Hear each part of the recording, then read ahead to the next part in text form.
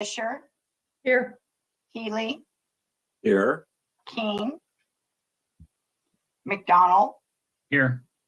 Posake. Here. Let the records reflect 6 council members are present. Councilmember King is absent. Thank you. And with that, we will have the Pledge of Allegiance. Ready, begin. I pledge allegiance to the flag of the United States of America and to the republic for which it stands, one nation, under God, indivisible, with liberty and justice for all. And now we will have a moment of silence, and I would hope that we could all keep in our minds the people of the Ukraine and what they are going through now.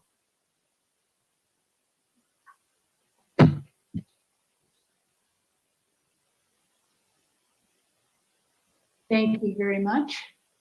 And with that, we are on to agenda changes and deletions to the current agenda. And we have removed item 4A from the consent calendar. So with that, we're going on to general public comment. And I will ask our city clerk if she has received any general public comments for today's agenda. And before she answers, I will say I see that Councilmember King has joined us. So thank you. Thank you.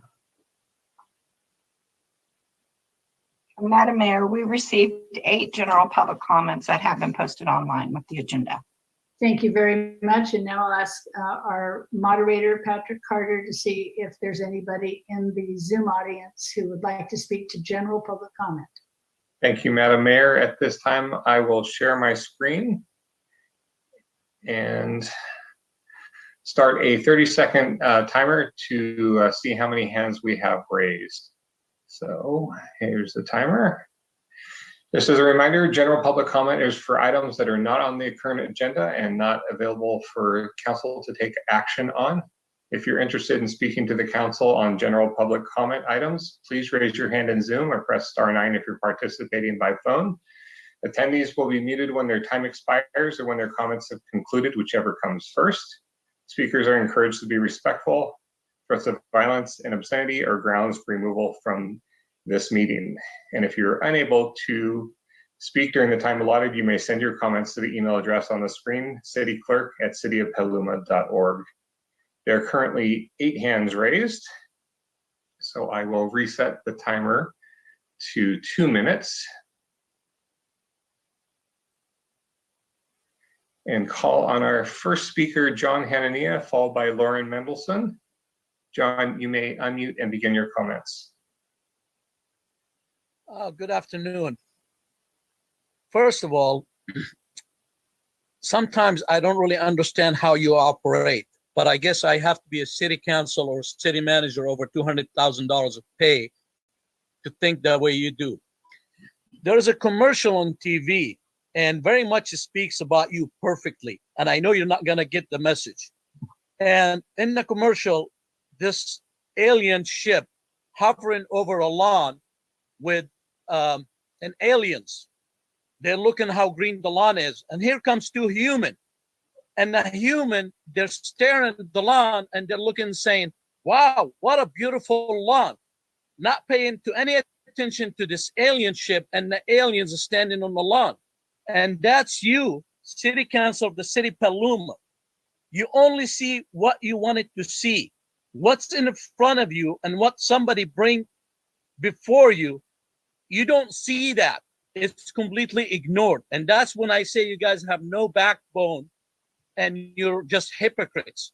2 weeks ago, I talked about how bad the streets are, and Peggy Flynn goes and talk about completely how that you guys doing a great job, but you're still in the bottom of the list. How on earth that nobody's driving for the last 2 years as much, and they're working from home, and you're doing $2 million a year for 2 years of repair, and the street is still worse than what they were, and you're still on the bottom of the list. It don't make sense, but I guess if you are a city manager with over $200,000 salary, that will make sense to you, right? Good night. Our next speaker is Lauren Mendelson, followed by Zaira. Lauren, you may unmute and begin your comments. Good evening. Thank you, honorable council members, city staff, and everyone here tonight. My name is Lauren Mendelson. I'm an attorney at the law offices of Omar Figueroa. I did send in a comment earlier, so I will keep this brief. I represent a commercial tenant here in Petaluma, and I'm here today encouraging you to move forward with amending the city code to allow for storefront cannabis retail facilities. And I just wanted to give a few statistics, and then you can look at my written comment for the rest of my notes. Statewide, there are less than 900 legal brick and mortar dispensaries to serve a population of nearly 40 million people. That's less than 900 stores for nearly 40 million people. This is one of the lowest dispensaries per person rates in the nation among states that have legalized cannabis. And there are over 3,000 unlicensed dispensaries and delivery services in California that are filling in the gap, that are left by the lack of licensed outlets. These businesses aren't paying taxes. The products they sell are not subject to the same quality and safety standards. And so by allowing for more access to legal dispensaries, not only will the city be creating jobs and help it contributing to the lessening of the illicit markets, it will also provide products that residents and visitors want to see recreationally and medically. This is not something the city has to reinvent the wheel on. There's lots of examples, as you know. Even Napa recently moved forward to allow this. So again, I encourage the city to take up this issue. It was one of the top 5 goals for this cycle, and I do urge you to move forward with this. I'm happy to serve as a resource if the city needs, and thank you so much for your time and your attention to this issue. Our next speaker is Zaira, followed by Susan Oakes. Zaira, you may unmute and begin your comments. Thanks, Patrick. Good evening, everyone. So I genuinely want to know why bigots in Petaluma are allowed to engage in clear, targeted, libelous harassment that endangers people and drives so many violent threats. The Press Democrat came out with the following up story about anti-Semitism flowers in the Bay, not flowers, wish there were flowers, in the Bay Area, East Bay, and now Napa. Our mayor was quoted that she was unaware of this. This should be a wake-up call to you all. You were made aware of this hate group on March 25th of 2021. You nor PPD have taken any measures for investigation or collaboration with neighboring counties, not a letter to our Board of Supervisors or a member of Congress for support. Aren't you alarmed that this is coming out of Petaluma? In Petaluma's history archives, it is said that Petaluma had a fascist past. Let's look into the Herman Sons Hall and the name Herzog Hall. Petaluma was also sundown town in 1919. And during the executive order number 9066 signed by FDR, Japanese Americans were ordered to be sent to internment camps, and the mayor then in Petaluma was quoted the following: Petalumans must learn to take orders when orders are given. We all have the right to safety because feeling safe shouldn't be political. Since this came out of Petaluma, do you think whether this constitutes criminal behavior or not? I'll ask you again during your election cycle, because we're still waiting on those ad hoc recommendations to come to fruition. Thank you. Thank you, Zaira. Next speaker is Susan Oakes, followed by Aaron Perry. Susan, you may unmute and begin your comments. Okay, thank you. Good evening, Madam Mayor, City Council, and City staff. I'm speaking tonight on behalf of our unhoused community members.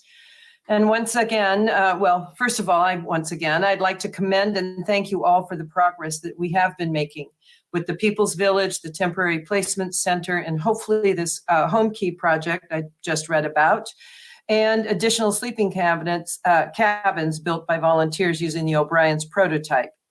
One frustrating part about all of those elements is the amount of time it takes to plan, get through the permitting process, supply chain issues, and the like.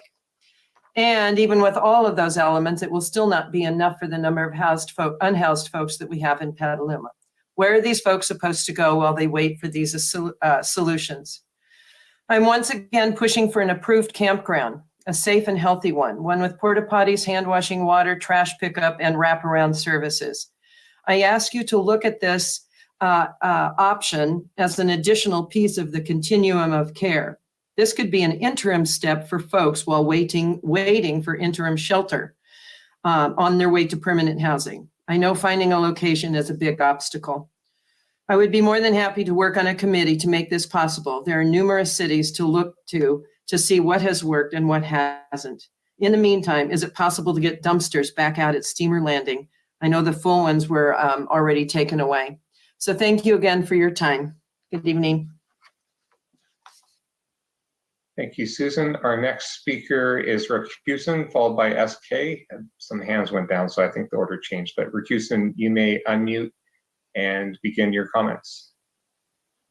Thank you, Patrick. Just briefly, it looks like the Technology Advisory Committee was set to meet this past week, and that was canceled.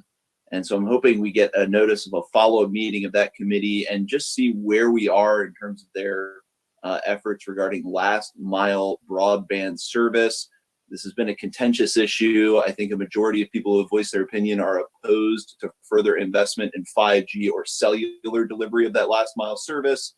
And there have been a lot of people putting forth good proposals on Petaluma, which, as the Technology Advisory Committee themselves said at their last presentation, could treat this like a utility.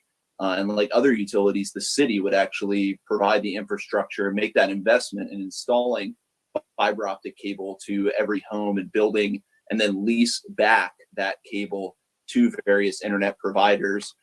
So I just wanted to see where the Technology Advisory Committee was in exploring those options, because as of, again, their last presentation, they said they had not explored the city of Petaluma investing in that infrastructure themselves. So just wanted to put that thought out there. And also, I know that a couple city council members attended the Urban Chat, Petaluma Urban Chat meeting. The last one had a speech or a talk by Chuck Marone of Strong Towns. Anyone listening, if you want to look up Urban Chat, it's an interesting Petaluma community-led group. And Chuck Marone of Strong Towns came on and gave his thoughts and his speech around the whole Strong Towns philosophy. And I just wondered how much of that is being integrated into Petaluma's planning, particularly when it comes to what I see as really deregulation of land use, you know, in terms of what land and property owners can do, giving more flexibility to, as Chuck always points out, have that freedom to create more resilient communities. So those are my thoughts. Thank you for those comments. Our next speaker is SK. SK, you may unmute and begin your comments. Susan Kirks here with the general public comment this evening. When I've spoken in general public comment and actually on other agenda items to the council, I've said in the past that what I look for and what I'd like to see in leadership in the community where we live is transparency, honesty, a willingness for you as a city council to show leadership. And that means giving direction to the city manager and the city attorney, not necessarily accepting what comes before you, representing the voters of Petaluma and all of the high quality of life types of issues that we in Petaluma would like to move forward with in the future. So tonight I'd like to acknowledge Councilmember Barnacle. In the last city council meeting, he asked the city manager what the status of the American Badger was at the open space property, which is a $1,050,000 investment that I led with Paula Lane Action Network to assure would be completed back in 2012. And he received a non-response from the city manager that the monitoring plan had been submitted. For the information for the public, because so many people are reaching out to me, the habitat has been destroyed. The American badger has been displaced. This happened in June of 2021, and we need to move forward now to find the best path to reverse that damage, restore the habitat, and provide the amenity that was promised to the community and was ready to be completed back in 2019. I also want to support what Zaira Garcia said earlier, that the type of racist rhetoric that is originating here needs pro-action and action on your part. Thank you. And that is the last hand raised, so I'll turn it back to you, Madam Mayor. I forgot to mention there are currently 38 members of the public in attendance at this time. Thank you. Thank you very much for that. And with that, we'll close general public comment. And I will bring it to the city council for council comment. And I'll start with Council Member McDonald. Thank you very much, Madam Mayor. Before I get into reporting on my assignments, I do have one thing to say. This council has spent a lot of time demonstrating that it stands with people of all faith, color, and orientation. So it is sad to note that in the news, we've all seen there are those in Petaluma who do not respect the lives of all people. When we note that we see anti-Semitism in our community, we must note that the work is not done. We must note that racism exists, white supremacy exists, religious hate exists, and it must not be tolerated. We must make our voices heard community-wide that this is not okay. Regarding my committees, PBAC, Petaluma Bicycle and Pedestrian Committee meets this Wednesday. The hot topics are, of course, the North McDowell Boulevard project. Staff has indicated that's bidding in May, and it's very exciting that will make super projects towards a complete street in that area this year. Also, the Petaluma Boulevard South is underway, which is a road diet, and that makes the 5th Street Bicycle Boulevard, a topic at PBAC, quite all the more critical to complete concurrent with Petaluma Boulevard South. And then the Rainier Road diet, staff made presentation to the public. It was very clear on the details. It was resisted some by the 1/3 of participants who were closest to the work, and applauded by the 2/3 of the folks that live further from the work. The Planning Commission met on February 8th with Riverscape, and that had been tabled at the January meeting, but the applicant listened and changed and made the housing better, added batteries and EV chargers in every unit. And they're meeting 100% of energy needs on-site generation. We doubled the tree count involved. This will set the bar for future developments, but we should remember all these things come at a price. On the February 22nd, the Planning Commission met at a workshop for the Scannell development along Hopper Street near Mary Isaacs Center. There was so much pushback that I suspect the applicant will have a lot of work to do to move this development forward. But a workshop was a brilliant decision. I attended the Generation H Summit about the housing crisis in Sonoma County. Good comments from Supervisor Gore and Congressman Thompson, and just how much impacts happen when there's good job growth, but nearly no housing builds. And they distinguish between density and overcrowding. Both are important issues. And they discuss the racial impacts of lack of housing and overcrowding in our community. A big shout out to Know Before You Grow for their hosting the Oyster Point development. That's a Lynn property on D Street, as giving the developer first chance to meet the community. And then this week they're presenting Vision Zero. So I highly recommend this gem of a local presentation group. Thank you very much. Thank you, Council Member. And Council Member Healy? Thank you very much, Madam Mayor. So I have 3 things. The first 2 of which are related, but before I get there, I'll agree with Councilmember McDonald's comments about the anti-Semitic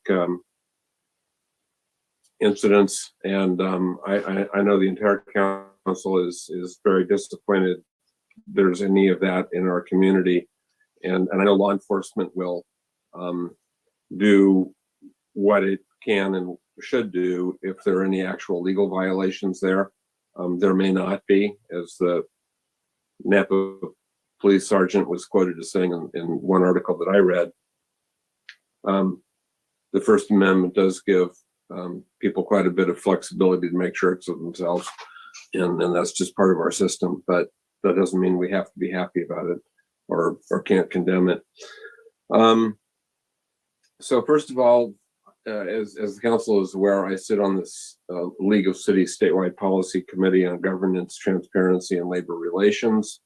That committee met on February 10th with a presentation from CalPERS, and CalPERS made a very lengthy explanation of how they're trying to reach out to companies that they invest in and they raised ExxonMobil as an example as to how they're trying to get them to improve their practices.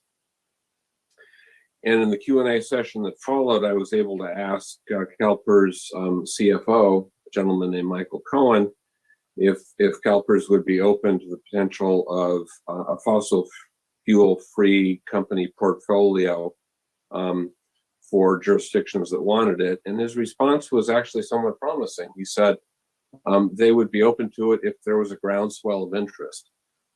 So fast forward to the legislative committee, which of the Sonoma County Mayors and Council Members Association, which met February 18th, and the groundswell issue was a hot topic of conversation. That group sent a letter to the League of California Cities president asking for permission for that committee or approval for that committee, the GTNLR committee, to work further on this.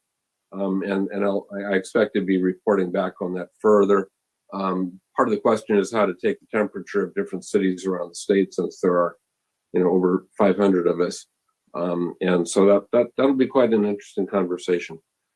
And then lastly, the Petaluma Valley Groundwater Sustainability Agency met February 24th as the council, what we call from our previous meeting.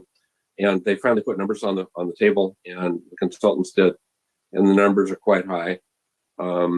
If we were to fund the agency with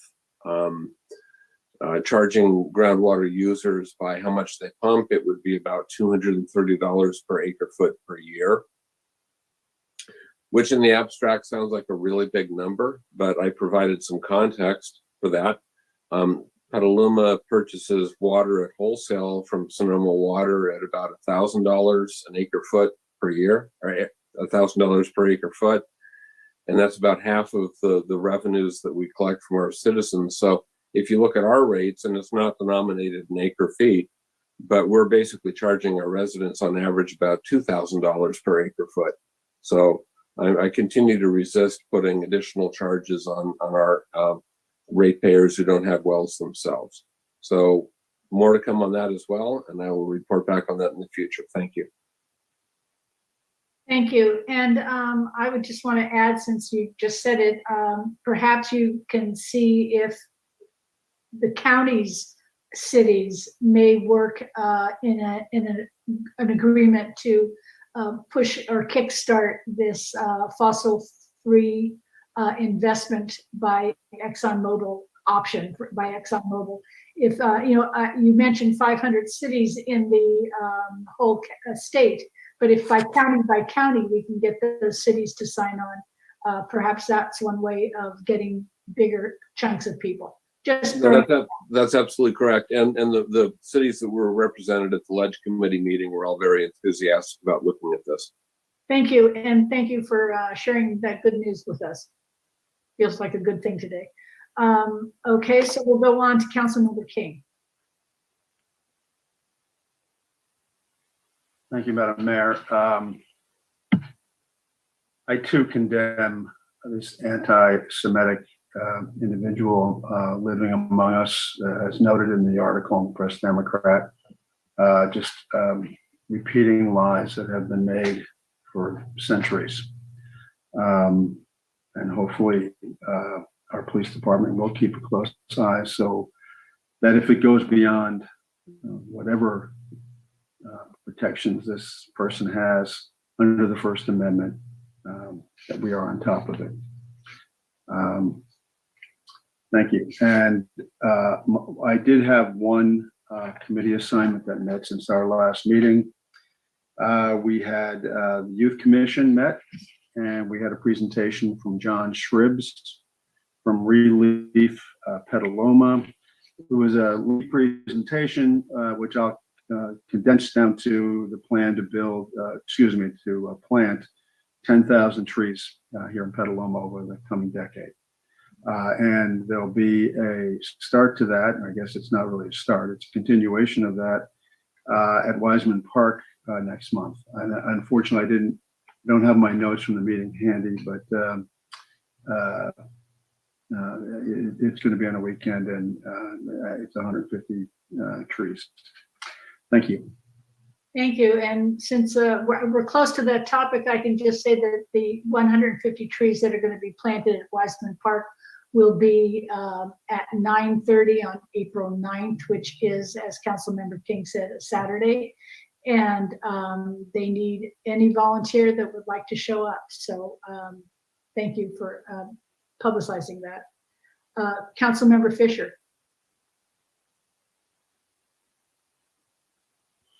Sorry about that. Well, I just went to the information meeting on Petaluma Relief on that project. And to register, you want to go to petalumarelief.com or .org. I'm not sure which one, but you do need to register in order to. And they already have 120 people registered, and there's going to be about 180 people helping them. So thank you to our city for all the work you're doing in conjunction with them, auguring those 152 holes. I had two assignments that met. Climate Commission met on the 10th, and we had a presentation from Zero Waste Sonoma about what they're doing. And then we broke up into 4 new ad hoc committees to take a look at energy, transportation, environmental justice, and then natural systems and sequestration.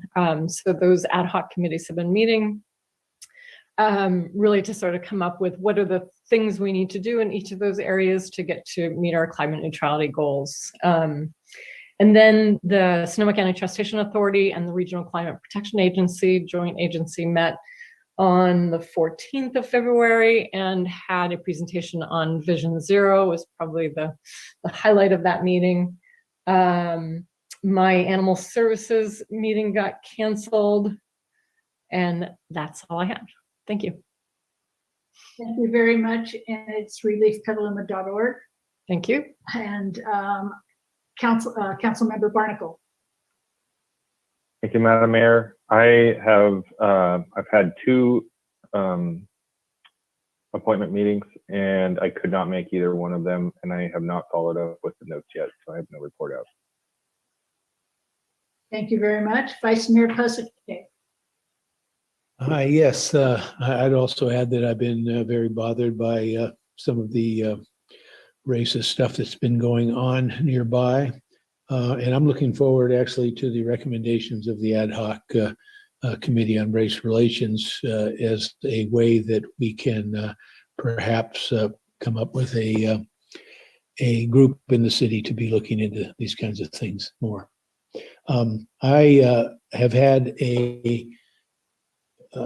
I've had 2 of my commissions that haven't had meetings since the last report, but I've had several meetings of various of the Continuum of Care for Sonoma County and subcommittees related to I don't think I've made this clear, and I'm not sure that anyone will recall from some months ago, probably when Councilmember McDonald was on the committee, and I'm sure he reported it, but it kind of slips away. And I just wanted to report back that what we're working on is phase 1 of a strategic plan and homeless action plan developed for the county by a consultant called Home Base. This first phase of the plan has been involved primarily in setting up a strategic planning committee, which I'm also serving on, and on looking at, updating and looking at all the data we have in hopes of moving on in phase 2, which will start within the next month. I think that there's a lot of work going on here, and I think we're going to make some progress even this year. Beyond that, the most recent point in time homeless count occurred last Friday, and also we're voting for the last 5 members of the Continuum of Care Board this Wednesday. And so a lot going on there, and I'll continue to report on that. Thank you. Thank you very much. So Councilmember McDonald commented on both the webinar on the state of housing in Sonoma County that was sponsored by Generation Housing, which really was quite informative. And worthwhile, and I believe it is available on their website in a recording. So if you have an hour and a half, it's worth listening to. Also, he also mentioned the Rainier Road Diet workshop or community meeting, which also I thought was quite good, really well done. And I thought it did give a good opportunity to those neighbors who were there to speak. But as he mentioned, it is very interesting how many people from other parts of the city also wanted to weigh in on that as well. So I thought the staff did a very good job, and I know they're continuing the outreach in that effort. I also attended virtually the Black History Month event on this past Saturday, where I was able to reread the proclamation that our city gave to the Petaluma Blacks for community development. That was another very good community event that we're hoping next year will be live. And also three other council members were able to join city staff and myself at the ribbon cutting for the Petaluma Village. The first 9 houses have been put in place and are almost ready now to help start getting people out of this weather and into their own safe shelter. And very fittingly, it hailed on us while we were at that event, just to reinforce why these kinds of things are so important. We had, as I am the liaison from the Air District for the BARC group, which is a collaborative group of different regional organizations, and we had a meeting with them. Nothing much there to report. But I did meet with the ad hoc committee of the mayors and council members of Sonoma County, and we will be bringing to each council a request to have each city pay toward a clerk for the mayors and council members group, which will be redefined and made more professional, essentially to help with the kinds of things that Councilmember Healy was talking about that the Ledge Group is doing, that the mayors and council members meetings have more issues doing a joint comment or statements, because we are not really allowed to do that yet under the Brown Act. So we're trying to modernize and bring that up to the 21st century, and we will be hearing about that probably within the next month or so here. We'll be asked to vote on that in council. Just to circle back and I don't actually think there can be too much said about not supporting anti-Semitism or racist speech of any kind. Really, I think our city has been very clear that there really is no place here for that kind of thinking. And it is frustrating when those people are known to be in your community but are not really breaking the law per se. And that is, we are a nation of laws and a city of laws. So, at this point, all we can do is condemn that and be sure that this person does not do more that is illegal. And so I just want to share with our community the frustration I think we all feel about this person and his activities. So with that, I will ask if our city manager would like to make some comments. Thank you, Mayor. And that is a good segue. Although I can't share a lot, I can say that our police department has been closely monitoring these incidents since we heard about this last year. So you are right, it is frustrating, and we do condemn that behavior, and we won't tolerate it as a city. Some good news late last week, we heard that the city was awarded out of the 50 million from the state to local communities to tackle encampments, the city of Petaluma was awarded $1.3 million. And this will aid us in working with our unsheltered community at Cedar Grove and elsewhere to help them get services and get them on the pathway to permanent housing.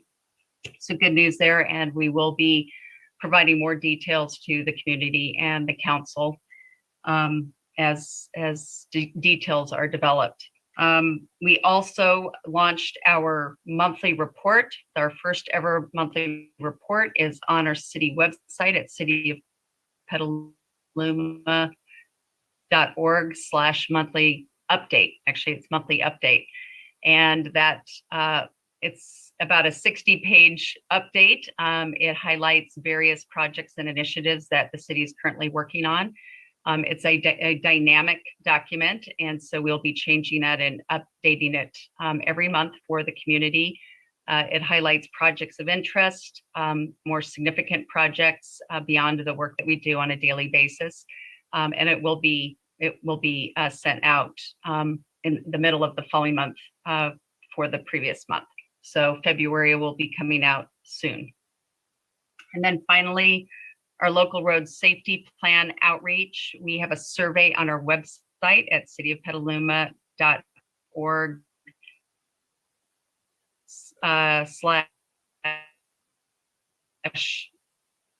/LRSP, local road safety plan. So LRSP. And the members to fill that out. It'll only take a minute or so, and I would love to hear from you regarding future improvements to Petaluma roads. And with that, thank you very much. And now we're going to move to approval of minutes. I have not received any comments about the February 7th meeting minutes. So if I don't see any hands up, and I don't, the minutes will stand approved as received. And now we'll move on to approval of the proposed agenda. We have a regular meeting on March 7th and the workshop on March 14th. That is for goals and priorities. I'm going to call on Councilmember Fisher. Yeah, I'll move approval of those two agendas, please. Thank you. And Councilmember King. I will second that motion. Okay, so we have a motion by Fisher and a second by King, and I'll ask our city clerk to please take a roll call vote. Mayor Barrett, Yes. Council Members Barnacle, Yes. Fisher, Yes. Healy, Yes. King, Yes. McDonald, Yes. Postcade. Yes. Motion passed unanimously. Thank you very much. And with that, we're on to public hearings, and we have a public hearing on the Sunny Slope Assessment District Formation hearing. So I will call on Dylan Brady from the City Attorney's Office to present the staff report on this. Thank you, Mayor and Council. I'm Assistant City Attorney Dylan Brady. This item, like the mayor said, is the canvassing and ballots and potential approval of the benefit assessment district for the Sunny Slope subdivision. The benefit assessment district will fund the stormwater improvements for the properties at the Sunny Slope subdivision. And this is explained in detail in the engineer's report as well as the staff report. There are 18 properties within the subdivision, and it's located off Sunny Slope Road and located on Oak Knoll Road. So back in 2010, when the subdivision was going through its entitlement process, it was envisioned that there'd be a maintenance agreement between all the property owners to pay for the cost of the storm drains, the sanitary sewer, the stormwater improvements. So this agreement, it's currently recorded against all the property owners in the subdivision, and that agreement is attached to the staff report for you to review. Staff, when we took a look at this maintenance agreement, it requires the property owners to fund these improvements, but it doesn't quite create a mechanism for the property owners to collect these funds. And without a homeowners association or some other way to fund to collect the funds from the property owners, it didn't really seem too feasible that the property owners would be able to kind of improve and maintain these stormwater improvements. So this is what this item is right now. Staff decided to give the property owners a choice of forming this assessment district where the city will be the mechanism to garner the necessary funds to maintain the improvements for the properties. This process is similar to the landscape assessment district for the subdivision that we did back in September, if you'll recall that. There'll be a public hearing where you'll hear from the property owners, the public. At the close of the public hearing, I will gather any ballots that are outside in the box. We also have 12 that were mailed to the city. Then we'll have the canvassing. If there's a majority protest weighted or based on the weighted benefit of the assessment district, the assessment district will fail. There will be no need for a council vote. A majority protest exists when the assessment ballots submitted in opposition to the assessment district formation exceeds the ballots in favor. If approved, the developer also agreed to release the current maintenance agreements recorded against the properties, as this will be the funding and mechanism for the stormwater improvements for the property. So that's my brief presentation. I'm here with the city attorney, the city engineer, Jeff Stutzman, and I also see Greg Garcher, the developer. He's an attendee if we want to bring him over, if council has any questions for him. And that's my presentation. Thank you very much. And I will see, does anybody on council have any questions of staff or the developer? I see Councilmember Healy has his hand up. Thank you, Madam Mayor. So Dylan, you said that if the vote fails, that the city's on the hook for these expenses over time. Is that what I heard? No, sorry for any misclarification there, council member. But the recorded agreement currently on the properties, says that they would be the ones to fund all of these improvements. But this agreement doesn't have a way for the property owners to collect these funds. And there's no homeowners association. So what this assessment district would be able to, we would once a year collect those monies and use those for the maintenance and repairs of the stormwater improvements. Okay, well, let's hope for the best, and maybe I'll follow up on that after the vote if it doesn't go the way we hope. Thank you. Thank you. Okay. No one else has their hand up, so I will open the public hearing, and I want to remind the public that sealed ballots must be received prior to the close of the public hearing, and those not received by regular mail at this point should be deposited in the drop box that Dylan just referenced, located and labeled Oaks at Sunny Slope Benefit Assessment District ballot box in front of City Hall. So I will ask our city clerk if she has received any public comments on this item. Madam Mayor, the city received no public comments on this item. Thank you. So I will call on our moderator, Patrick Carter, to see if there's anybody in the public who would like to speak to this item during the public hearing. Thank you, Madam Mayor. Any member of the public wishing to speak on this item, please raise your hand in Zoom and you'll be called on in turn. You'll have 3 minutes in which to give your comments. I see one hand currently raised, and there are 45 members of the public currently in attendance.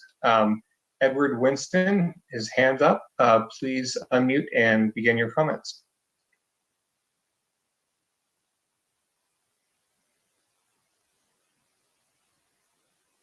Are you there, Edward? I'm here. Okay, here you go. My concern is that there are other communities that border the hill where this water comes flowing down. That would be Smith Drive, Smith Court, Clearview Place, Clearview Heights, Ridgeview Drive, and Wallenberg Way.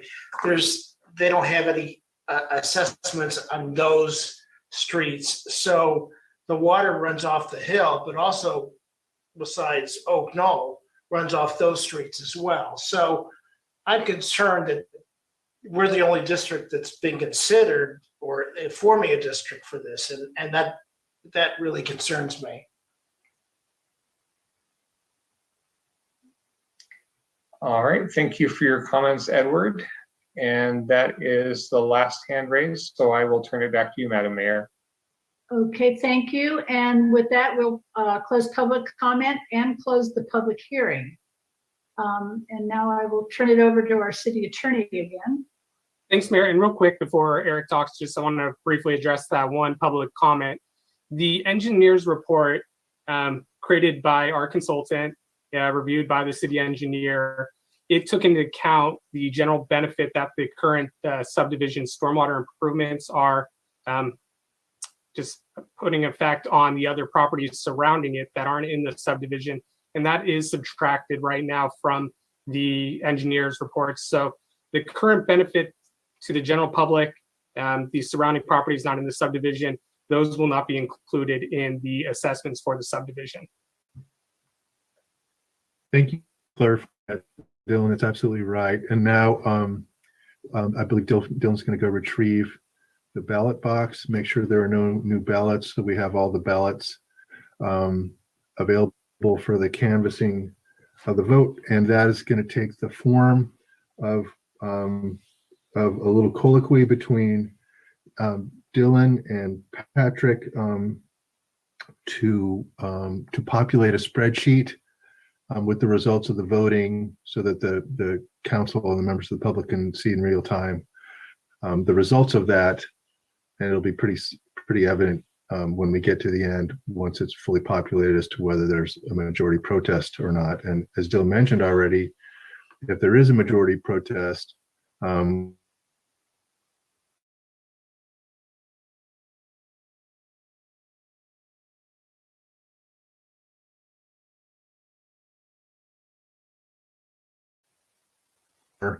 a cessation of their share of the assessment, then in that case, the council would be prevented from adopting the resolution that's included with this agenda item that would form the district.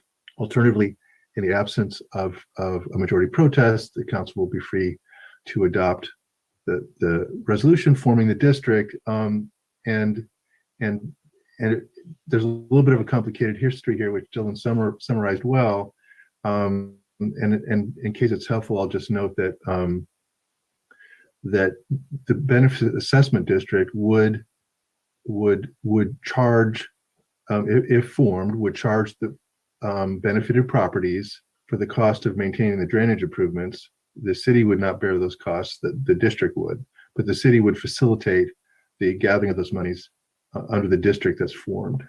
And what that addresses is the lack of a mechanism to actually collect funds over time for needed maintenance that would not be addressed in the maintenance agreement that's been recorded against the properties. And it's still noted, assuming the district is formed, the developer would provide for removing the maintenance agreement from the record from the recorded property records, because it would no longer serve a purpose at that point, and probably just add confusion in terms of title clouds on the property. So that's my little time buying spiel. I see Councilmember Barnacle has raised his hand, and once we address his question and any other council questions, we can proceed to the canvassing of the vote, Madam Mayor. Thank you, Councilmember Barnacle. Thank you, Madam Mayor. Eric, is this common practice? Is this something that we do regularly? I've noticed twice now on this specific development, we've come back with this, and it feels a little short-sighted. And I'm just wondering if it's common practice, or is this something that was unique that happened? It's not, and why? I guess it's not unique. It's happened for a number of projects. It's basically a mechanism by which the current and future property owners in a subdivision development can assess themselves for maintenance of infrastructure that the subdivision needs. I would say it has had its critics among the council members. One of them is our sitting mayor. I remember back when this approved, and other times when this kind of mechanism has been discussed, council members have worried about, well, is this really going to function, or is this going to really provide for the needed maintenance of the utilities that these properties need, or will the property owners be left high and dry with future maintenance problems and unfunded maintenance? And so that question actually is what is being addressed by this action, because in our view, and the developers agreed with us, that it will be inadequate to simply rely on the existing maintenance agreement. So, so it is generally something that has to be considered when a development project is going to rely into the future on private improvements that are not public. So, you know, utilities, could even be roads for access and other features that are not going to be city right of way, but rather going to be owned in common by the properties or by an HOA. So it's really, it really is a mechanism that accompanies that kind of an arrangement. And you know, sometimes developers will propose and seek that. And then, you know, depending on how much discretionary approval the council has regarding a project like that, they're always free to weigh in as to whether they think that's prudent. I guess the last thing I'll say about it is that I think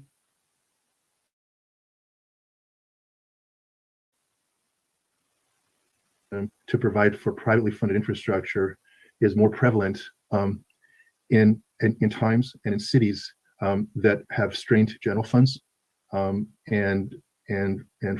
for which private development is viewed as a strain on the general fund and more of a cost than a benefit, as opposed to a commitment to trying to maximize the needed utilities for residential development in the community being publicly owned and funded. So that's maybe more of a dissertation than you wanted, but hopefully that answers your question. I'll be happy to address it if I missed parts of your question. Thanks.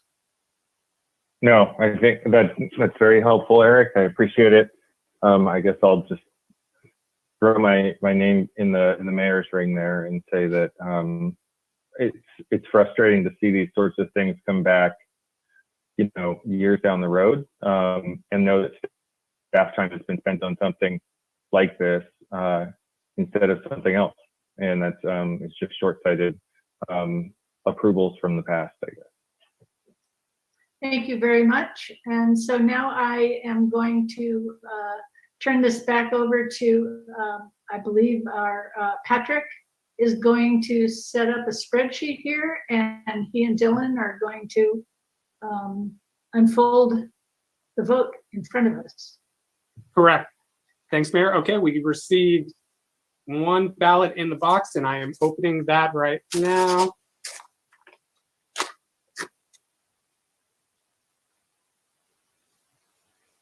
Okay, Patrick, this APN ends in 018.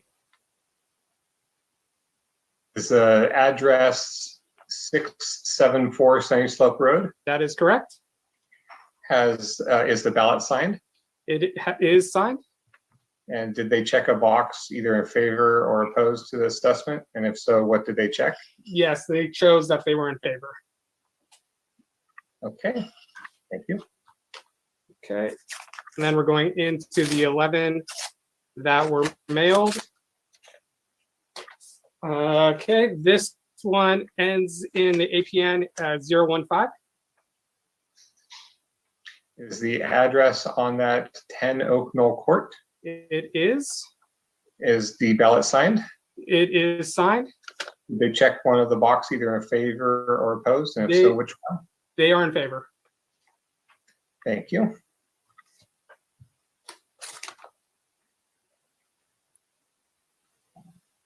Okay, the next one ends APN in 016. Is the address 6 Oak Knoll Court? Correct. Is the ballot signed? It is signed. Did they check a box? They did, and they checked no, I am opposed. Thank you. Okay.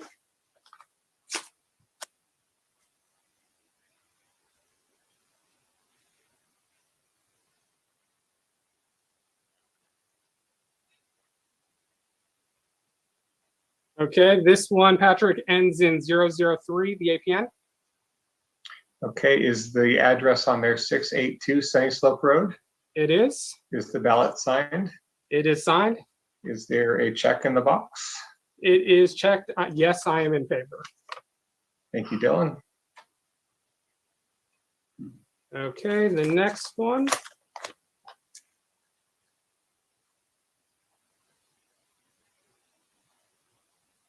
Okay, the APN, Patrick, ends in 005. Is the address 7 Oak Knoll Court? Correct. Is the ballot signed? It is signed. Did they check a box? They checked, no, I am opposed. Thank you.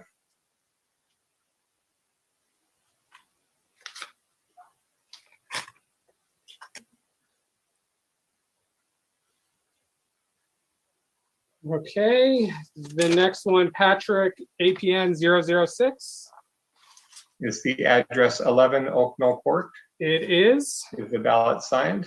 It is signed. Did they check a box?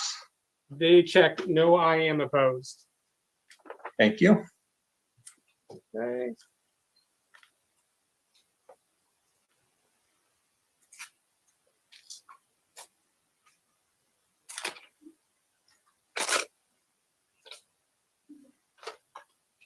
Okay, Patrick, the next APN is 013.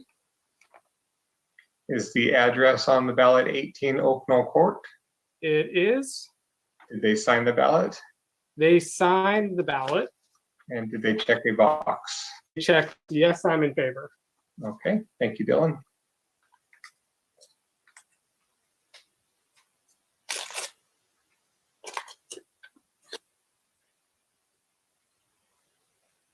Okay, the next APN, Patrick, ends in 012. Is the address 22 Oak Knoll Court? It is. Did they sign the ballot? They signed the ballot. And did they check a box? They checked, yes, I am in favor. Okay, thank you.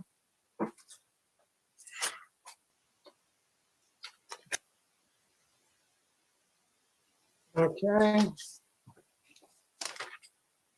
Next one, Patrick, APN ends in 007. Is the address 15 Oak Knoll Court? Correct. Is the ballot signed? It is signed. Did they check a box? They checked, yes, I am in favor. Great, thank you, Dylan. Thank you.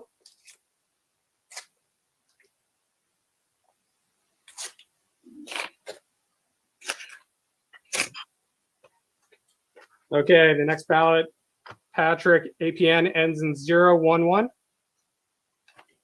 Is the address on the ballot 30 Oak Knoll Court? It is. Is the ballot signed? It is signed. Did they check a box? They checked, yes, I'm in favor. Okay, thank you.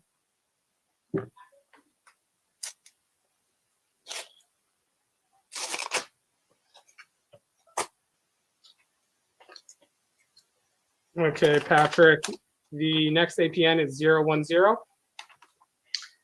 Is the address 27 Oak Knoll Court? Correct. Is the ballot signed? It is signed. Did they check a box? They checked, yes, I'm in favor. Okay, thank you, Dylan. Okay, two more here.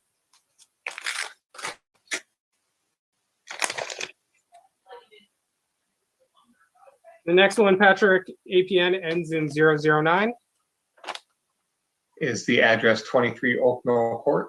It is. Is the ballot signed? It is signed. Did they check a box? They checked, yes, I'm in favor. Okay, thank you.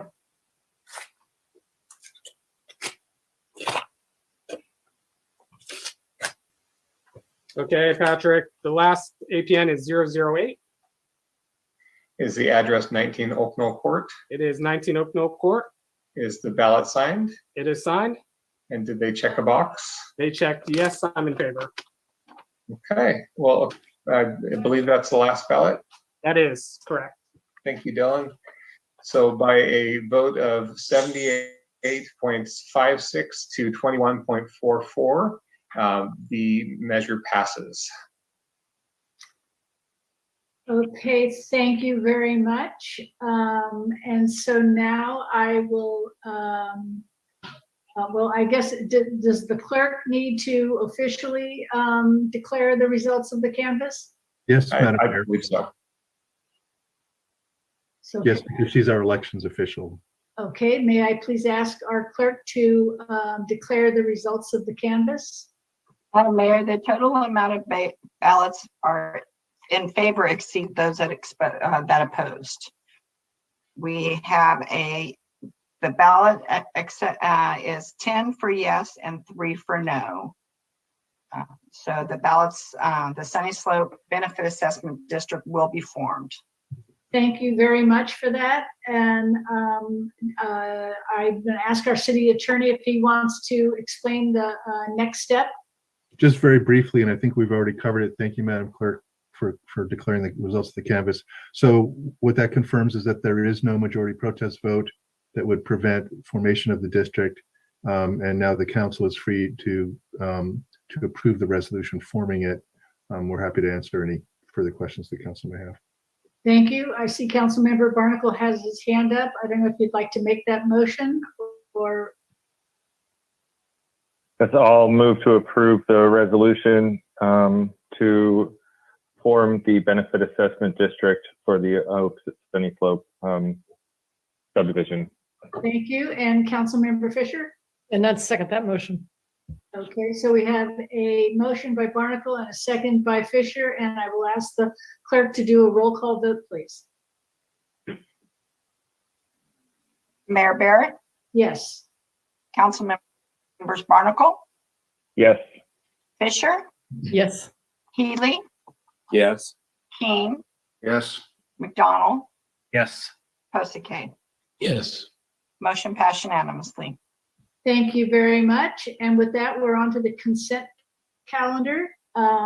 Item A has been removed. And so I want to see if anybody on the council has any questions or would like to pull anything. Seeing no hands rise, I will ask our city clerk if she's received any letters or mail on any of the consent items. Madam Mayor, we received 4 general public comments that have been posted online. Thank you very much. And so I will ask our moderator if he will please see if there's anybody in the Zoom audience who would like to speak on this item as we open public comment. Thank you, Madam Mayor. Members of the public wishing to speak on consent items, please raise your hand in Zoom and you'll be called on in turn. You'll have 3 minutes in which to give your comments. I'm looking at the attendees and I see no hands raised, Madam Mayor.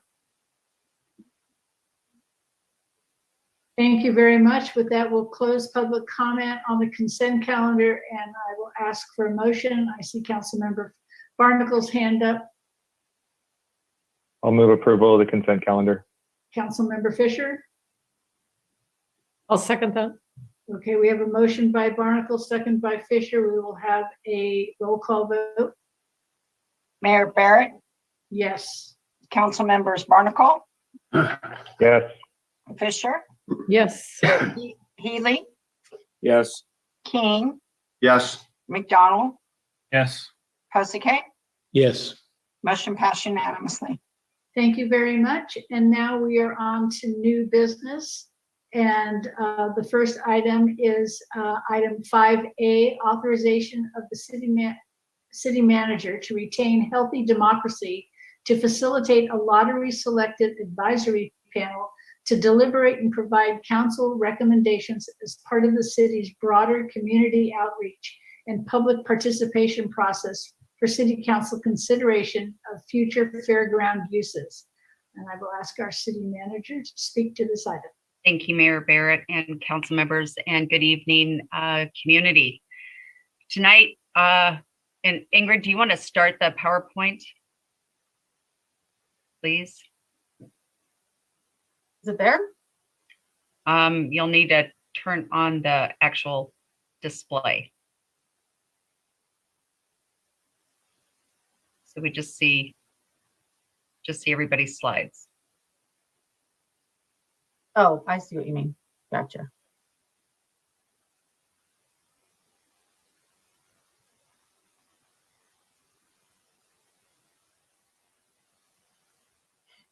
Getting there. It's still showing the next slide, but I'm going to go ahead and actually it'll show my notes. So you just hit the little screen icon on there. This one?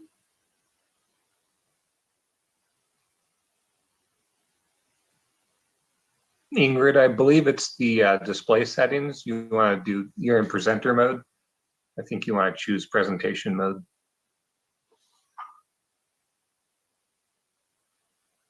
Weird, I've never There seen you that. go. Is that better? There you go. Oh, thank you. Sorry about that. Well, this actually is very representative of what we're proposing tonight because it was truly a team effort. Tonight, we're here to restart and jumpstart the public engagement process for the future of the Fairgrounds property. Over these last 2 years, the city has been more connected with our community than ever before. We are continually inspired by the passion and commitment and engagement of our community, as you no doubt will hear this evening and see this evening. And that said, we are very aware, as we have seen in our current and previous engagement processes, that there's a large portion of Petaluma that is not engaging in the same way. Through this process, this proposed process that we'll present tonight, we are committed to ensuring those voices are heard in this process and beyond. Next slide, please. So given the importance of this topic and the robustness of the overall engagement plan, we want to hear from the community, the subcommittees, the city council, and so we have a lot to cover this evening. Tonight, you'll hear from city staff Ingrid Alverde, our Director of Economic Development and Open Government, and our Senior Planner, Kelsey Hubbard, as well as from the program co-directors Lynn Davis and Alex Ranieri of Healthy Democracy. After the presentation, we'll come back to council to hear from the council subcommittee and respond to initial council questions.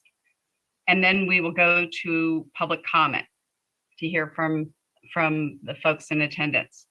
Following comments from the public in attendance, we'll bring it back to the council for deliberation and to consider the elements of the process as listed in the staff report.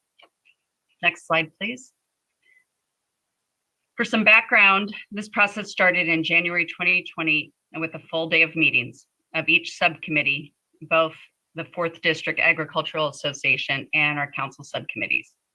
We discussed the history, potential process moving forward, and guiding principles for engagement, as well as goals for the future.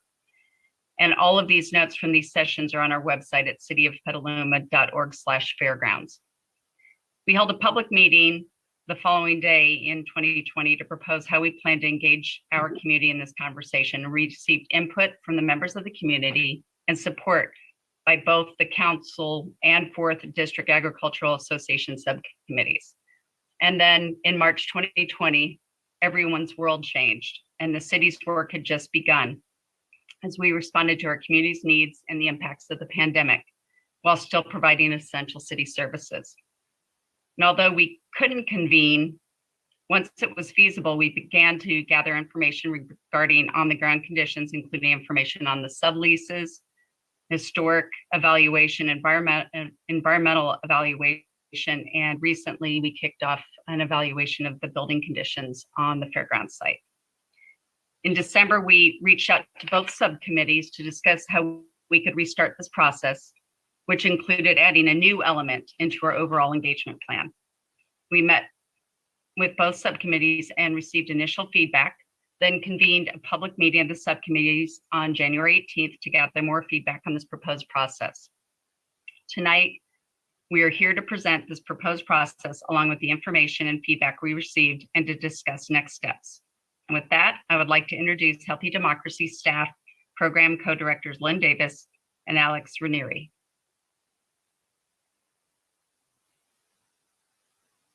Thank you so much, Peggy. I believe Alex is going to be sharing our presentation. My name is Lynn Davis. I'm program co-director at Healthy Democracy. We're a nonpartisan nonprofit based in Portland, Oregon, but working around the country. We are interested in promoting democratic innovation through something that we call lottery selected panels. You may have heard these called by other names, citizens assemblies or policy juries. They're being used in a lot of other places to tackle our most difficult policy issues. And Petaluma has the opportunity to make history. We believe that this program or any program in a California city would be the first in this state on a major policy topic to use a lottery selected panel. And we applaud the city first off, for taking the bold step to consider this kind of democratic innovation, to invite and empower members of your community from all walks of life to engage in a uniquely in-depth way in the policy process. Next. A little bit more about us. As I said, we're a nonprofit, not a consulting firm. We do this because we believe in this kind of democratic innovation and in democratic innovations in general that elevate the voices of everyday people, that bring new faces to public decision making, and that design a more collaborative democracy together. Next.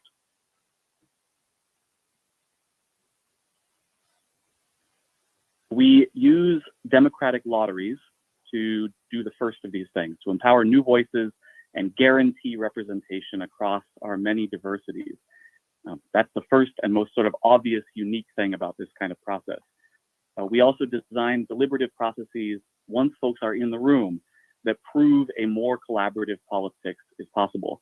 We partner with governments, with other nonprofits, with other folks in communities to bring together lottery selected panels that tackle our most difficult policy questions, from housing to healthcare and everything in between. Next. So a little bit about who we are. We were started about a dozen years ago in Oregon to do something that is one of the best known deliberative democracy innovations in the United States, called the Citizens Initiative Review. This is a process where everyday people from across the state get together and write trustworthy voter information about a ballot measure that's on the ballot. CIRs have been run in 5 states and 2 other countries now in those last actually more than 12 years now. And the CIR was passed into Oregon law as a part of its election system in 2011.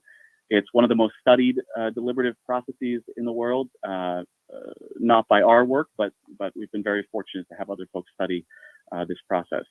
We've now moved from only doing the CIR, though we still believe in that kind of reform as well, to applying this kind of methodology to other kinds of political questions in other jurisdictions, and particularly focusing on local government decision making, because we believe that it's really at the local level where we can build democracy and re-engage people in the political process in a new kind of way.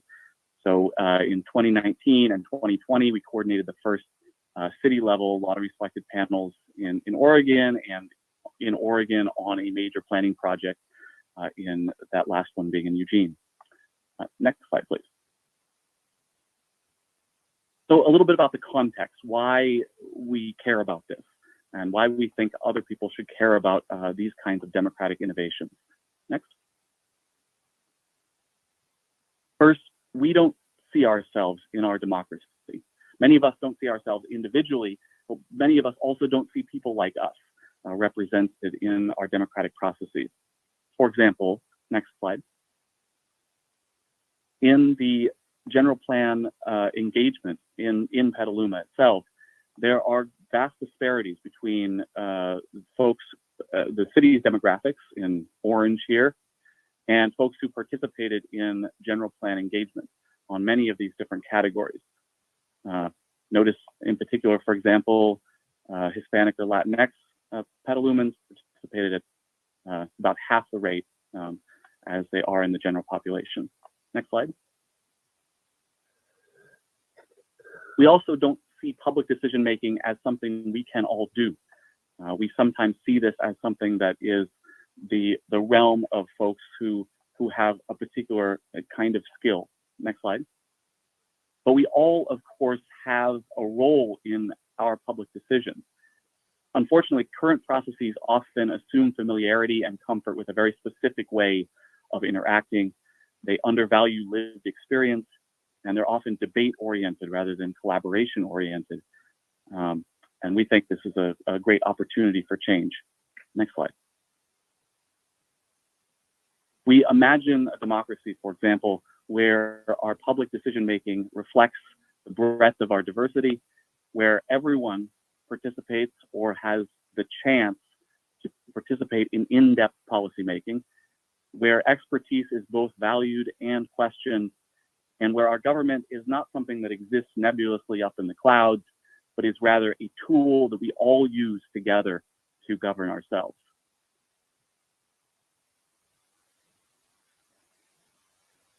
So this is this sort of new approach to democracy. Next slide.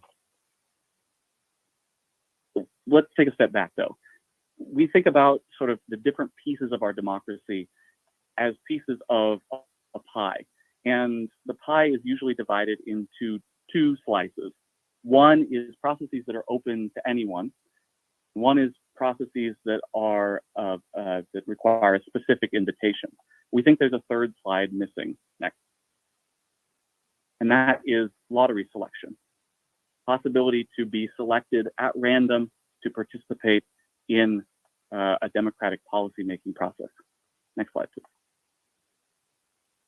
So that actually isn't the best metaphor. We think that we don't need to divide up the same democracy pie. We need actually more democracy pies. And all of these pies are important.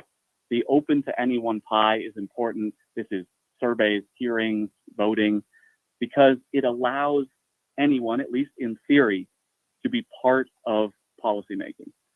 However, this often involves the same individuals. It often is also very thin participation, and it's relatively debate-oriented often. Specific invitation is very important because it allows for outreach to particular communities, marginalized communities, for example. It also is involved in sort of stakeholder negotiations where they're really the stakeholders at hand are the only ones that need to be involved. This can be targeted and specialized to a certain issue or impact. But again, it is often the same individuals. It often has a top-down orientation. We're often talking about sort of the community leaders, quote unquote, within certain communities, rather than the broader public. Lottery selection attempts to add another kind of democracy to the mix here.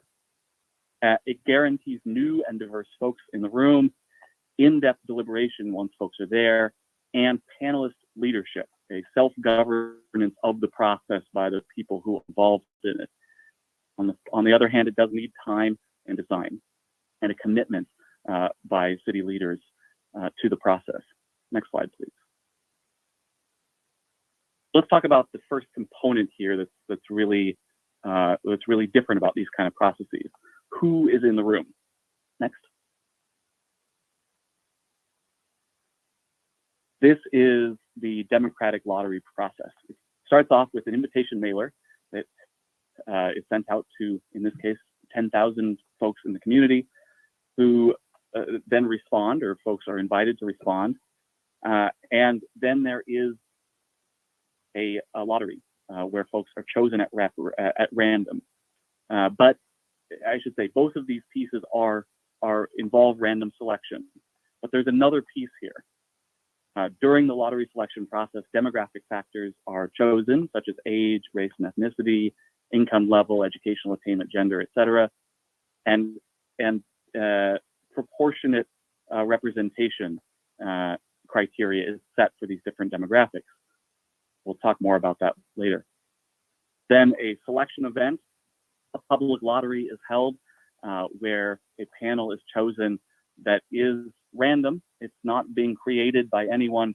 It's being created by an algorithm, but it is representative of the community on all of these different targets at the same time. Next slide. This process also involves several methods for reducing barriers to participation in new ways. All costs are covered for panelists. Panelists receive hourly stipends. Their travel costs are covered, child and elder care, in the case of online panels, laptops, hotspots, etc. There is direct panelist support, one-on-one onboarding and ongoing support to make sure that folks feel as comfortable as possible in this, what can be a very new space. And there's also attention paid to language access, translation, simultaneous interpretation, assisted technologies as needed. Next. This is what the process of the democratic lottery looks like in pie chart form. Come back to pies.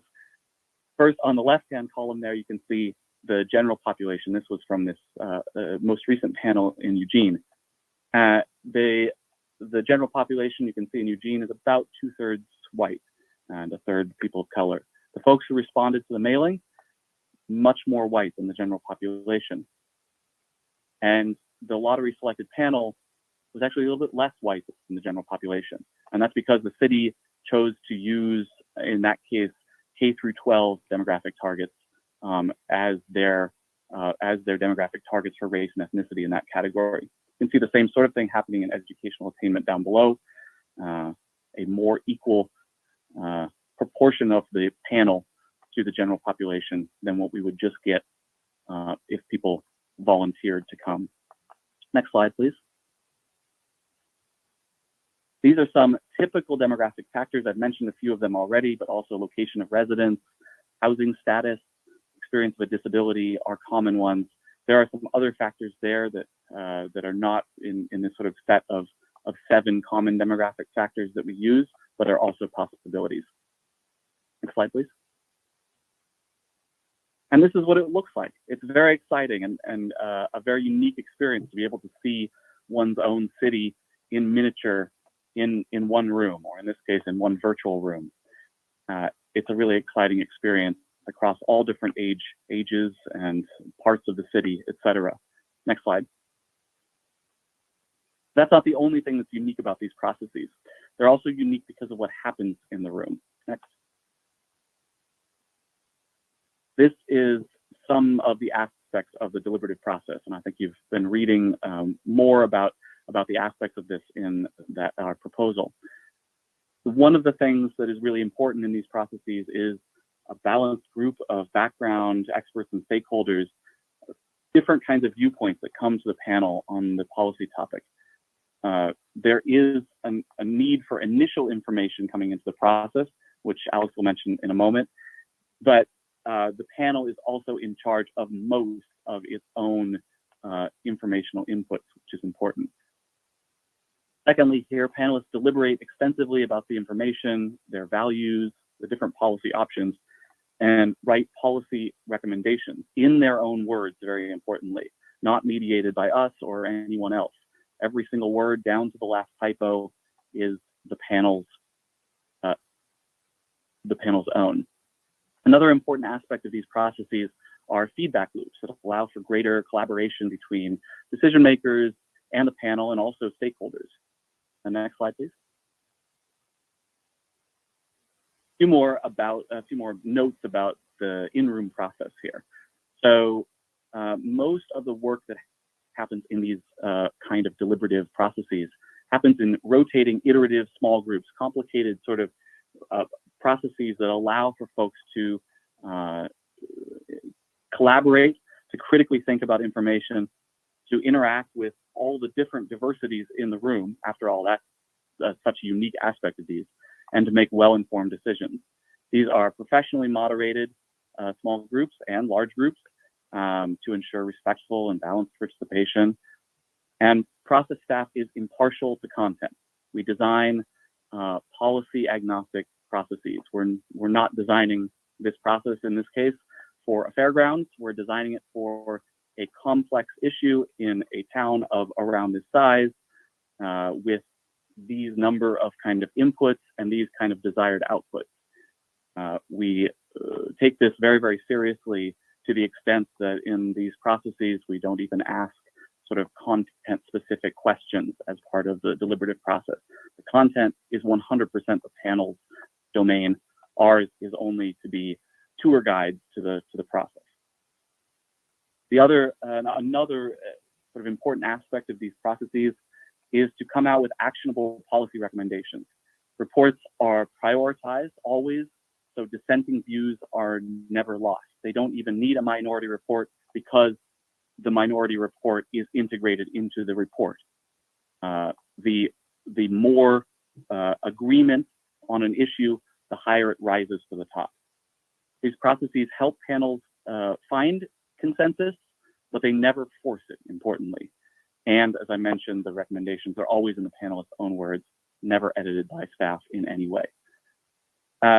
These processes are custom designed, but they are not, as I mentioned, designed to the particular issue at hand. and they draw on 40 plus years of experience here in the United States.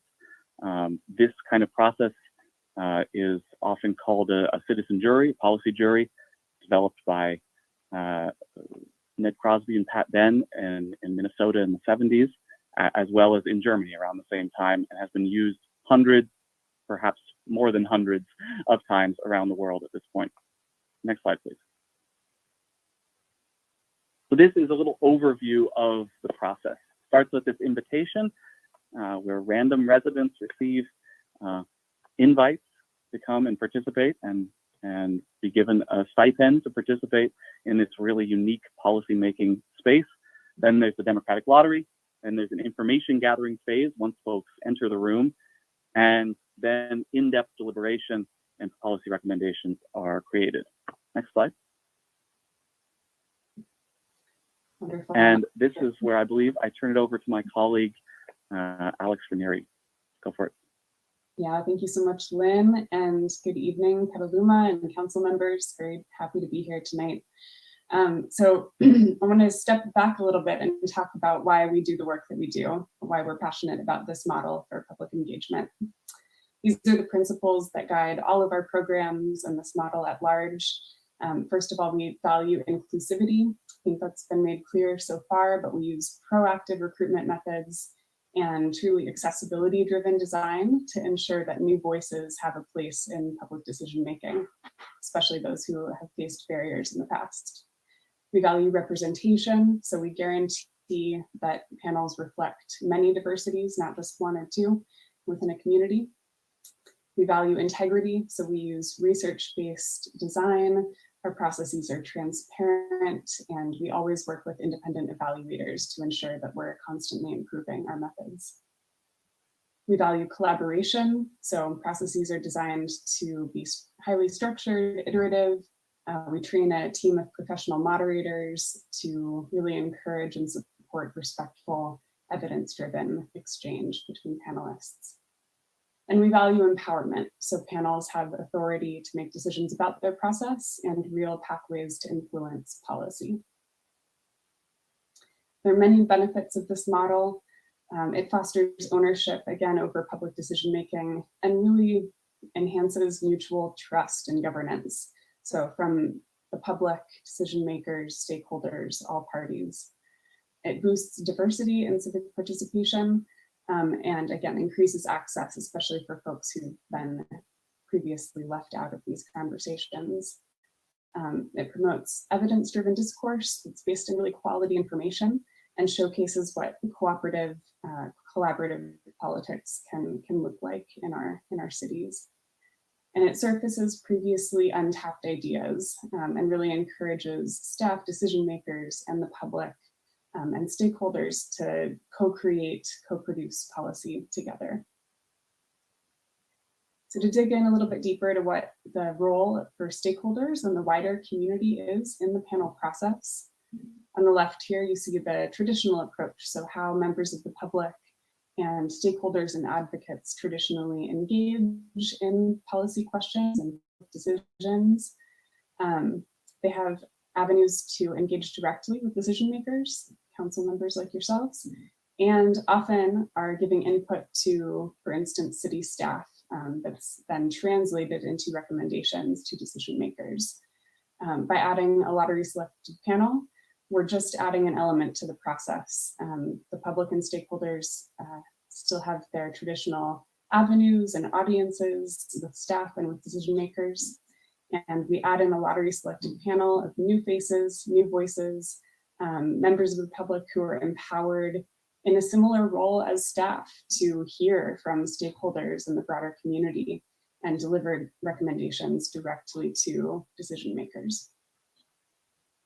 We truly see this as a benefit to especially the stakeholders and advocates in our communities. This allows for collaboration with and really advocacy to entirely new individuals who are supported to take the time and use resources to actually deeply understand a policy question in its entirety.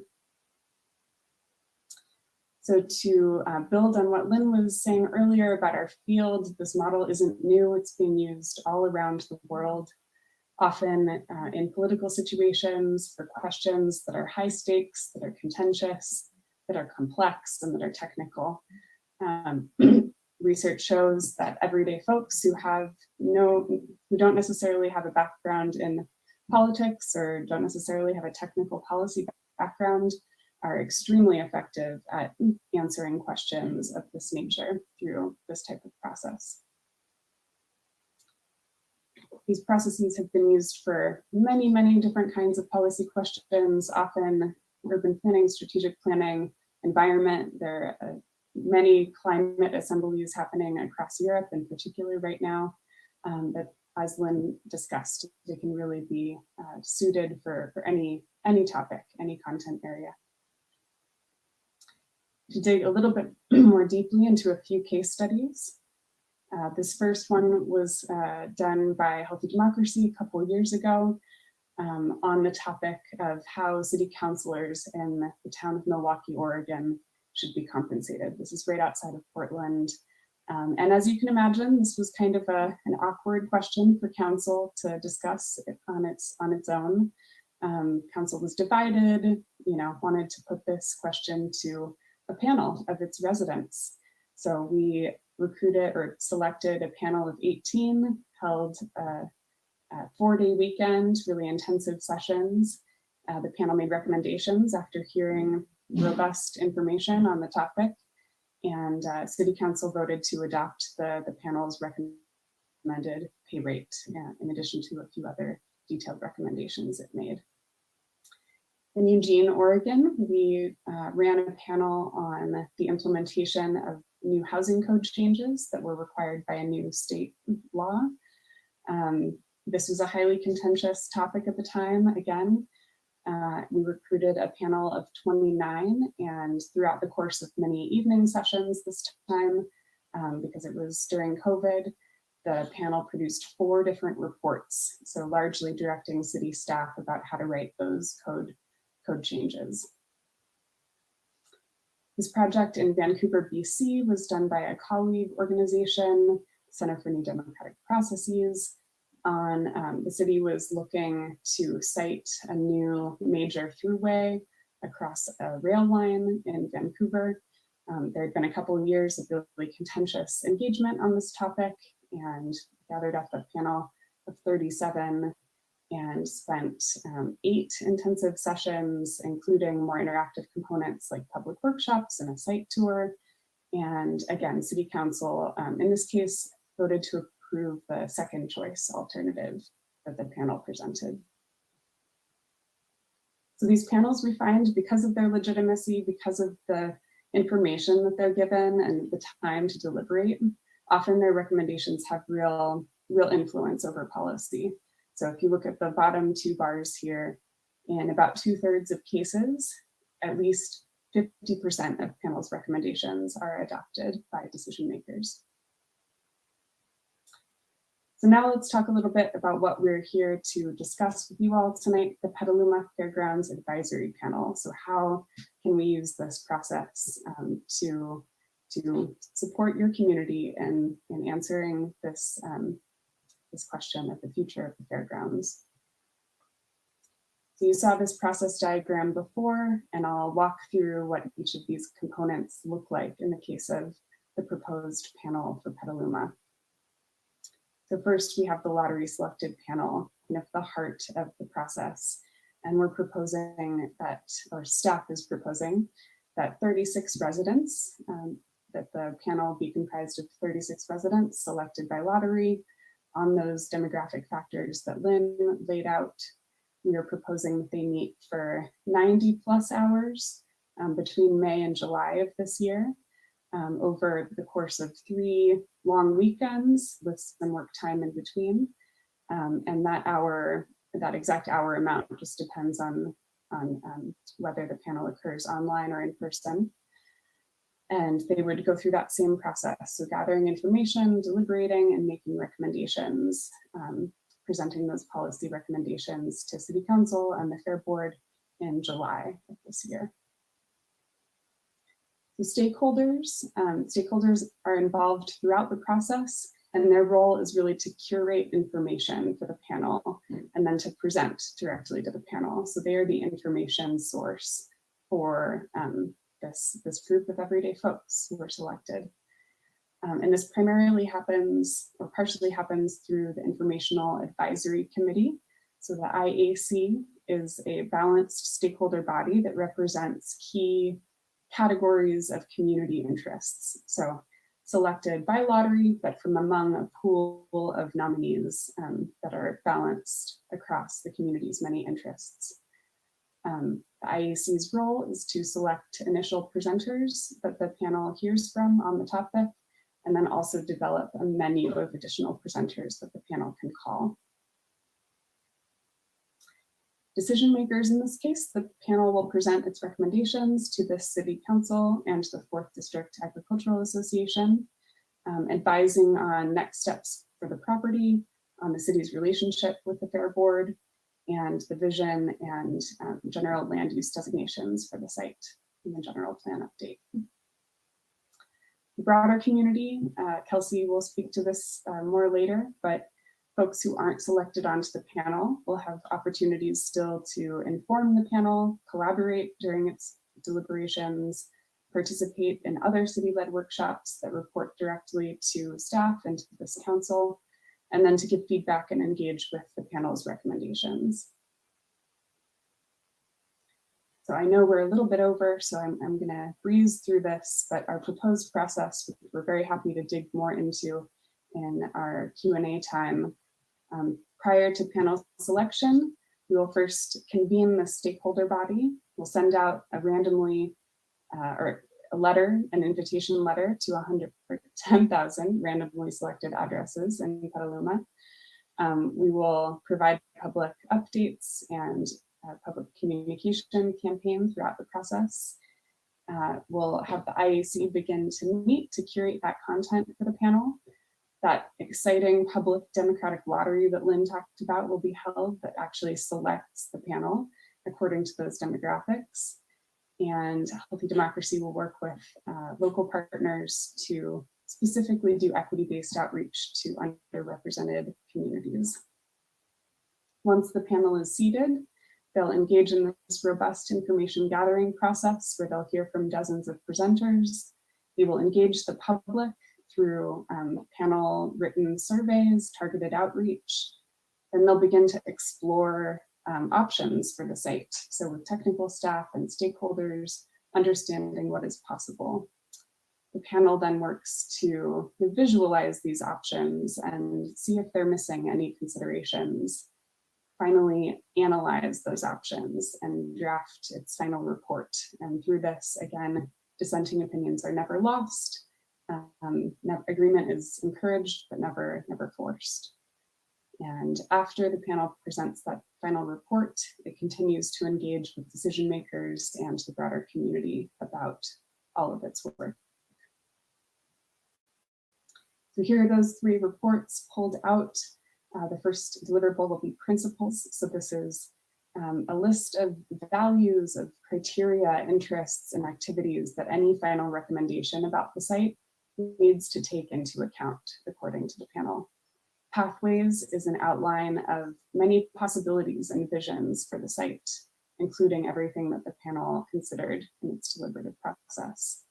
And then final recommendations are on, what the panel thinks the fairgrounds land use and rationales for that land use should be.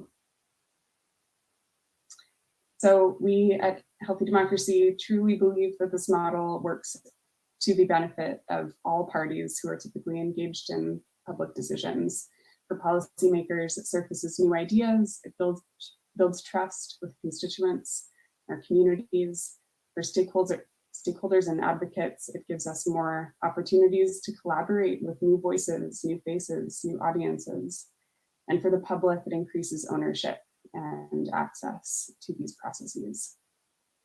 And in the words of a former panelist, Jose and Eugene said, "You engaged us in the actual work of democracy, and that has left an imprint. I feel like this is community." So this is truly the magic that happens, and we're just so honored to be here presenting to you all tonight, and hope to continue our work together. I'll pass it back to you, Peggy. Thank you so much, Alex. And I am going to introduce our senior planner, Kelsey Hubbard, and Ingrid Alverde, who will be talking about the overall engagement plan. And Kelsey, before you start, I'd also like to recognize the larger team, in addition to the folks that you just heard from. We've got David Garcia, Heather Hines, Aaron Zavala, Eric Danley, and Jessica Medina. It truly was a group effort. And I also want to give a shout out to Councilmember Posake, who turned me on to Healthy Democracy when I was attending the league conference last fall. So take it away, Kels. Thank you, Peggy, and thank you everyone for sharing this space with me. As Peggy mentioned, my name is Kelsey Hubbard. I'm a senior planner with the city.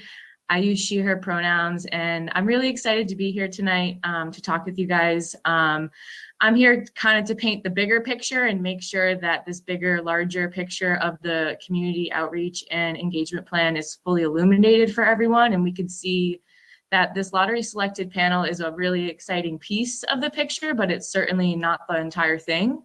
The panel complements other engagement efforts such as community input surveys, community workshops, a digital storytelling exhibit, and some other really vibrant engagement activities that we have planned that are all part of this full Fairgrounds visioning process. So the outreach plan places the community at the center of the Fairgrounds visioning process and really prioritizes universal accessibility. It will empower diverse voices to help inform decisions about this really beloved community resource.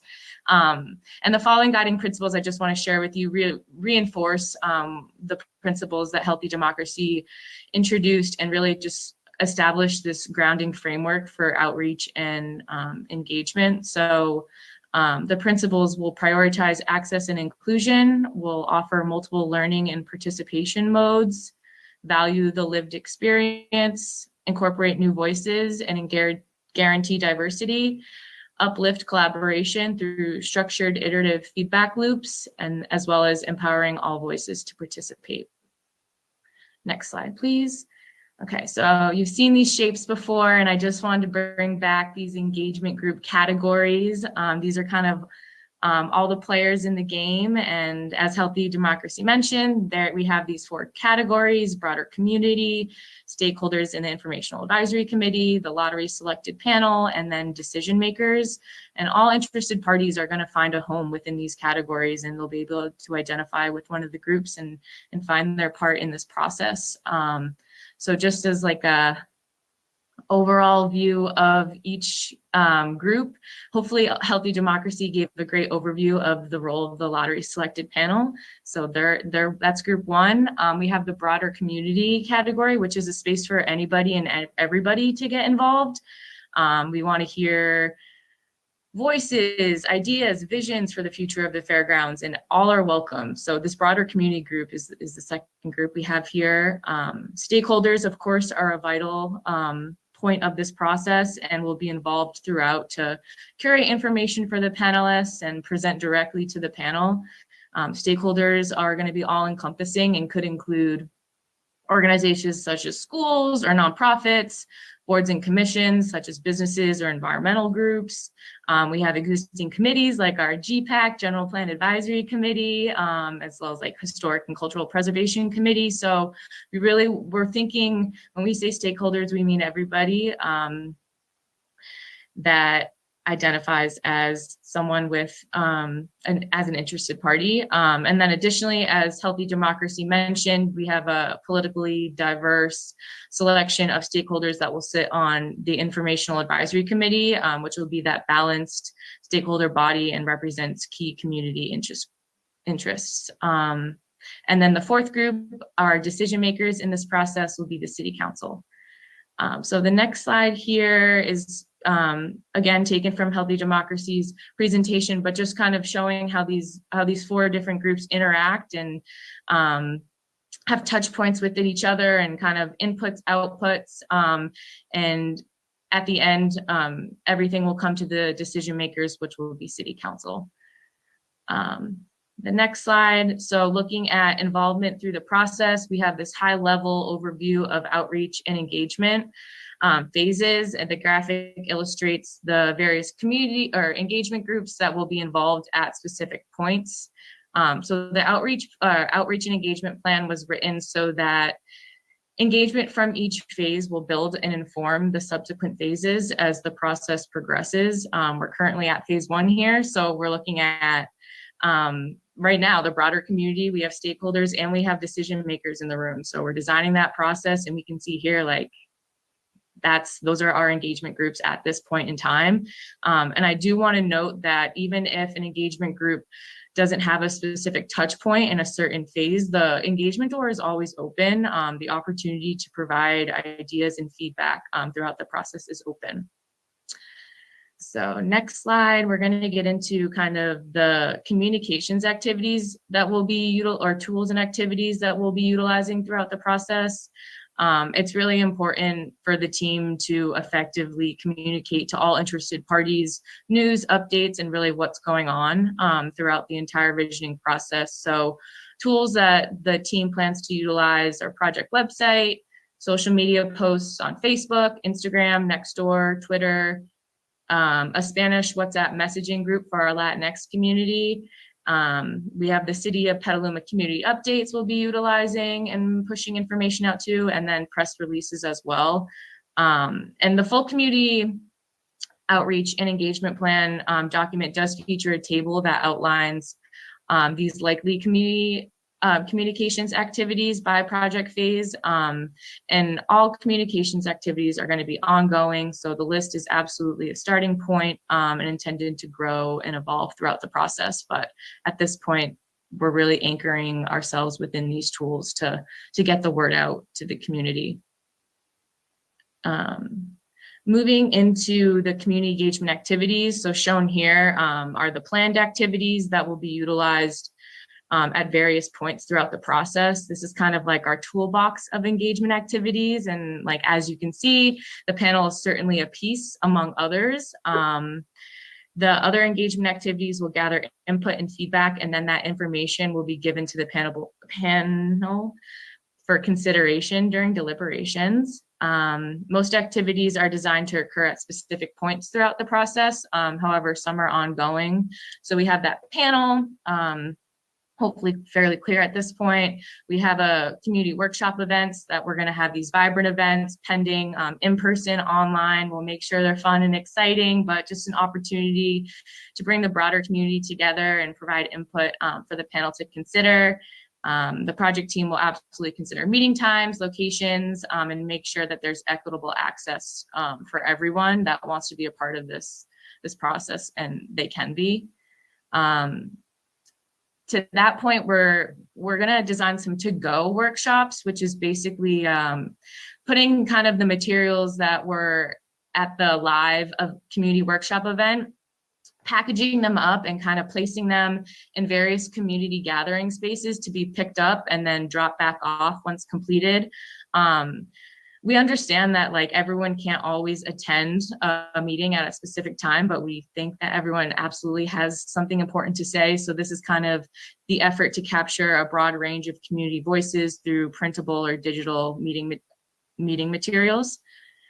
The one I'm most excited about, we have the Spirit of the Fairgrounds digital exhibit, which is going to be a storytelling exhibit featuring community drawings, poems, photos, voice recordings, and really aiming to share stories and other memories that speak to the spirit and legacy of the fairgrounds. This is such a generational space, a vibrant space, and we want to hear about the connections that the community has to the fairgrounds. So this is an opportunity, an ongoing opportunity for storytelling and truth sharing, and it will remain open for all submissions throughout the process and kind of allowing the community a creative way to share their experience and view of the fairgrounds. We'll also utilize classic community input surveys at 2 points throughout the process to gather vision, ideas, input, whichever it may be at that relevant point. And there will also be an opportunity for panelist presentations, an open invitation for informational presentations at existing and neighborhood community meetings and events. So we really envision the panel to be integrated throughout all community engagement activities, and just plugging into the community and really being connected throughout the process. And then moving on to the next slide. So this is the same graphic, but instead of the engagement groups, we have the different engagement activities throughout the process. So it provides an overview of what will occur at each phase. The activities were specifically designed or assigned so that information learned can inform the following phase. So for example, the feedback gathered from that first community input in phase 2 process kickoff will be provided to the panel for consideration when they're conducting the information gathering process. So just kind of building on momentum and making sure that throughout each phase, everyone has what they need, and we're all prepared as the process continues to evolve and move forward. So starting with phase 1, we have the engagement plan. Phase 2, we'll launch the website, the Spirit of the Fairgrounds exhibit. We'll have an initial community input survey that will kind of help frame or provide some sort of framework for consideration as the panel, when the panel convenes. Phase 2, the panel will convene, stakeholders will present. This is a big information gathering phase. We'll host the large community event and to-go workshop materials through that. Phase 3, phase 4 will be deliberation and the panel will provide their final recommendations. And then phase 5, bringing it to community review and decision-making. There'll be another opportunity for a community feedback survey. So reviewing kind of what the panel put together, and the community will be able to provide feedback on those final recommendations as council moves towards a final decision. And that is a brief overview of the community outreach and engagement plan. Thank you. Passing it to Ingrid.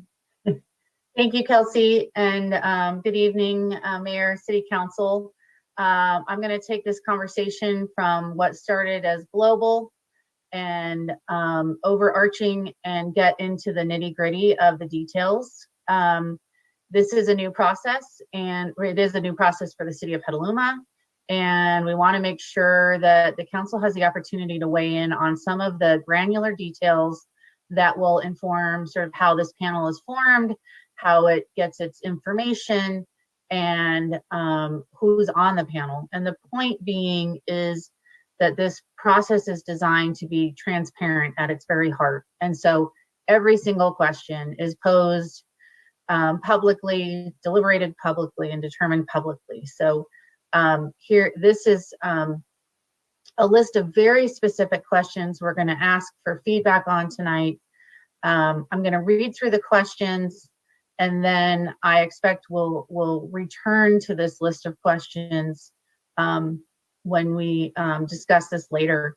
But ultimately, we need to determine what the framing question is, or how the panel, what the assignment that the panel is given. We have feedback from the City Council Subcommittee and the DAA Subcommittee. They're slightly different viewpoints on how the framing question might be put together. The staff group put together a question of how might we use the fairgrounds property to create the experiences, activities, resources, and places that our community needs and desires now and for the foreseeable future. When we posed this ask to the City Council Subcommittee, their question was similar in that what are the most appropriate uses for the property and for our community? And the DAA's take was a little different. There was a lot of lead into this question about many of the activities that are occurring on the property. And then here the DAA poses, given the current uses of the fairgrounds, what additional opportunities exist for utilization of the fairgrounds by the greater community which it serves? So that's one question. Another question is to explicitly state what related policies and decisions the panelist discussions will inform. We fully expect that the panel decision will inform the general plan update and the master lease and subleases. We want to leave it open in case there are other related policies and decisions that this discussion might inform. A key component and one that we expect to discuss tonight is the Informational Advisory Committee categories. So the Informational Advisory Committee was that committee of stakeholders that would actually curate the information and be the initial presenters to the panel. So that's a very important group. We've taken a stab at identifying 15 potential seats on this committee. That is the recommended size from Healthy Democracy that would allow for a broad range of vision and also not be so big that we wouldn't be able to meet the time frame we're hoping for. So you'll see there's a seat for the city of Petaluma and the 4th DAA. Also, we have category for ag groups, our BIPOC and LGBTQIA2S+ groups, business groups, environmental and climate action groups, our family, youth, and age-friendly groups, healthcare, housing, human service, nonprofit agencies, nonprofit and faith-based organizations, schools, education, current tenants, property neighbors, recreation, active transportation groups, property users, and emergency response agencies. Another decision we'll need to discuss is what the actual panel makeup is in terms of residency. The panel could allow only city residents, or the panel could be open to some participation from outside city boundaries, possibly by zip code, but still an oversampling of city residents. It could also be a mix of city residents, but with a broader participation with or a proportional representation of city and non-city residents. And finally, it could actually be a broader than an oversampling of non-city residents. So just different ways to weight the participation in the panel. The panel makeup, as Lynn mentioned, there's demographic representations that we can aim for. This is what staff and Healthy Democracy is proposing, that we look at age, gender, race and ethnicity, location of residence, educational attainment, renter homeowner status, and experience of disability. There are other options, as he mentioned. We could look at income. We could look at level of prior political engagement, foreign-born versus U.S.-born, languages spoken, sexual orientation, religious identity, or other demographic factors. There's also, even when you look at these demographics, there are different metrics to point to in terms of what those demographics are. You can look at our current census data.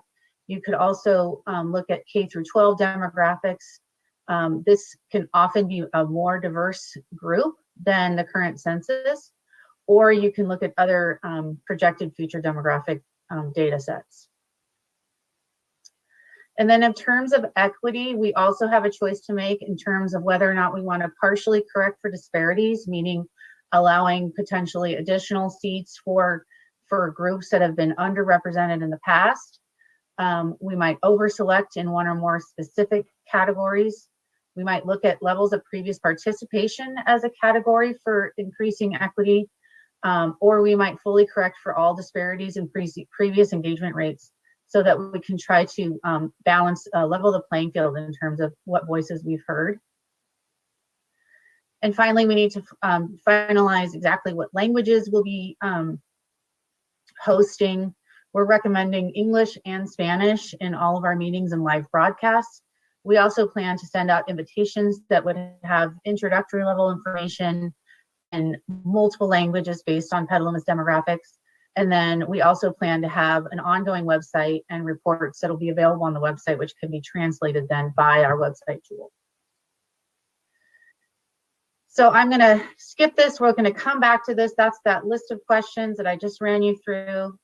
I just want to walk you through, and we might return to this, but this is an outline of the timing of how we would include all the 4 groups that were discussed above, how we would form the lottery selected panel, how stakeholders would be involved, when the broader community would come in, how decision makers would participate in the process, with the goal of having the process completed by this summer this year. So with that, I'm going to pass it back to you, and you can tell me, Mayor, I'll stop sharing my screen and we can bring this back up when it makes sense.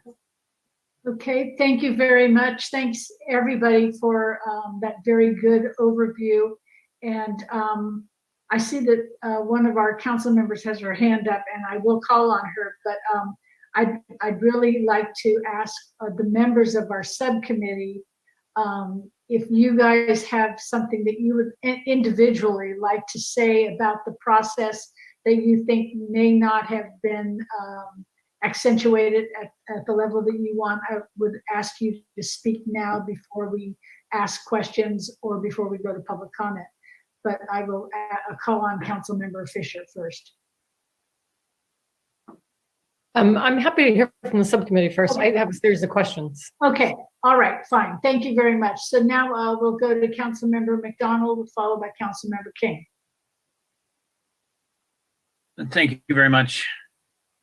It's been interesting being on the subcommittee that has been in effect for a couple of years, but because of COVID hasn't gained a lot of ground during that period. And I think from that, we're a little stuck, and we had a process that had a critical timeline on it. And so I think it's critical right now that we get unstuck. And so I like this process. And when they brought it before the subcommittee, I like outside of the box as much as the next person, but this is, for me, way outside the box. And that might mean it's just exactly what it takes to get an unstuck thing off of nowhere and really into the community who's been making so much, the community has such an engagement on this already that I think it's good to have a wide open process like this that really reaches the community. Clearly it's high stakes. It's one of the most important processes our council will weigh in on, and yet we're doing something very different. So I'm sort of conflicted about that, but it's necessary to move forward. And I like this because it's kind of all cards on the table. The stakeholders make pitches. There's just so much transparency to it that having seen the presentation now a couple of times, I'm appreciating sort of the nuance of where they're trying to go with this healthy democracy. Thanks. Thank you. Councilmember King. Thank you, Madam Mayor. I don't have a lot of comments. I appreciate the presentation and agree with some of the comments of Councilmember McDonald in terms of getting the process unstuck. I know we're going to have a number of public comments tonight, and we're going to have some decision points later on. But I just want to reiterate something that was mentioned by me and others, that this is one part of the process. And while there's a selection process that will include and exclude parties from being directly involved in this phase of the discussion, it doesn't preclude other public comments. So there's really literally no one who would be excluded from getting across their points, their ideas, their thoughts, and their opinions. I believe this process will allow for some very broad public engagement, perhaps a type we don't see very often. And those are my basic comments for now. I think the presentation basically laid out how the parties that are going to be part of the panel are going to be selected, and how the IAC advisory committee is going to be ultimately selected. But I would imagine we may have some questions, and those types of things may be the staff and the contractor should be ready to answer after public comment. Thank you. Councilmember Healy. Thank you. And I would just add that the subcommittee put a fair amount of time and thought into the 2-page questions for subcommittee responses that was an attachment, and I would encourage people to take a close look at that. I look forward to this process moving forward, and I have other more specific comments that I will reserve until later. Thank you. Thank you. So now I'll go back to Councilmember Fisher. And if you have questions at this point, go ahead before we go to public comment, and then we'll come back to the council for more questions and then weighing in on anything anybody wants to bring up, but also weighing in on the questions that Ingrid had put before us. And are we going to weigh in on those questions individually or just? I believe we are. We're going to try and take a straw poll because we're trying to give the direction for this selection. So we want to leave this meeting with the actual guidelines of who is going to be in the universe of the lottery. Awesome. So I just want to start by saying how exciting this is. I really love being on the cutting edge. And we're doing it in so many ways. And I hope this is just the beginning of doing this more often with other things. Question about the Informational Advisory Committee. When we're including the city of Petaluma, what is envisioned? The city of Petaluma, is that staff? Is that council? Is that? That would be staff. That would be staff, and same for the district. At that level, that would be staff on both sides. Okay. Yeah. Great. And K through 12 demographics, I'm not familiar with that term and what those demographics are and why they are different than other demographics. Alex or Lynn? Sure. Yeah, absolutely. So this, we just sort of looked up quickly kind of what the demographics are. We did under 18 versus the general population, but you could do K through 12, depending on what demographics are available. We did this based on the census. And just to give you a general sense of kind of how the youth demographics sort of compare to the general population in terms of just racial and ethnic diversity. In the general population, this is just in the city of Petaluma now, just for the sake of simplicity. 64% of the city of Petaluma is white, non-Hispanic, and the under 18 population, 51%. So that's a 13-point difference. So it's quite a bit more racially and ethnically diverse. So that would be way in Eugene, they decided to go with that metric on as many of the categories as possible. I think we did that for race and ethnicity, experience of a disability, and maybe another one for which there was data available. And the other categories, we just used the basic census, proportional to the general population. Got it. Okay. And then another question is, and this has to do with really the framing question, and thinking about that framing question. On the slide from Healthy Democracy, toward the end, you mentioned 3 things that you thought this panel would be weighing in on. So not just the land use and zoning designations of the site, but there were 2 other things, and I didn't catch it because it went by fairly quickly. So I guess the question is, are we asking this panel just to look at the future uses that would be allowed on the site, or really coming up with a vision, or talking about next steps? There were 3 things on that slide, and so I'm trying to get clear on that one. So next steps, meaning? Yeah, absolutely. I can just go over this slide very briefly, and then maybe I'll kick it over to city staff to elaborate at all. This is what is currently in the proposal. So the panel would advise on next steps, visions, site uses on the property, the city's relationship with the Fair Board in terms of, I believe, lease, and then generally kind of what land use designations should be included in that general plan. So these are kind of the policy arenas that the recommendations would inform, and that framing question, would encompass, would be much broader to lead the panel towards recommendations on these 3 points. Yes, I guess that's, okay. So in terms of next steps, is that like immediate next steps or next steps in what time frame?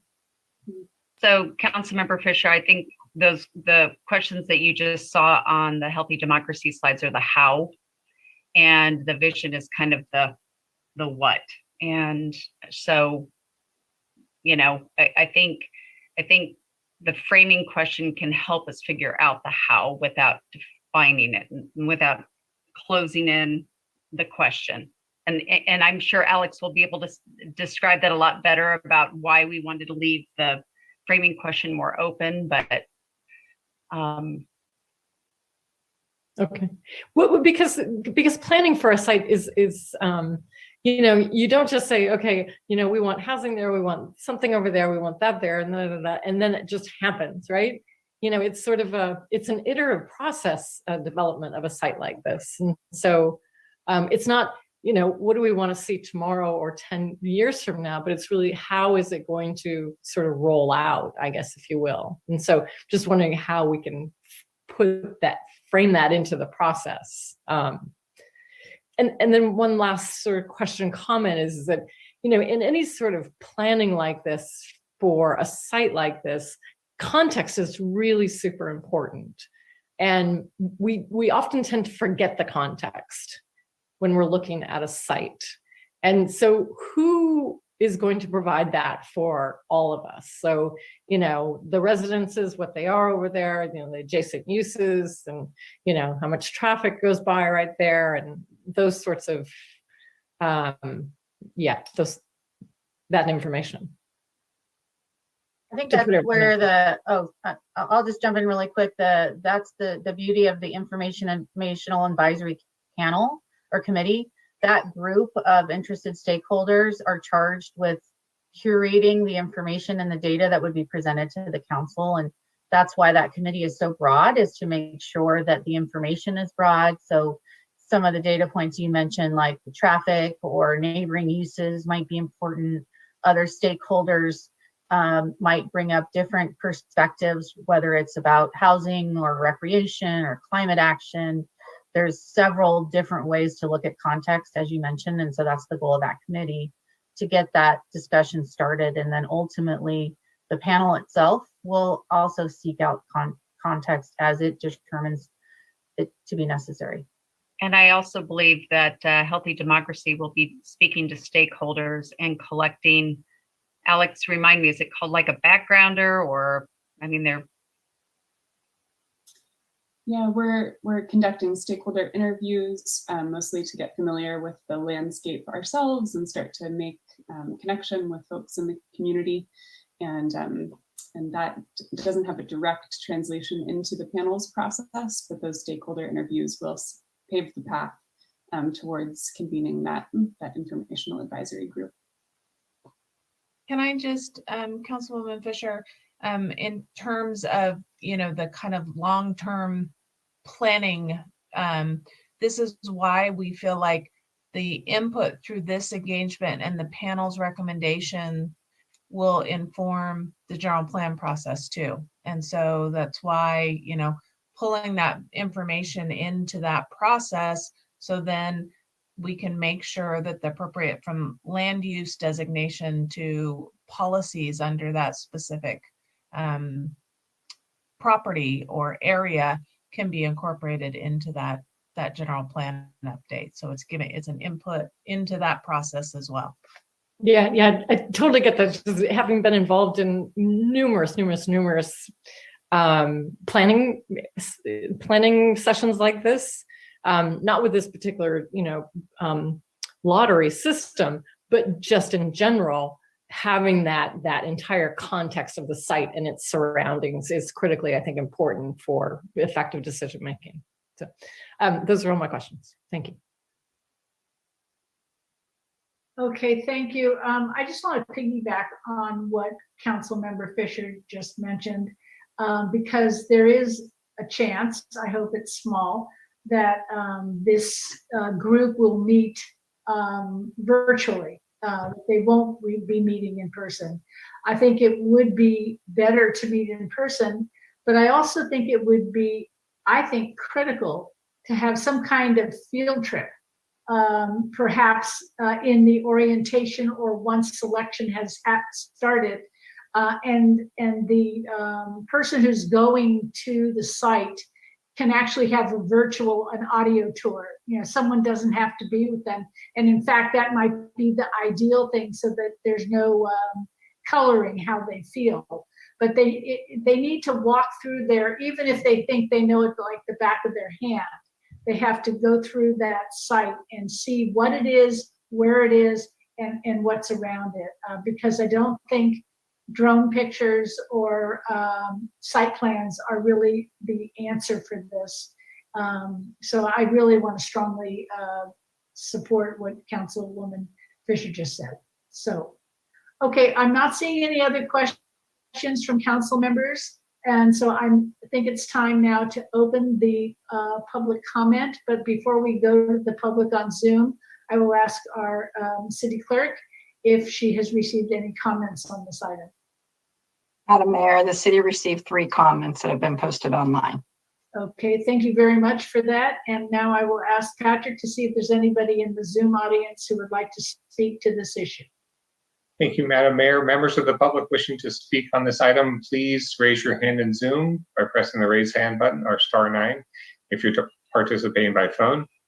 Attendees will be muted when their time expires and when their comments have concluded, whichever comes first, and speakers are encouraged to be respectful. Threats of violence and obscenity are grounds for removal from the meeting, and please stay on topic. And I'm sharing my screen now with the 3-minute timer. Our first speaker is Christy Hubacker, followed by Janice Cater Thompson. Christy, you may unmute and begin your comments. Hi, can you hear me? Yes, please proceed. Awesome. So listening more to this and hearing more about it, I think has been super helpful. I do think, just listening to the 3 pieces of pie or 3 separate pies was really helpful. And I hope that if we do proceed with healthy democracy, that the 3rd pie, it would be a general vote of the public. As being someone who's lived in the city of Petaluma for 20 plus years, I think letting the public vote in addition to having this lottery committee, and then in addition to the public officials, and taking all 3 of those things into account is really where we need to go. In terms of stakeholders, I hope employees are taken into account. I hope CDFA gets involved. CDFA is a huge part of the 4th DAA. I still also have concerns on how this is going to be ADA accessible for folks who, are hearing impaired, visually impaired. Those are my comments and concerns. Thank you. Thank you, Christy. Our next speaker is Janice Cater Thompson, followed by Paul G. Janice, you may unmute and begin your comments. Janice, this is the mayor. I'm sorry to interrupt you, but I just wanted to say, but Patrick was so quick, I didn't jump in fast enough, that Christy, who just spoke, is the new CEO for the fair, Sonoma Marin Fair. So I really am not certain that everybody on the council or in the community is aware of that. So I just hope that her comments are taken in consideration of where they're coming from. So thank you very much, Christy, for attending and helping us with giving us some more input. Thank you. Thank you, Janice. Go ahead. Okay, thanks, Teresa. I appreciated that. I came into this with a lot of concerns. I appreciated the presentation. It was more clear in the direction. I think this is a good way to go, and I'm looking forward to the process. And I appreciated when Kevin said that, this process has been stalled, and I really do think that this is the way to move it. And I'm looking forward to hearing more from the council later and moving forward. Thank you. Thank you, Janice. Next speaker is Paul G, followed by Recusin. Paul, you may unmute and begin your comments. Yes, thank you for the time this evening, and thank you for the very thorough presentation. You put a lot of thought behind this, so how you're going to go forward and try to say, well, there's going to be a fundamental change here, folks, and so how do we get everybody's input to decide what is the best thing for the city and all the stakeholders of this place? And that's a big task, and I certainly really appreciate that you're making some way for the public to participate. Now, you don't have to go as formal as this. I mean, that's clear. I mean, there are other ways to get this done, maybe at a much lower cost. But so what you should be considering is the total cost for the consultants and everything else to do the project in addition, because we all have to recognize that at the end, this is just an advisory role. That's it. It's eventually going to be somehow rolled into a general plan, which actually has teeth in it. And then it will be put forward to the city council and they will have to vote on it. So it's good to get ideas forward. It's good to get them formalized, and it's good to have absolutely honest deliberations on the data presented. So I really support the process of getting this together. Can you do this short of high-paid consultants? Well, of course you can. You can do this through essentially public workshops, and they can be run by city staff, don't have to have outside experts. And you can actually go ahead and say, great, we're going to collect ideas and we're going to be the scribe, we're going to write them down, and there's going to be some way to set the priorities. That's a really good way to do policy. It can be done for this and many other issues that the city is facing. Because essentially, what we see happening too often in this city government is an end run around the public. And it's great to see it not happening on this issue. And we should apply the same principles to other very important issues, including wires, telecommunications, facilities policies. So there's lots of things that we can address by going out to the public and seeking their expertise. So I appreciate the effort to do it, and I would like to see more of it. Thank you. Our next speaker is Rakusin, followed by a telephone caller. Rakusin, you may unmute and begin your comments. Thank you for that, Patrick. I just want to echo Brian G's comments and also just bring up that idea of having this some kind of ballot measure. I don't know exactly how that could be framed, and I don't know if the expense and work to put together a ballot measure were too far down the road at this point. But I would love to see that kind of community input, because the spirit of this is obviously to engage the entire community, and what better way to do it than have a ballot measure, especially in an election year when I know people are more cognizant than ever, more engaged than ever in kind of civic process. Some kind of ballot measure, even just simple yes or no's about the future. Obviously, complex issue like development, it's hard to boil it down to one measure, but maybe things like, should the use change at all? Should the lease be renewed? Big questions like that. And I think that really is warranted when you look at the initial lease being, or the initial purchase of the land being something that was voted on by Petaluma citizens to issue the bond to actually purchase the park. So I would love to see that integrated in the process, maybe not in lieu of what is an inclusive and well thought out process, but somehow additive or in addition to. Thank you. Thank you for that, Rakusin. Next speaker is a call-in number ending in 7554. You may unmute and begin your comments. Good evening. This is Dwayne, and I'm impressed with the process. I like democracy by lottery, and I thought it was a great idea when it was practiced back in the Greek city-states 2,500 years ago, on making certain decisions. I would love to see. I would love to see, frankly, it adopted for our method of choosing our Supreme Court. But getting back to local issues here, the categories that I see underrepresented traditionally that would be needed in this decision-making process are those that would traditionally have trouble getting to a city council meeting. In the last 2 years, though, over the phone, they're able to get there. But the underrepresented people would be pedestrians, bicycle riders, and people who ride the buses. And I think they should be given additional seats on this committee to make up for prior designing society against their interest. I would also like to suggest that if we're going to go outside of the city, and I don't necessarily advocate doing it, but if we are, I would suggest that we allow everybody to get one of the 10,000 applications by people who are within the sound of the racetrack there. I would suggest people who are either bothered by the sound or who have animals who are bothered by the sound be given an opportunity to be represented. Both those who live in the city and those who live outside the city. Anyway, I think this will be an exciting process. I am a little concerned with the amount of money on this for what I thought was going to be a simple decision that would basically just decide how much the fairground needed of the land, and that the city would take over being the real estate agent for the rest of the land there and deciding what to do with it. In any case, it will be exciting, and thank you very much. Thank you for those comments. Our next speaker is Wayne Liebman, followed by Kylie Giovando. Wayne, you may unmute and begin your comments. Thank you. I hope you can hear me. And I have to confess, I am not from Petaluma. I am a native Californian. I'm observing this from Los Angeles. We have heard about this all the way down here. And I just want to say I'm so inspired by all of you for being in this conversation. You're kind of lighting the way for the rest of the state. We're watching, we will be watching. I feel as if I'm privy to a constitutional convention or something. It is so thrilling to see you all inventing the future. So I just wanted to thank you. Thank you, Wayne. Our next speaker is Kylie Giovando, followed by Alex DeCarli. Kylie, you may unmute and begin your comments. Hello. What is this going to cost the city? I saw that it was nearly $500,000 that would be the cost. Is that correct? If so, where's the money coming from?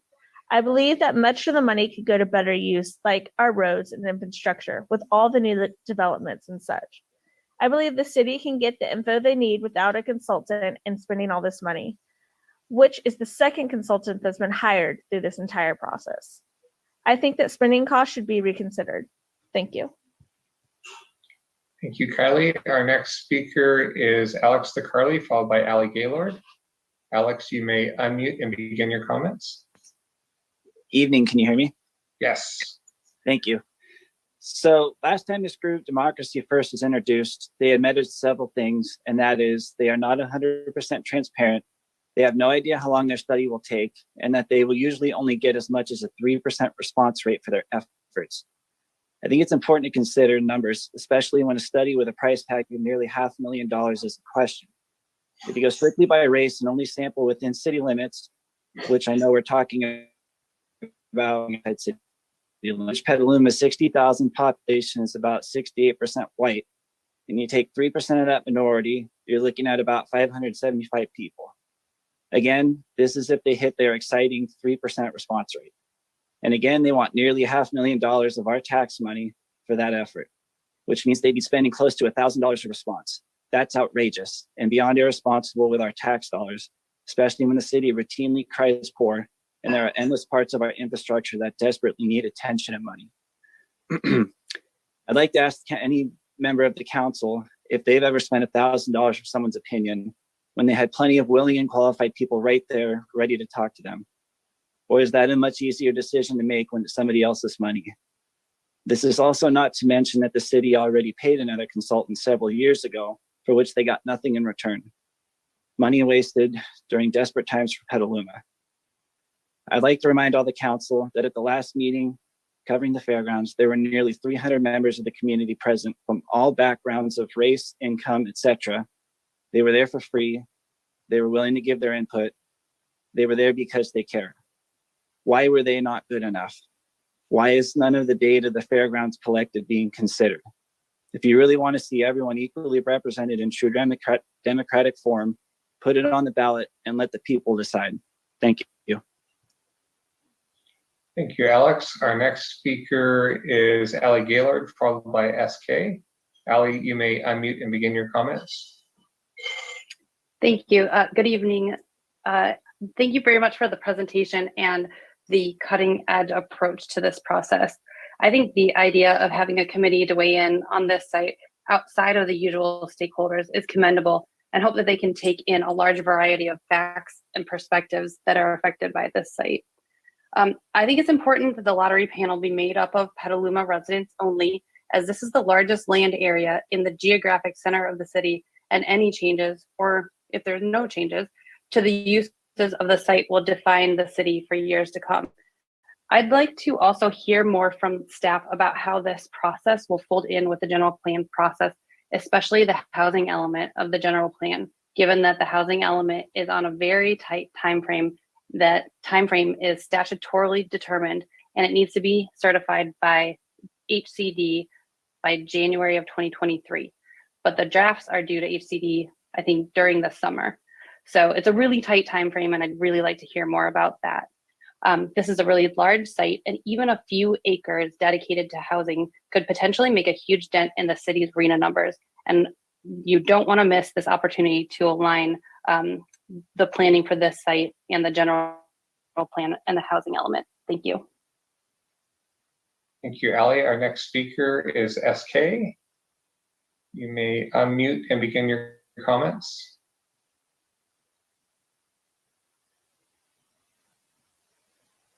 SK, are you there?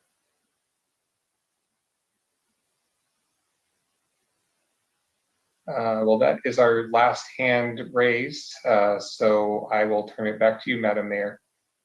Okay, thank you very much. And with that, we'll close public comment on this item and bring it back to the council for discussion.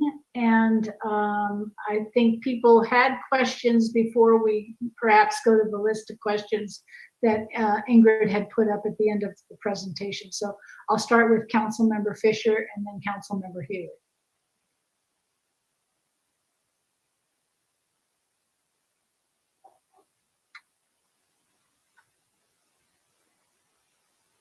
Councilmember Fisher, you're on mute. You're on mute, sorry. Oh, thank you. I was wondering. I'm talking, I'm looking over here, I'm looking at my notes. It's like, I'm all over the place. It's also new. This Informational Advisory Committee, I had a question about who is the Friends of the Climate Action Plan?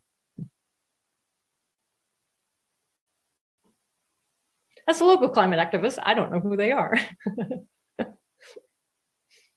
I'll tell you, when we pulled together that list, that we were pulling from a variety of sources, from groups from our ad hoc committee to our GPAC committee and other recommendations. So it was definitely a committee to create the groups. I can't personally speak to that group, and if it's not a useful group, we're happy to remove it. We were trying to keep as many potential groups, and I think at one point we may have had a stakeholder list that had some external groups as well. So we'll take that feedback. Thank you. Yeah, they may be coming from the RCPA.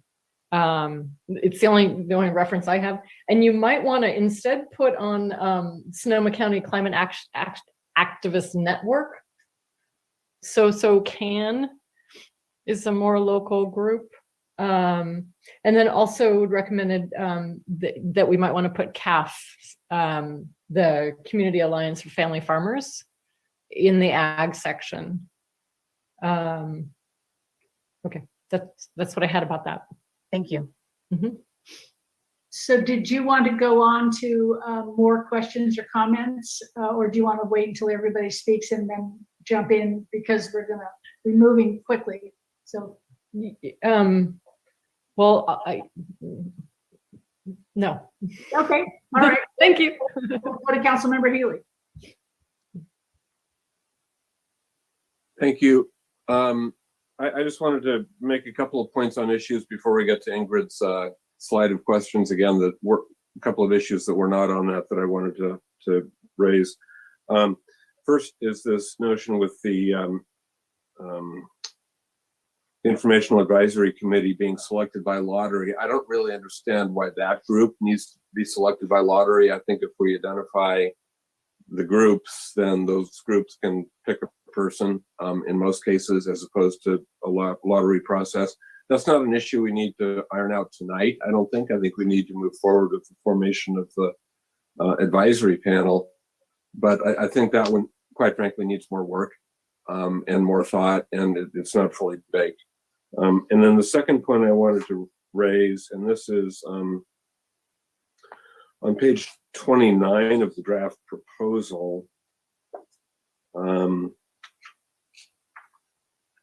there's Mike, when you're saying draft proposal, are you referring to one of the attachments, or are you referring to? Yeah, it's a 49-page attachment, and it's on page 29 and 29 and 30 actually, and it's under the heading of independence of process, which I understand, but there's 2 points to it. The third bullet point on the top of page 30: city staff, stakeholders, and elected officials will not contact panelists directly. Okay, I get that. Fair board members, city council members, staff shouldn't contact the panelists directly. But then it goes on in much more ambiguous language and says, or attempt to influence their process in any way not dictated in the roles and responsibilities outlined in this document. I have no concept of what that's supposed to mean, and I really don't like contracts with ambiguous language in them. So I would propose just sticking with the first phrase, not contacting panelists directly, and striking the last one. That's my strong recommendation. And on the rest, I'll wait until we get to the question and we can go through those. Thank you. Thank you. And Vice Mayor Posake. Thanks, Mayor. I just had a few comments before we get to those straw polls, I think. First is that since the city manager shouted out to me, shout out that any credit for this should move even further backward to one of our residents, Patrick Mundy, who introduced me to this concept and got me involved in making a presentation on this. Beyond that, I think that this gives us a chance to reach the level of diversity and equity that we've been shooting for and never been able to reach. I think that's a big part of the push to do it, as well as the fact that when I talk to a broad spectrum of our citizenry about the fairgrounds, I see a lot of fear from every subgroup that some other group is going to be able to take over the process and exert undue influence on it. And so again, I feel like this program gives us the best chance to overcome that, if there is any chance of overcoming that. And I think there is. In terms of things like votes and ballot measures, I'd just like to say that, I just have never seen this issue as one subject to a yes or no vote, or to one that can be expressed in a way to yield a yes or no vote. And finally, I do hear the folks that talk about that it's costing us a lot of money, but again, I think it's how important is the diversity and equity and the need to avoid having one subgroup of our population take over the process. I think this gives us the best chance to avoid those things. So that's all I have for now. Thanks. Thank you very much. Councilmember Barnacle. Councilmember Barnacle, can you just wait 1 second? I see the city manager has her hand up. Thank you. I just wanted to address Councilmember Healy's comment about the lottery selection of the IAC. And actually, Councilmember Healy, it is not the appointees from each organization that the lottery selection happens once those individuals are appointed under a category, and then the lottery selection happens within that category. So I'm going to ask Alex or Lynn to kind of elaborate on that, but just as a clarification on that. And I'm going to ask them to hold that elaboration until after the council members have had this first round of comments, because then you might not have to speak twice. But hold on to this issue, and we'll hear from Councilmember Barnacle now. Thank you, Madam Mayor. I'm looking forward to going through each of the questions that were posed and discussing them. I just want to comment on the criticisms around cost. There's nothing that could be more worthy of $500,000 than having an inclusive process that brings all the voices forward for our fair. The constant criticism of having public processes is that they leave people out, or they're short-sighted, or in the end, politicians appointed people and then those people said what the politicians wanted and then the politicians do it. We've completely severed the political aspect of appointments in this process. And personally, I think that we're underestimating the professionalism that goes into running good workshops and processes. It doesn't happen at workshops, it happens between workshops. I do some of this work.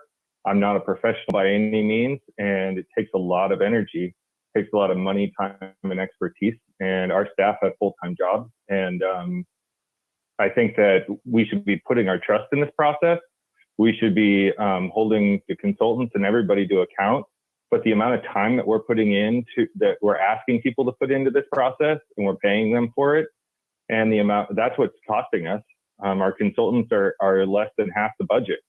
And it's because we're asking them to put in a lot of time over a compressed period to get to some results. And that goes to one of the other criticisms we heard, is that this process has been dragging out forever and ever. And we're going to get something, if this process goes on schedule, we're going to get something by the fall. We're going to have some sort of report to council that's informed by the community. And I just can't think of something that is more important to be actually hearing from the community on and getting results out of. And so I'm so excited about this process. And I just ask that everybody just trust the process and darn it, let's think about what the vision of this site is, because that's the exciting part of this. So that's my opening remarks. Thank you. Councilmember King. Thank you, Madam Mayor. First of all, I had my hand up in part because I think we do need an additional explanation on the AIC and how that's going to be selected in response to Councilmember Healy's comments.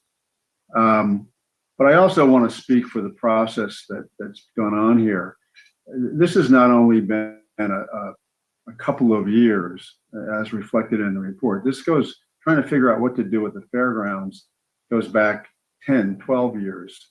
And it's really just kind of been like riding on an exercise bike where you get nowhere. And that's what's happened. And there are a lot of ways to go about making a public decision. And most of the time, we hear from people that are really interested in the issue that's at hand and come to the council meetings in the past, show up on Zoom in the present, and will come to council meetings in the future. And we don't hear from the entire community. There are literally 40,000 adults living in this city. And I'm probably even shortchanging the number, who have never once come to a council meeting to weigh in on an issue. And as far as the money goes, I'll echo and agree with my colleagues on this. This is, there's a lot of decisions that get made up at this dais, but if you were picking the top 10 that I've had to deal with over the last 8 years, this is definitely one of them. And in terms of how it impacts the future of the city, it's right up there as one of the most important ones we're going to make. So I think spending some money to get a good feedback from a broader range of our public is money well spent, and we shouldn't be penny wise and a pound foolish. Thank you. Councilmember McDonald. Thank you. 2 points.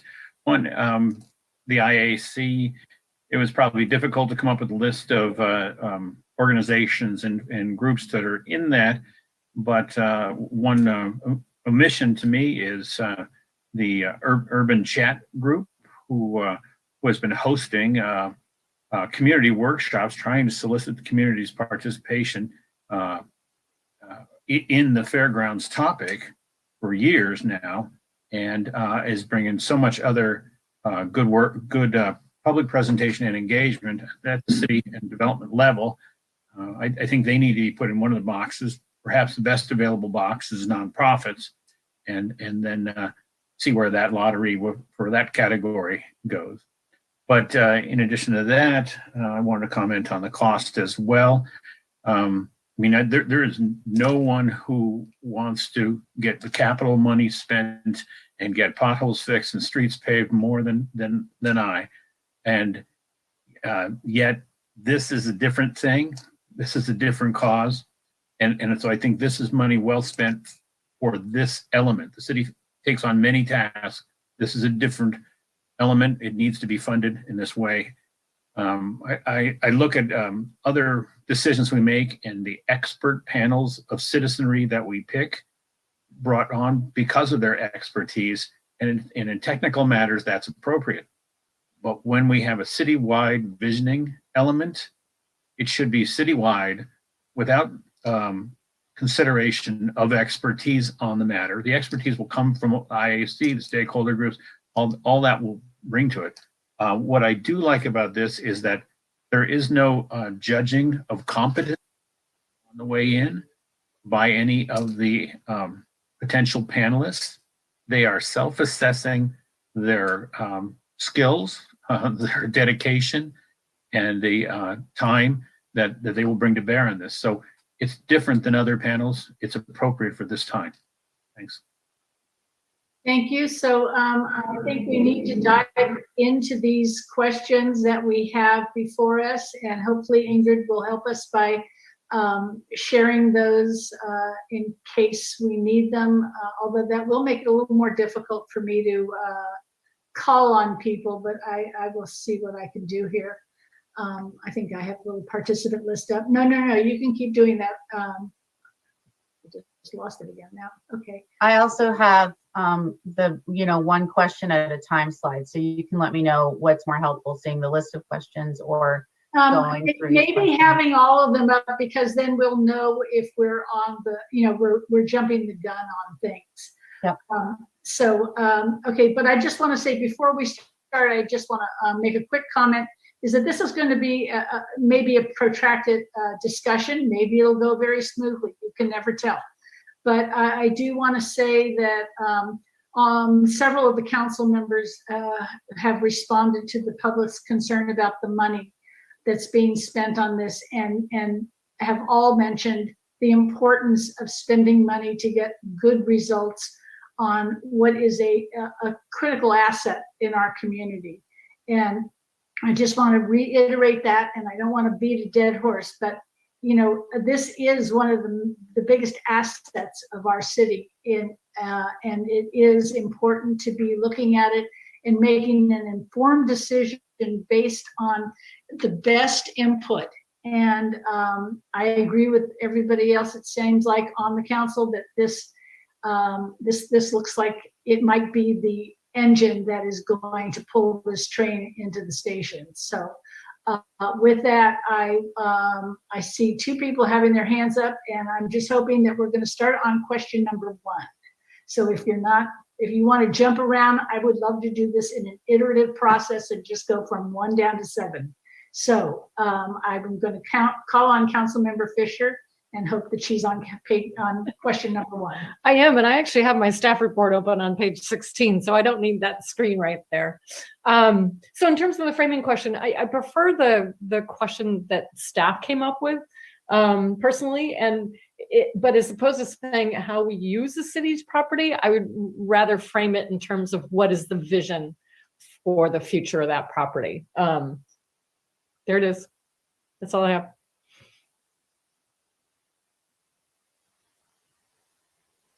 Vision versus use, and using the framing that the staff has given us. Okay, thank you. Councilmember Barnacle. I like the staff version as well. I would want to see the changes of vision versus use, but I really liked the staff version. I thought it was the perfect framing question. Thank you. Okay, if I'm going to start calling on council members if you're not going to put your hand up, because I just want to get everybody to weigh in. So the next person I'm seeing is Vice Mayor Posake. I'm also good with the staff version. Okay, thank you. And Kevin McDonald. Staff version. Okay, so Councilmember Healy. Well, I participated in the subcommittee version, but if the consensus is the staff version, that's fine. Thank you. Councilmember King. The same as what Mike just said, but yeah, the staff one is good. Okay, and I will go with the staff as well. And I am a little more pro vision, but I can go with use too, because I really think use is much more active, and I want people to be very, very clear about what they're seeing here. use really drives home something that is achievable as opposed to a vision. But we can get back to that on the next round if we have to. Okay, so let's go on to which decisions, policies related to future uses of the fairground will the panel's recommendations inform? And I just want to point out that I think all of the council members have access to these questions, but not everybody who's watching this has that access. So I would like to keep these up just because it just makes it clear to people who are in our audience what it is we're talking about. So, okay, Councilmember Fisher, thank you. Yeah, I'll go ahead and start these. So I think it's outlined in the staff report. It's really about how this informs a general plan. And I think also it might inform the climate action and adaptation plan as well, although I don't know the answer to that question because I don't think that that's been roughed out in a way. But in terms of decisions and policies, I think it really is about what are the future land uses and what is the future zoning as I see it. And then, as was shown on that slide, what is the relationship and what do we do about the existing uses and the existing leases and how does that get framed and decided on? Okay, thank you very much. And now no one is putting their hand up. Councilmember McDonald, thank you. Sure. I would say that it also fits into our emergency facilities discussions when we have that kind of plan, and it also fits into our park and amenities discussions as well. Thanks. Okay, thank you. Councilmember King, I see you next. Okay, am I a little unclear what we're going to go here with? I don't disagree with what's been said so far. In terms of policies and decisions relating to future uses of the fairgrounds, I think pretty much the answer to that from my end is whatever they come up with. I think that's the idea behind having a community, some recommendations. So I'm less inclined to define for them what those recommendations, policies, and decisions should inform. I think the only thing I would say is they have to have some basis in reality of what the city can do. But beyond that, I want to give fairly broad discretion Thank to you. the panel. Okay, thank you. Councilmember Barnacle, followed by Councilmember Healy.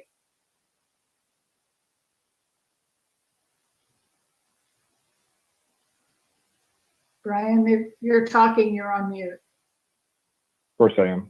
Of course I am. Thank you. So I agree with all the things that everybody said. I think that we should, I think it's important to think about what this place will become. So really focusing on the placemaking. But the other things that it's going to inform are going to be our transportation and our circulation plan. I see in the council subcommittee's comments, they said the state mandated housing element. I would honestly recommend that we table the conversation about housing until part of our final general plan. And the reason being that we can always allocate housing to this site as part of adopting our final general plan. But it's more, as I understand it, it would be more challenging for us to go back afterwards and reallocate parts of our arena numbers to different areas of the city. And so my proposal would be that this is off the table in terms of housing for the purposes of submitting the required housing element by the end of this year. Okay, so that's everything but housing, I think is maybe what you're going with.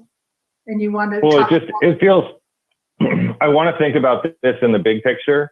And and it feels like we have one thing that's really forced by the end of the year, and that's the housing element. And if we table the conversation about should housing be here until the final general plan process, it feels like we're able to look at it in a more holistic way and address that situation, that question, I guess. Okay, thank you. Councilmember Healy, and then I see Heather Hines has her hand up. But let's go with you first. Thank you. So I think the housing conversation is quite interesting. And I think that I agree with Councilmember King that everything should be on the table and we shouldn't be limiting the group in terms of what they're looking at. But on housing, bear in mind, we have a RENA cycle every 8 years, and we're making decisions that are going to be in place for 50 or 100 years. So those overlap. I'm not advocating for housing on that side. My personal preference is that it not go there. But I think it's a conversation that the community should have, and the advisory committee should, or the citizens committee should not be prohibited from having that conversation. But we shouldn't be telling them they need to put housing there either, certainly. Thank you. Thank you. Vice Mayor Posake. Oh, I'm sorry, Heather, I'm sorry. Go ahead. That's okay. It's a little more difficult to see everybody here, so I apologize if I'm missing you. It's not on purpose. Go ahead. I just wanted to add on the housing discussion. So a couple points on that. One, the general plan, it goes through 2 to 3 state mandated housing cycles. So that's one thing. The second thing is a property can include residential land use designation and not to be called out in the housing element. So, it doesn't mean, if it's not in the housing element come December of this year, it doesn't mean that it can't have a vision for a component of housing. So the way staff has been looking at this is, we don't know what the vision yet is for the fairgrounds. So we're looking at housing and doing some of the evaluation that we're doing with the consultants on the 5th cycle housing element to start talking about the 6th cycle, and haven't included that cycle in the discussion because we haven't had that vision statement yet. Now, if the vision comes back and there's a housing component on it, it doesn't mean, oh, we missed the boat. We can't do that. We can still have it. We can still include it in the general plan. We can still include it in future housing element cycles as well. So I just wanted to kind of clarify that it's not a now or never discussion. Thank you very much. Vice Mayor Posake. Thanks, Mayor. I guess for the most part agree with Councilmember King that we ought to, again, have at the top of our list not to steer the committee in any specific direction. If we feel like we need to start listing things for them to consider, we should probably list everything that anyone in the city sends to us, asking us to consider it all. And specifically about housing, I'm glad to hear that that it's not that critical, because I think I would not like to see this panel prohibited from considering housing. Okay, thank you. Do you have your hand up again, Councilmember Barnacle? I do. I just want to clarify. I feel like I've been misinterpreted. So I absolutely think the panel should be able to talk about housing, and they should talk about housing. But this was about policy decisions. And there's a difference between talking about policy decisions and providing recommendations for policy, and that policy then winding up in our state mandated housing element that we have to submit by the end of the year. So I fully support talking about housing. I fully support, if the panel comes back and says, let's put housing there, I would say, let's wait until the end of the general plan process and submit our RENA numbers, or submit our compliant housing element, with alternatives, alternative sites instead of focusing on this site. Okay, thank you for that clarification. Did I just interrupt you? I'm sorry. No, okay. All All right, so I'm actually also going to agree with Councilmember King that I want to keep this process, you know, as open as possible. You know, I want them to see where they are. I want them to see what they're working with, and I want them to come up with what they think should be done there. Okay, so now we're going to go to question number 3, which gives me a perfect way of making up for the fact that I skipped over hearing from our people from Healthy Democracy about the Informational Advisory Committee. And so to lead off this discussion on question 3, which is how many stakeholders should be on the IAC, staff and Healthy Democracy recommend 15 at the maximum. And what the 2 questions we want, the number plus what are the categories and who are the stakeholders in those categories. We have been given a matrix that included groups that staff came up with that I believe Councilmember Fisher mentioned that one of them she'd never heard of and some were missing. And I think Councilmember McDonald also mentioned a missing group, which I'm glad he had that on his list because I had it on mine of missing groups, Urban Chat. So let's hear from Healthy Democracy's representatives to talk a little bit more about why Informational Advisory Committee, the composition of that committee should be, how should it be done, and explain to us your method. Absolutely. Thank you, Mayor. So yeah, first, let me just take a step back and reiterate the steps of selection in kind of the simplest terms possible, because I understand that those details might have gotten a little bit lost here. So the basic proposal we have for how the IAC is selected is, first of all, as we're talking about tonight, those categories are decided on in collaboration between city staff and council. Organizations are nominated under each of those categories. And then we as HD would take that list and reach out to all of those organizations and solicit an individual representative from that organization to throw their name in the ring, be included in that pool of individual organizational representatives.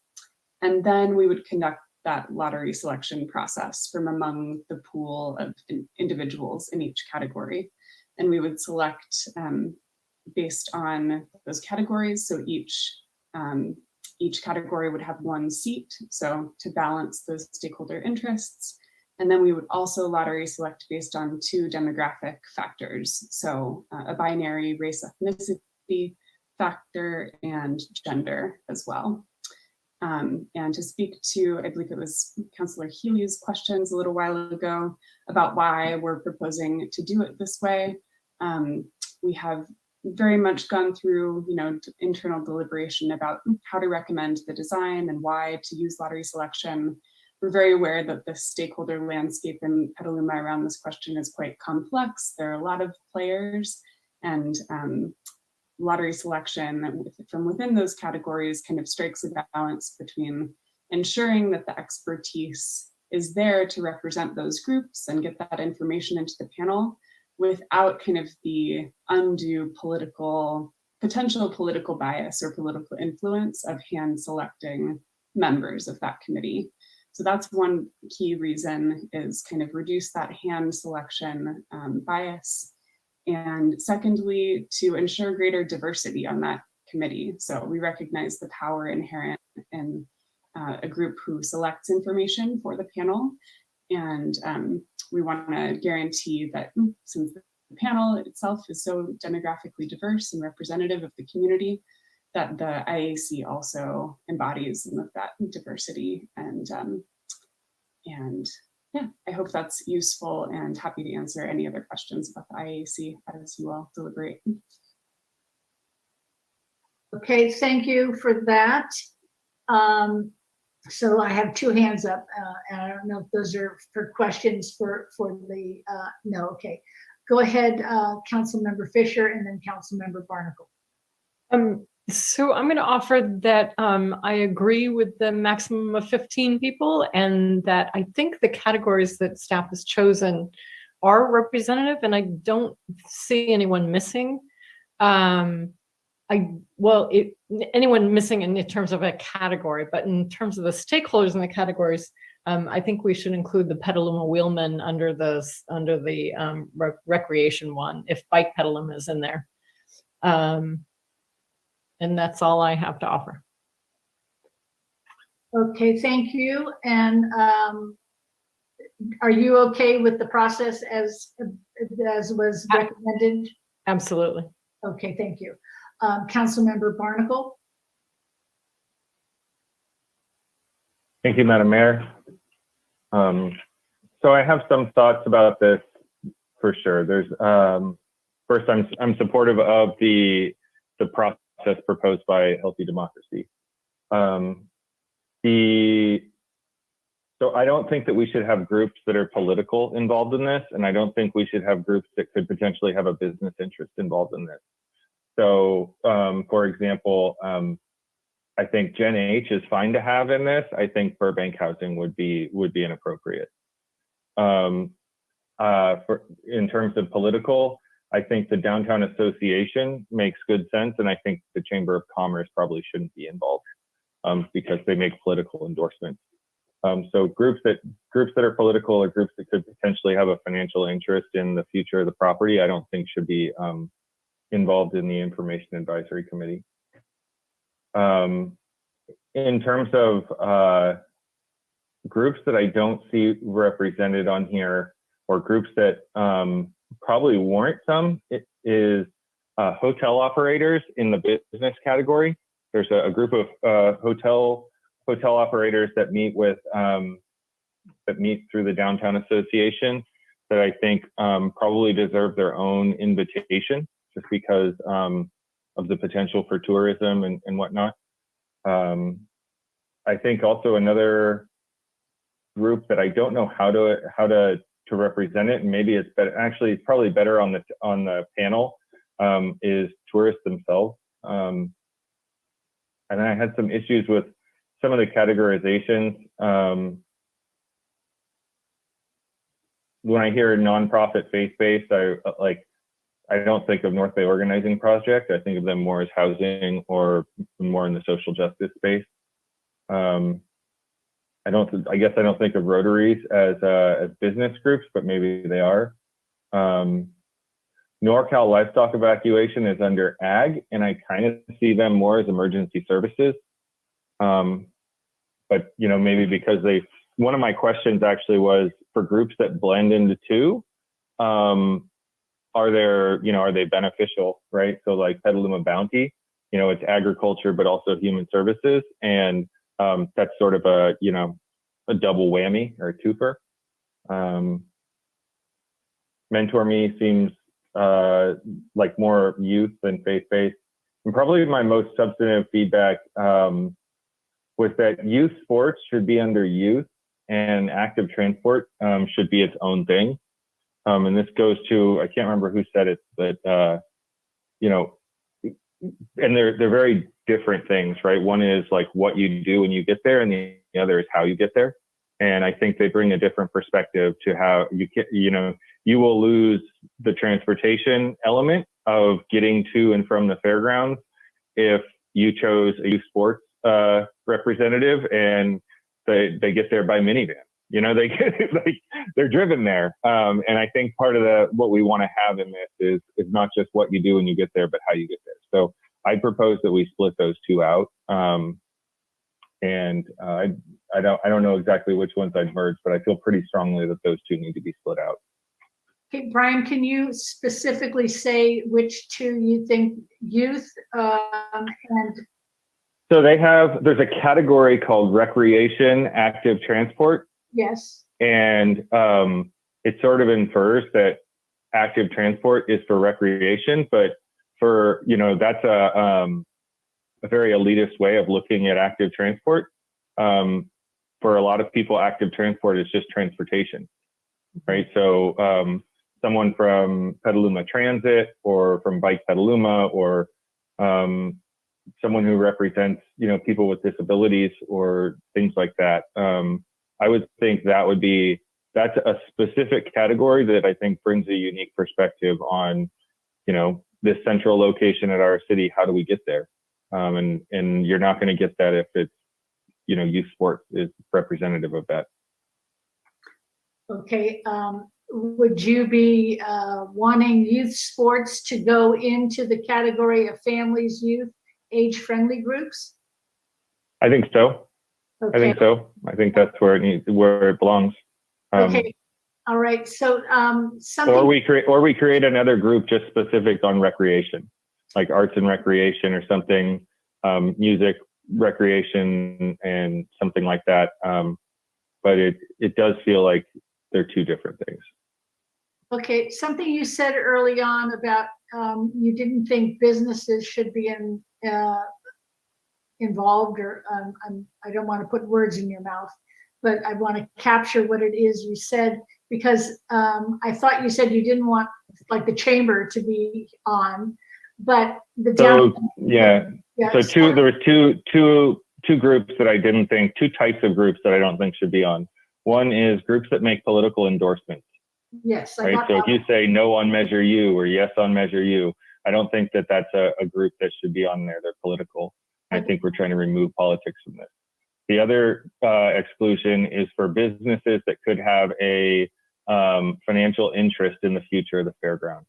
So an organization like Gen H that advocates for housing, that's fine. An organization that could wind up building housing on the site, like Burbank Housing, I would say probably shouldn't be on the information advisory panel. Okay, so I heard that correctly, but then you went on to say that you thought hotels should be involved, and hotels absolutely could be looking to build something on this site.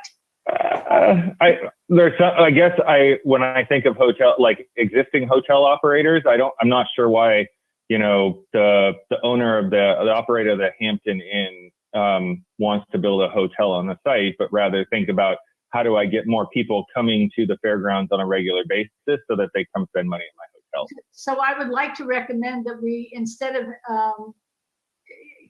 getting rid of the chamber and keeping the Downtown Business Association, which is sort of a subgroup of the chamber, I would suggest you maybe want to have the visitor center put in lieu of both of those, because the visitor center does deal with the Downtown Business Association, and it also deals with hotels and the restaurants and everybody else that is associated with tourism in our city.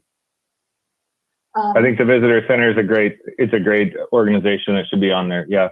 More on the chamber. I was just thinking because they do political endorsements and yes, I think that's a great point you made, and I don't know how many of us caught that. I certainly did not.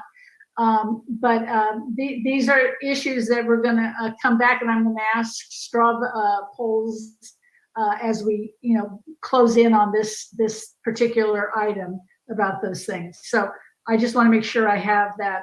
Okay, the visitor center and split youth and active transportation. I'm just going to try to get more clarity on what you said there, Brian. When you're talking about active transportation, are you including things like Bike Sonoma and the Wheelmen in that group? Yeah, those people are. Yeah, those groups are definitely in it. I don't know if there's a transit advocacy group necessarily. Heck, Urban Chat could be in that group. They do enough of with land use and transportation and all that stuff. That's more of the transportation people. And even the wheelmen are kind of recreation, right? They're recreation riders. So I would almost consider the wheelmen to be more in the recreation side and move them into recreation, and then keep Bike Petaluma and other groups like that in the active transportation. Okay, so one of the so we'll have to get this pulled together somehow. All right. Okay. So thank you for that, and we'll go to Councilmember Healy and then Councilmember King. Excuse me. Am I seeing our city manager's hand up? Yes, Mayor. I just wanted to clarify. Councilmember Barnacle you mentioned not wanting to have businesses on here, but yet we've got a whole category of sublessees that are businesses. I just want to make sure. I don't. No. So yeah. I don't. It's not that I don't want businesses on there, and I think sublessees are an important business to have on there. It's groups that make political endorsements, and it's groups that have. I guess sublessees have a financial interest in the future of the fairgrounds. I just think they have a really important lived experience of what goes on at the fairgrounds too. That's maybe it's a little bit more above board than the future interest is, like I'm going to develop the site, right? Like I don't think a sublessee, they have an interest in maintaining the status quo, I suppose. So maybe I could be swayed from that. But that was my initial thought, was that there's enough housing advocacy groups out there to not have actual developers on the panel. Good clarification. Thank you. Yep. Okay, good. So Councilmember Healy, followed by Councilmember King. Thank you. So I just want to correct what appears to be a misperception here. The Petaluma Area Chamber of Commerce has a longstanding policy of not endorsing candidates for city council or for mayor. They've adhered to that scrupulously for as long as I've been around. They did endorse, if my memory serves, Measure U. And I don't know why we'd want to punish our friends. So I completely disagree with Mr. Barnacle on excluding the chamber from possible participation in the IAC. And I also agree that the subtenants are a legitimate group that deserve to have a voice on the IAC. And what I would say, I guess, back to this lottery issue for the IAC, I agree with the 15 number. Is that if you have a subcategory where all the people in that group agree that person X should be their representative on the IAC, I think we should honor that. And I think that might be the case, for instance, with the old East Side neighborhood, which is, I think, rightly identified as a stakeholder that deserves a seat on the IAC. But there may be other ones where there are multiple names put forward, and when the groups can't agree on who their one person should be, I think that's where the lottery should come in. Quite frankly, I'm much less concerned about diversity on the IAC than I am on the main panel. I think for the IAC, we want expertise and knowledge, and the panel's going to decide who they want to hear from. So those are my comments. Thank you. Okay, thank you on that. And did Mike? I heard you say that you wanted to see the chamber back on, and I assume the Downtown Business Association too. Which I have no opinion about both of those. I'm just trying to identify who we're talking about here. But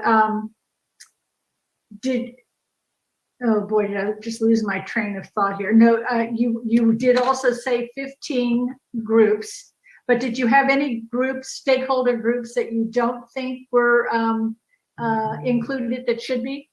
No, I was fine with the list presented. Okay, all right, thank you. All right, so Councilmember King. Yes, thank you, Madam Mayor. I'll start out not where I was planning on it, but I will just clarify.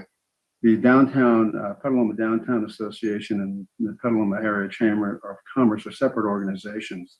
They're not subsets of each other. The Chamber of Commerce does not endorse candidates, as it has been noted, and hasn't. It has on issues. It also has about 700 members that are businesses in our community, and to exclude the local chamber, I think, would be a gross misjustice. There are other people within the groups that are on here that have endorsed, probably some of these groups other than the chamber have endorsed candidates, have endorsed on issues over the course of their time, and I don't think that they should be excluded. I would rather move toward inclusion. I think the list itself is a good start and probably close to the finish. But I definitely oppose excluding the Petaluma Area Chamber of Commerce or the Petaluma Downtown Association, or quite frankly, any of these groups. If if we're going to do that, we really need to comb through and figure out which of these other groups have endorsed anything in politics at any time and bounce them. And I don't support that either. I think it's okay to have endorsed somebody. I'm not looking, I don't want this decision to be made by people who have had their heads under a rock for the last 50 years either. These are people who are involved in our community, heavily involved in many cases, and they should be included just to have a chance to be on the IAC, not putting them on there. It's just to have a chance. In terms of reconfiguring some of these organizations, I don't view the Rotary clubs, the three of them, as business groups per se. They're service clubs. Just by way of a small example, they've redone many of the parks in town. So they're that. I don't think the Oddfellows, I don't know much about them, to be candid. Other than I have a good friend who's an Oddfellow, has been trying to get me to join, and I've declined so far. But I don't think they're a business group either. And I'm not sure if the women's club, is the women's club really a business group? I think that's I don't know where you'd put them, but I don't necessarily think of them as a business group either. Maybe possibly in the service group category, although I'm not going to get too worked up about that. In terms of who's missing, I may have missed this, but I did not see the Kiwanis Club on there. They're another service club in town. I think they should be added. And in terms of the youth recreational groups, I've got 4 that I would like to add in. And one is the CYO basketball, which is youth basketball in town. NJB basketball, which is another group that has done girls basketball for decades in town. Pop Warner football. The River Cats, I think that's what they're called, lacrosse. And those are all youth sports groups that are missing. In terms of the staff recommendation of 15 maximum, I'm good with that. And in terms of the categories, I think the 12 that have been listed are good. I'm open-minded to the reconfiguration that Councilmember Barnacle mentioned. I'm not entirely certain of who gets moved to what, but I guess I'll just go with the 12 that are there now until I can be convinced otherwise. Okay, thank you. Councilmember McDonald. Thank you. We're starting to get into an interesting area of, how do we craft the title of the box and not move the players from inside the box? I think the titles should be interpreted more broadly. I think there's an affinity amongst the listed ones. And so it's just taking a look at the title more broadly and not so literally that could help us. I do go with the 15. I think 15 is a great number. I do go with the lottery should be secondary to the group selecting their own candidate, their own lead. I would love for the group to stay together as advisory to the advisory, just for their own, for bringing their own context together and uplifting the voices of those other parties that aren't the lead person. But I do think that the youth group and active transportation are different. I do think that active transportation should have a voice, but I don't see creating a new channel. So perhaps active transportation is a subset of climate. Certainly that's our goal, is to get us out of our car. So I could see moving Bike Petaluma even into that group.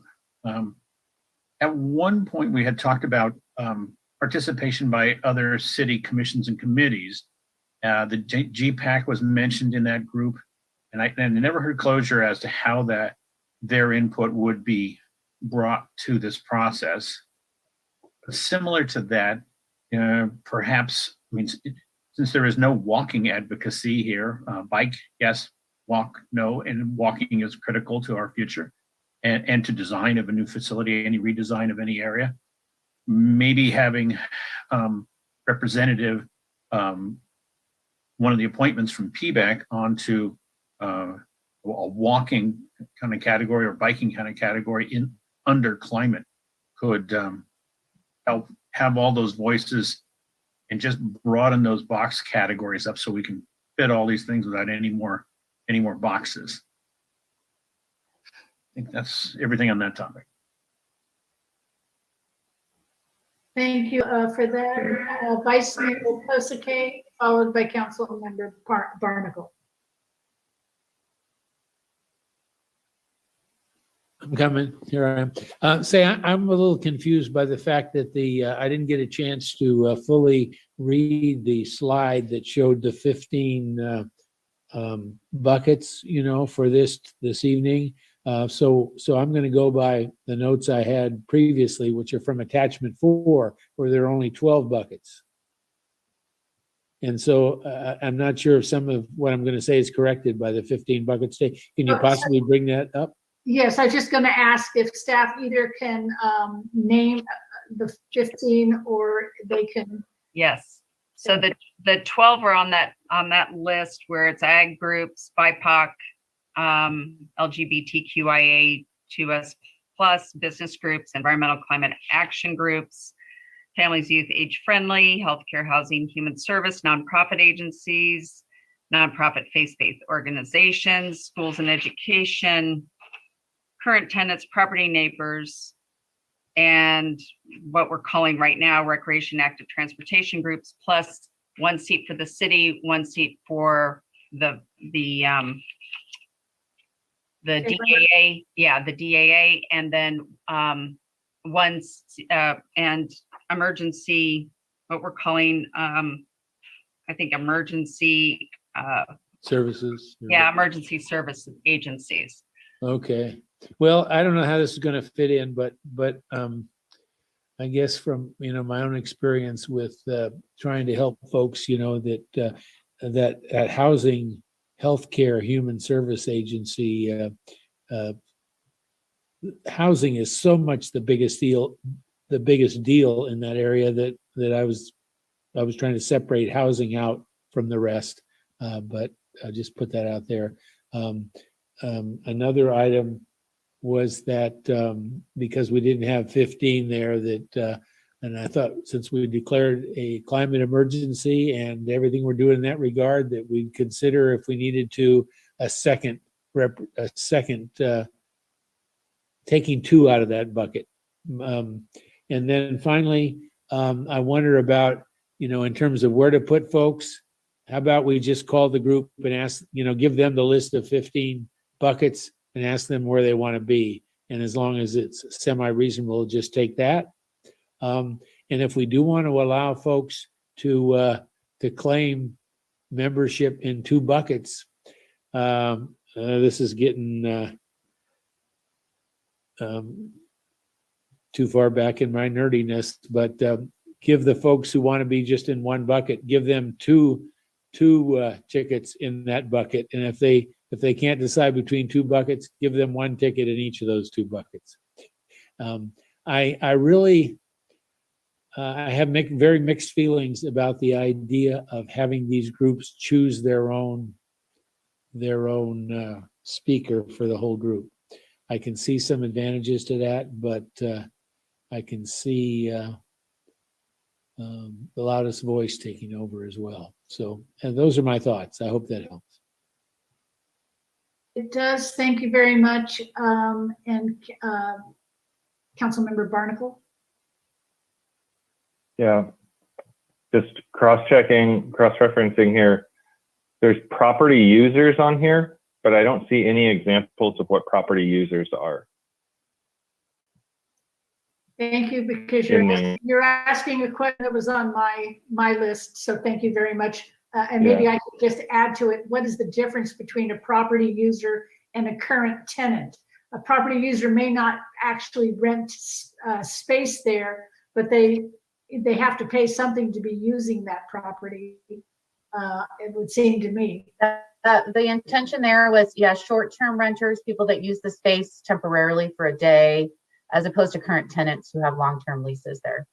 Yeah, And that's why we didn't have any organizations specifically in there, but the idea was there would be a space for people that rent the property for uses that aren't long-term tenants. like someone who's having a quinceañera there. Correct. Okay. I'll let Councilmember Barnacle finish his questions. Okay. Thank you. That's helpful. I would also throw in tourists or something along those lines. Something along that needs to be in there. I feel like it also feels like recreation kind of fits in with property users. So if we're going to split out recreation and active transportation, maybe there's, you know, I don't know. I'm still stuck on what we're going to do with recreation, because I feel like there's like it's a really important group, and so is transportation. I really like. I appreciate Councilmember McDonald's suggestion about putting them in with climate, but transportation is so key to just how we're going to access this site that I just want someone who's. I don't want to have the IAC not have someone who's thinking about how we're going to get to the site and from the site safely. So, any suggestions about how what we can do to split that out? I really appreciate it. Okay, Vice Mayor, you still have your hand up, or did you want to say something else? Oh, no, I'm sorry. I'll lower it. Okay, Councilmember McDonald. Oh, no, I'm sorry. Let's go to the city manager and then go to Councilmember McDonald. Thank you, Mayor. One suggestion, because the emergency services group, we really didn't have outside of like Red Cross or maybe Project Halter, where we could put those in other categories. So if it's the will of the council to split up recreation and active transportation, perhaps we can take that emergency services group and change that category. Thank you. Councilmember McDonald. Could you recap that point? Change which category to which? The emergency services agencies, because we really didn't have a list. Right. And change that to the active transportation, called transportation circulation, whatever category. Right. Okay, thank you. So I have an issue with creating an independent active transportation group if we can only find one candidate for that group. And, it's not representative if there's only one group. It means that other advocacy is not in an organized state competent to be placed in these kinds of buckets. So it does concern me that we've cut out a huge amount of the public and their interests by standing up in active transportation with only one possible candidate in it. I would suggest that Councilman Barnacle is correct that active transportation is key to any sort of concept and concept change, existing concept at the fairgrounds, and ought to be integral to any advocacy that's done by any of these groups. It's a sin, but we don't have enough to stand it up as an independent, and that's why I would hope that climate advocacy groups would grab onto the knowledge that getting out of our keys is key to our climate solution, one of the keys to our climate addressing our difficulty. So. Thank you. Councilmember Barnacle. Yeah, I have been in a fair number of climate groups, and they're not inherently going to pick up on active transportation. It's just not going to happen. And I do think there's multiple. There's two that are on the list that they had. There's Bike Petaluma and Sonoma County Bicycle Coalition.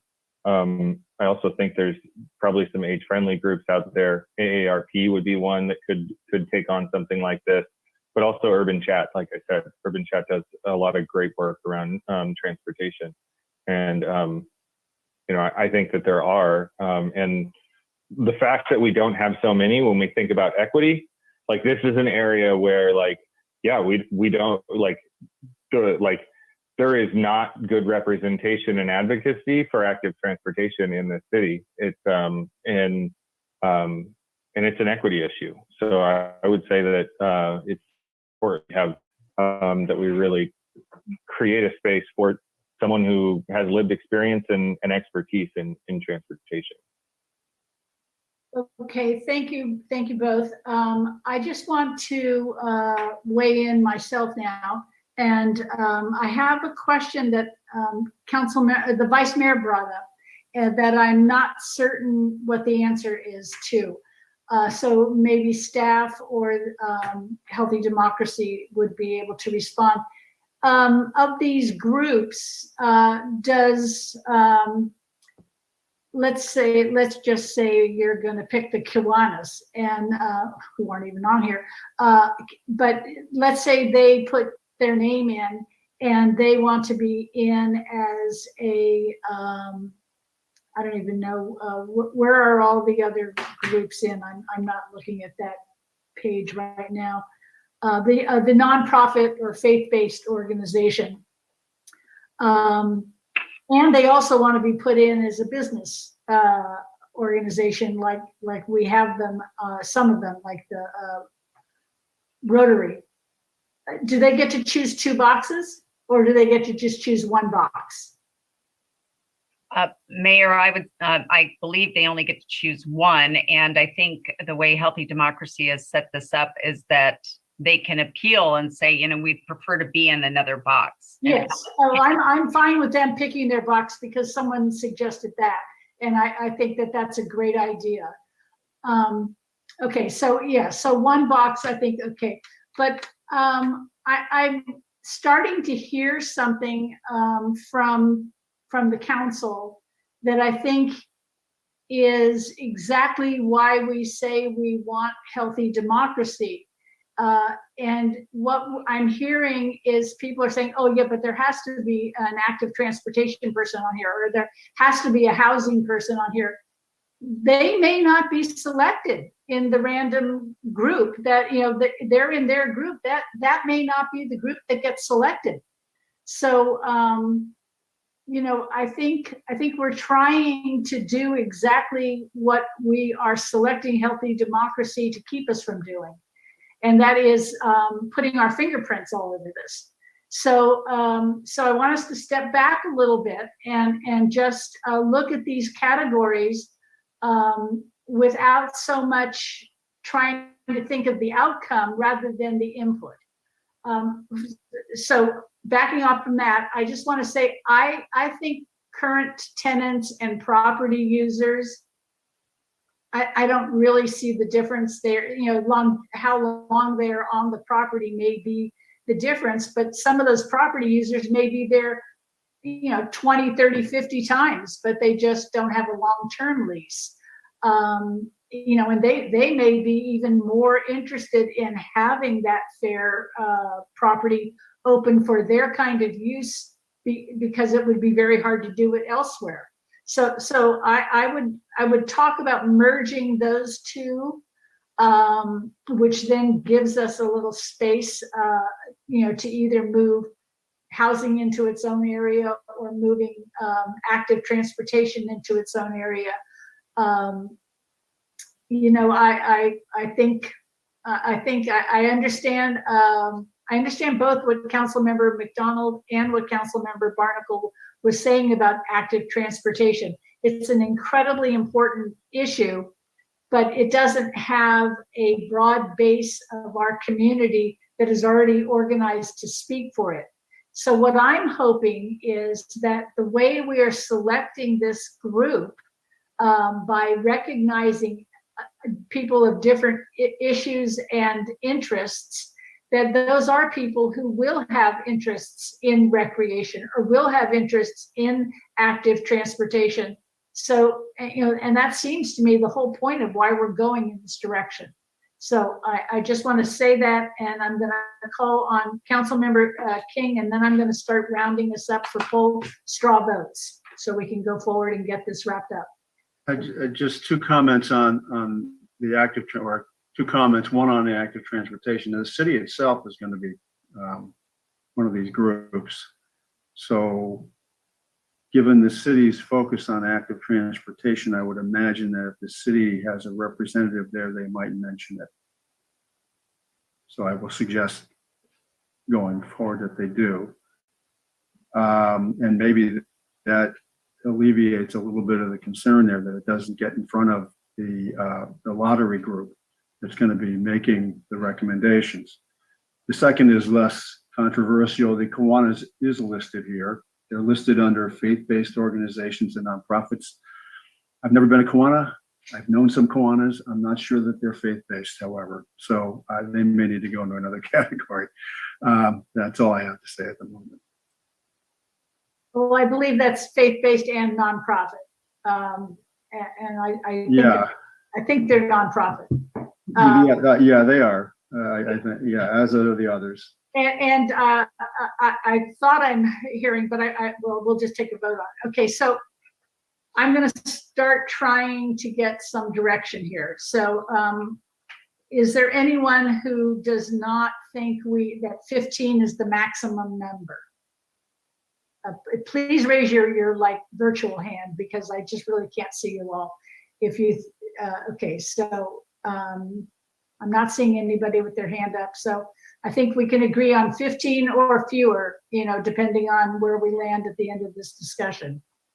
Okay, so the categories,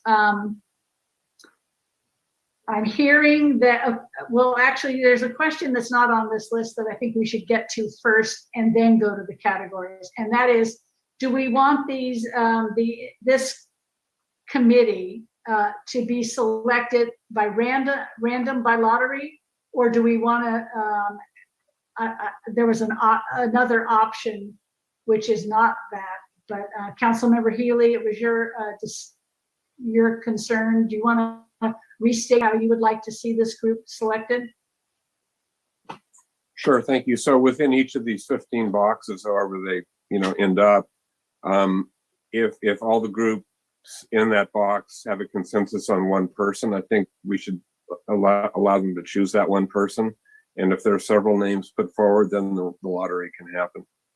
Okay, so there's what I'm going to call the Healy option, just because I think that he said it very clearly, and I don't want to restate it. Or we have the option of the healthy democracy option, which is a lottery. So on this, I'm just going to go down the list as I see you on my screens and just ask. So I'm going to go. I see myself first, so I'm going to go with the lottery. So Vice Mayor Kosike. Lottery. Councilmember Fisher. Lottery. Councilmember Healy. Not lottery. Okay. Councilmember McDonald. Not lottery. Councilmember Barnacle. Lottery. Councilmember King. Lottery. Okay, so we have 2-5, so we're going to go with the lottery on the IAC categories.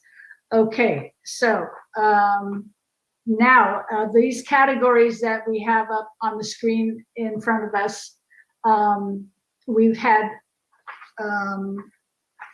suggestions. Suggestions to set up a separate separate active transportation and leave recreation by itself, with possibly adding art to it or whatever. That's one recommendation. And then another recommendation is to move property users and current tenants into one group. And I think I heard the Vice Mayor recommend pulling housing out separate from healthcare and human services. Am I misrepresenting you there? I don't think so. I think that might have been Vice Mayor. That's what. Yeah, that's what I thought he said. Okay, you do want to do that. Okay, so there's 4 choices. One is to leave it as it has been presented. So let's. Okay, I don't know how to ask this question actually. May I yes, you may, certainly. Thank you. Could we use the graphic that's in the staff report?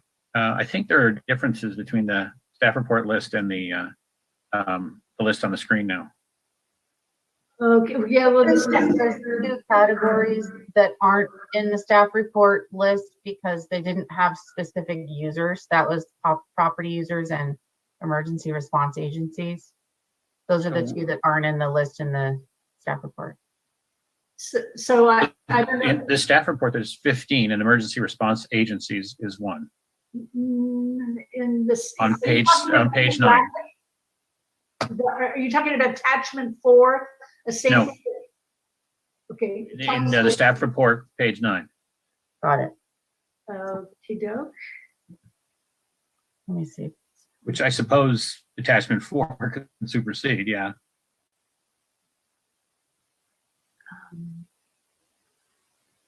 So page 9. I'm sorry, I'm having a little. Bottom of 8, top of 9. Yeah, I'm just trying to have scrolling. Okay, so City of Petaluma, the 4th District Ag Association, and then there was agricultural groups. Okay, that's not in this list that's in front of us. Oh, no, it is. Okay, it is. Okay, maybe they are consistent then. Then current tenants, property users, and business groups, those are all represented. Property neighbors and Midtown residents, which will have to be defined, I'm sure. Healthcare, human services, housing, nonprofit agencies. Then nonprofit faith-based organizations, emergency response agencies, BIPOC, LGBTQIA2S+ groups, schools, education, families, youth, age-friendly groups, and recreation, active transportation groups, climate action, environmental groups. Okay, I think they are the same. Okay, right. Well, they are. Can I just point out that nonprofits are in 2 places? Yes, and I think it is a little ambiguous. Their nonprofits are in the health and human services section, and nonprofits in the kind of community service groups. Would that be a fair representation? Yes, I think that was what was intended. Okay, so maybe we want to call that service groups or faith-based organizations. Okay. I'm seeing 3 hands up, so keep this conversation going. Councilmember Healy, Councilmember Posake, and Councilmember Barnacle. Thank you. So I think we've been spinning our wheels on this issue for at least a half an hour now. I think we're spinning our wheels. And I was wondering if staff feels they have enough information that we can just delegate them to incorporate the feedback that the council has been given so we can move on to the rest of this. Thank you. Okay, Vice Mayor Posake. I guess I was a little bit going in a similar direction by the, saying that I was going to withdraw my request to move housing out of the other human services. Okay, and Councilmember Barnacle. I'll make a concrete proposal then. Can we merge property users and current tenants and split recreation and active transportation? And that keeps 15. And I think it addresses my large concern, and I think it also addresses what Madam Mayor, what you said as well about that property users and current tenants could be merged. Okay, so Would folks support that? That's a proposal. I'm going to do a straw vote. So I will start with myself and then I'll go down my screen. I will vote yes on that. Vice Mayor? Yes. Councilmember Barnacle? Yes. Councilmember King? Yes. Councilmember Fisher? No, I think they're 2 distinctly different users. The people who have long-term leases and people that lease the space for a music festival. Okay. Councilmember McDonald? No, I can't do active transportation in a group of 1. Okay, and Councilmember Healy? Yes.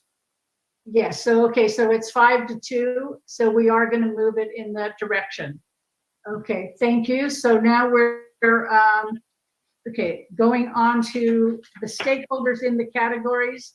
I think I will agree with Councilmember Healy here that the stakeholders, we have a pretty good idea of who they are. Some additional groups have been suggested, and I would feel comfortable with our staff, putting that group together more clearly along the lines that we've had discussion tonight. Is anybody opposed to that? Raise your hand. And council member, I see a no shaking head by council member Barnacle, but you have your hand up, Vice Mayor. Okay, city manager.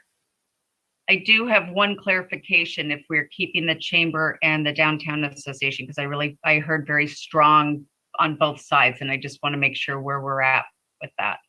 Okay, let's take a straw poll. I say them. Vice Mayor Pussycake, you're on mute. Keep them both. Councilmember Fisher, And keep them. I was fine with this list as it was. Councilmember Healy, Keep them both, thank you. Councilmember McDonald, Keep. Councilmember, who's next? Sorry. King, keep both. Okay. Actually, Barnacle was ahead of you on my list. That's okay. Brian? Yeah, keep them. Okay, so that's unanimous for keeping them. Okay, so city manager, did you have any other questions about the group? No, I think we've got what we need. Okay, so let's go on to the next box, which is the population. What population will the panel be selected from? And a panel makeup. What population will the panel be selected from, and which demographic factors should we use? So I'll kick this off. I think this should be a panel made up of Petaluma residents, for the very reasons why I think this is such an important issue. And we've stated earlier that this is, one of the biggest assets of the city, and it is owned by the city, and it is the city taxpayers who pay for it, have paid for it, and will continue to pay for it into the future. And I think that it is our fiduciary responsibility as electeds to make sure that the people who are deciding what we are doing with our assets are the people who elect us and to whom we are responsible. So that is my position on who should the panel be selected from. And I think the demographics, I tend to favor the K through 12 method there. So that's my position. Does anybody raise a hand? Okay, yes, I see Delinda Fisher's hands up, Councilmember King, and then Councilmember McDonald. Yeah, so three things. One, I agree. I think it should just be the city residents. It should be the K through 12, although I'm not sure that's where we're being asked this question. And that I think in terms of the demographic factors, there were the 7 that they were recommending, and then there was a whole list of others that we could add, and I would offer that it should just be the 7. I don't think the other factors are going to be relevant to this. Okay, so let's get that clarification before we go on to anybody else. City staff, did you want to know the 7 or more, or did you want to know the K through 12 versus census for that second part of this question? Demographic factors. Or HD, anybody who wants to weigh in on that? Sure, I believe 4B refers to the 7 or more than 7 demographic factors that you've seen, and question 5, equity considerations, is where we would think about the population data. Okay, so that's my error. So I'll take that back, and I will agree with Councilmember Fisher about the 7 that the city staff has suggested work for me. So thank you. Thanks for the clarification, Councilmember Fisher. So Dave King, were you the next one? I think so, but Okay, go ahead. the population, Petaluma residents, and then the demographic factors, I agree with the 7 recommended by the staff. Okay, and now the next person was Kevin McDonald. Again, city and 7. Oh, goodness. Okay, then it's Brian Barnacle. I think that we should have representation from outside the city. I think when we talk about diversity, equity, inclusion, inclusion means including people from outside the city, and equity means that we should heavily oversample for people inside the city, because currently there's very little representation on the 4th District Agricultural Association from within the city, but I don't think that means that we should not include people from outside the city. I agree with the 7. I think there's another criteria that might be worth looking at or overlaying on here, and that's the frequency of attending the space. I think there's some people who have, it is used 365 days a year, but that's by a small part of Petaluma population. And I think those people have an important voice. I think people who go there, somewhere between 1 and 5 times a year for the fair or for certain things have a specific perspective. And then there's people who have probably never stepped foot on the fair in their life, and they have an important voice too. So I would say that that's a criteria that I think is important to consider in who's on the panel. Thank you. And okay, so you have the 7 and you have a plus, frequency of attending the space. Okay, and Council Member Healy? Thank you. I would go with city residents and the 7 criteria. Okay, and Vice Mayor Posake? City residents and the 7 criteria. Okay, so I think our straw poll on that is 6-1. And we will go ahead now to the next equity considerations. And should the panel over represent marginalized identities? And is Ingrid, do you want to specify that as in options, or is it just 2 options, or do you want to go to many different ones? Here are the 4 options that were presented. So you could partially, and I'll let Healthy Democracy answer super specific questions, but the idea was there ranges of options for partially correcting for disparities, meaning oversampling a certain category versus another.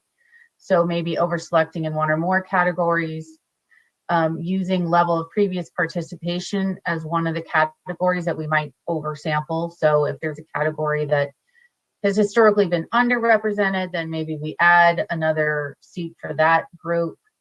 And then another option is to fully correct for disparities, meaning look at every possible disparity and balance the seats of the panel in a way that makes up for that. And I think Lynn can get into the math of that if you want some examples. If we need it, we will ask. Okay. Thank you very much. Vice Mayor? Yeah, I was just, I support fully correcting for disparities. Okay, so that would be option 4. Yes. Okay, and Council Member Barnacle? Thank you. I like using the K through 12 as a proxy for the future, and I think we need to oversample for ages 10 to 20.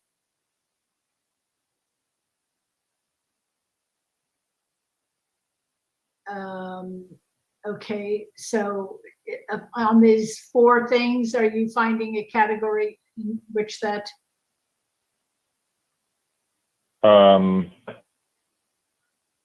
Partially. Fully correct for disparity. That might be over-selecting in one That would specific be category. Option 2 with the Option 2. specific Yeah. category. Okay, Yeah. K plus 12 plus option 2. Okay, BB. Right, and Kevin McDonald. I'd like to go with the K-12, and I believe that is a huge correction. And so I'm comfortable with only that. Thank you. Council Member Fisher. Well, I'm going to go for K-12 and overcorrecting number 4. That's 4. Council Member Healy. I would support using census data for demographics.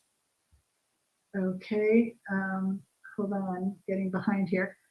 Census. Okay. And Council Member King.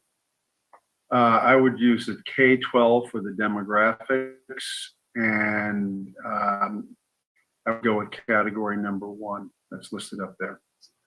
Okay. All right, +1. So let me make sure I have this. Council Vice Mayor is, you said only number 4. Is that correct? I favor using K-12 data. Okay. Okay, K-12 and 4. Councilmember Barnacle, K-12 plus number 2. Councilmember McDonald, I think you're the one I may have not gotten totally. K-12 and what did you say that was enough, right? Well, I'll go with number 1. 1, K-12 plus 4 is Councilmember Fisher, and K-12 plus 1 is Dave King, and census is Mike Healy. Okay, and I'm going to weigh in on K-12, and I'm going to go with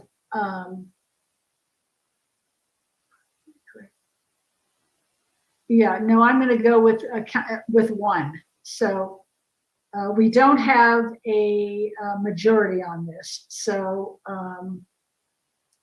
but we have 2 on K-12 plus 4, and we have 3 on K-12 plus 1, and we have 1 on K-12 plus 2, and 1 on census. So does anybody on, okay, are your hands still up, or do you want to speak? Okay. Yeah, I have to. Okay, go ahead, Vice Mayor. Do we have to vote, combine these 2 votes? Can't we do, they'd be 2 separate votes and be easier to conclude? So 2 votes. The question is, should the panel overrepresent? Okay, I mean, can we go back? I'm not sure that what's in front of us is this. Can you, yeah, go back? Okay, so what we're being asked is one thing: equity consideration. Should the panel overrepresent marginalized identities? And so I think it should have been presented as 2 subsets. If I could do it again, I would, where I would separate the metric from the equity balancing. So I think everybody was at K-12. I think it's where we are at with the 1 through 4. yes. Okay, so so we have 2 votes for 4, 3 votes for 1, 1 vote for 2. I am happy to go with 4. I think we should probably be more concerned than less. But that still doesn't get us a majority on that issue. So, can I ask a clarifying question, Madam Mayor? Yes. So my concern is that I just don't feel like 10 to 20-year-olds are represented in the city very well. My sense is that if we were overrepresenting or overcorrecting, or I forget the terminology, that it would probably address that, right? Okay, then I'm good with 4, and let's get our majority and move on. Okay. Thank you. So we do have 4 on that. So that's where we are. Vice Mayor, do you still have a question? No, I'm sorry. That's all right. Okay, so now we're going to number 6. How many and what languages will the city offer the public communications about the panel, including the invitation letter, and meetings and live broadcasts of full panel sessions? Okay, by Councilmember Barnacle, followed by Councilmember Fisher. I support English and Spanish. I do think that Ms. Hubbaker had a good point about people who are blind or deaf, and I'm just wondering if there's any accommodations that could be made for those situations. I would like to clarify, and Alex, would you like to talk about the letter and the card that's going with the letter? Yeah, absolutely. So these decisions are kind of about access for the broader community and broader public communications campaign. The languages that will be available for the panelists themselves will be entirely dependent on what languages are spoken within folks who are selected, and that includes any assistive technologies for folks who need assistance with hearing or visual participation. Awesome, Does thank that you. answer the question? Okay. Yeah, thanks. Thank you. Councilmember Fisher? English and Spanish. Okay, I'm gonna just go down the list. I'm English and Spanish. Dave King, English and Spanish. Kevin McDonald, English, Spanish. Mike Healy. English and Spanish. Okay, did I get you, Kevin? Yes. Did I English, miss Spanish. anybody? Okay, I think we have everybody. All right, so the last question is, what other city-led public engagement activities could take place simultaneously on this topic? I'll leave this conversation off. I personally think that this is something that we are, as has been pointed out, spending a lot of money on, spending a lot of effort on, spending a lot of time this evening on. I would like to see the city, I know the city is stretched on so many tasks for our staff that I would like to see the city concentrate on this timeline and this task and focus on getting this done and not add anything to our plate until we actually see what this group comes up with. Because running something at the same time sounds to me like either you're second guessing or you're not really going to pay attention to what they're going to come up with. So I would really like to see us just, this is where we're putting our money. Let's put our intention and attention there. So with that, I will call on Councilmember Fisher and Dave King as follows.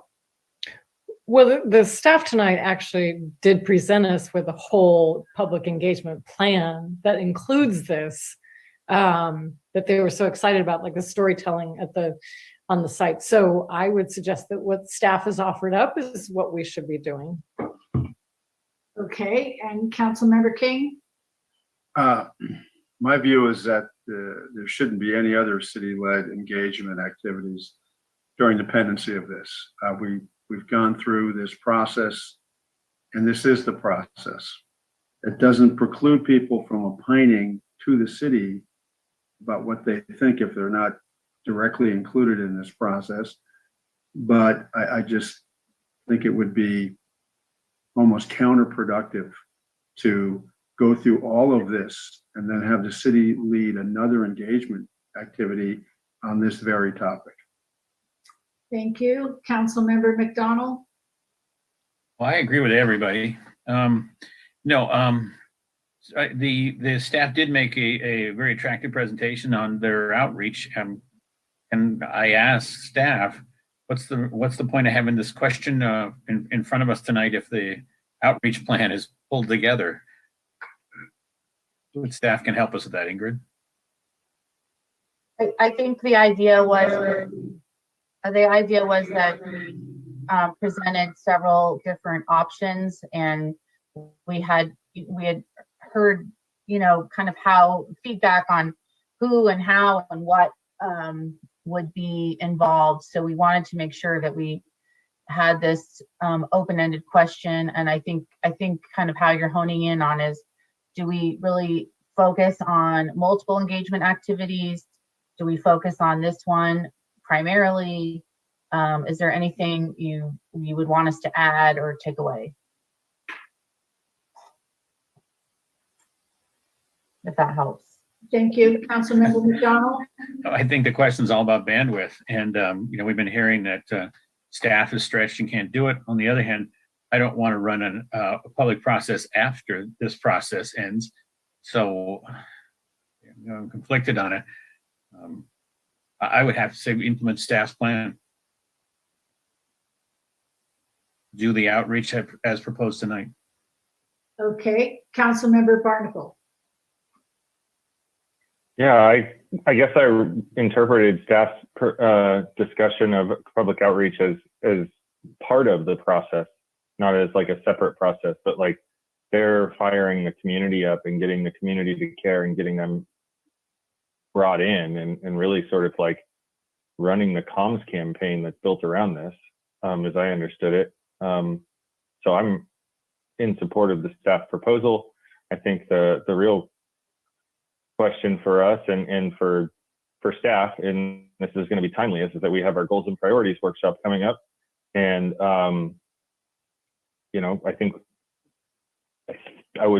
we haven't discussed it. It's not agendized, but my guess is that this is a pretty high priority for city council. So, you know, let's just make sure that when we come back, City Manager Flynn, like, push back on us if you think that we're putting this project in risk. But that's, I want to support the staff proposal 100%. So, Council Member Healy.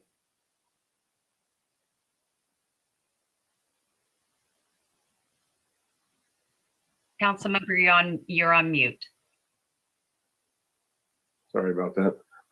I think this is a key part of the community engagement, but it's not the only part. And I don't think anybody should expect City Hall to go radio silent for 8 months on this top topic in the community. So I would say that anything beyond the staff recommendation should probably come to council for discussion before we launch into it.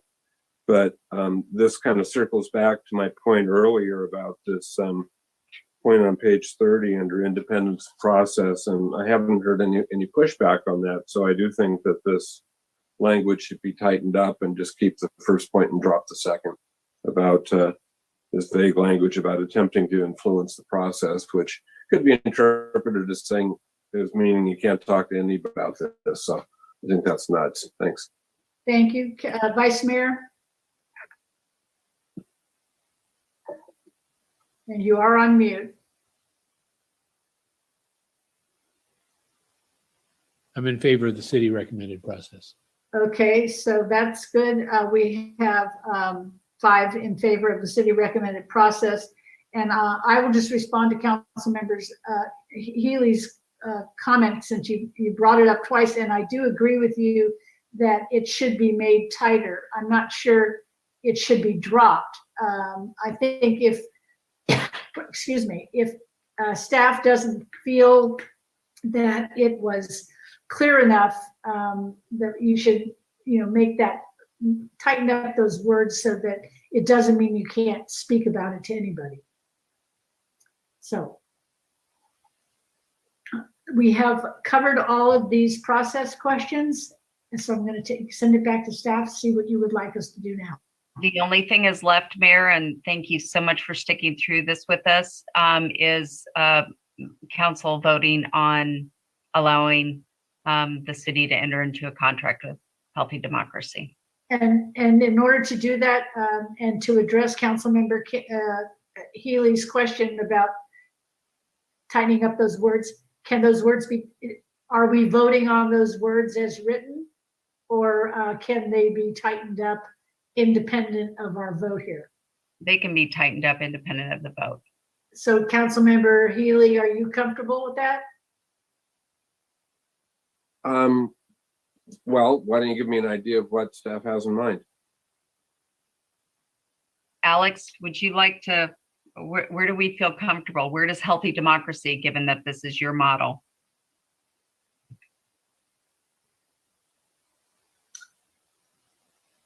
Yeah, I'm trying to think of some revised language on the fly here. Lynn, do you have any thoughts off the top of your head for that sentence? I don't. I'll say where that sentence came from, and maybe that's helpful. I think it would be okay if it weren't there. But I think where it came from were processes in the past where there was sort of political influence that wasn't direct contact, but was things like sort of, initiating campaigns to put public pressure on the panel, or posting posters around the panel's deliberation site, and which has happened. So that's the sort of thing that language is sort of aiming at. But I agree with you that it is overly ambiguous. Mm-hmm.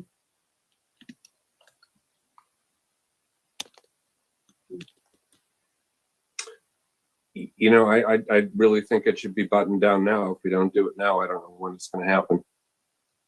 Okay, we have a few hands up. I don't know if anybody has their hand up on this issue. Councilmember Fisher or Councilmember Barnacle.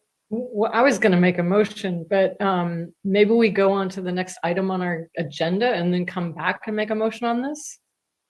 Can we do that? Will staff be able to put that together? Can we just strike that one portion of that statement? Because it sounds like Healthy Democracy is fine with that. Okay, if we is striking it, I think that was one of your suggestions, Councilmember Healy. Is that okay? Yes, thank you. Okay, good. All right. So we have a motion that someone would like to make a motion. Councilmember Fisher. Yeah, I'd like to move that we authorize the city manager to retain Healthy Democracy to facilitate a lottery selected advisory panel to deliberate and provide council recommendations. Oh, I'm not going to finish that sentence at this hour, but yes, please enter into a contract.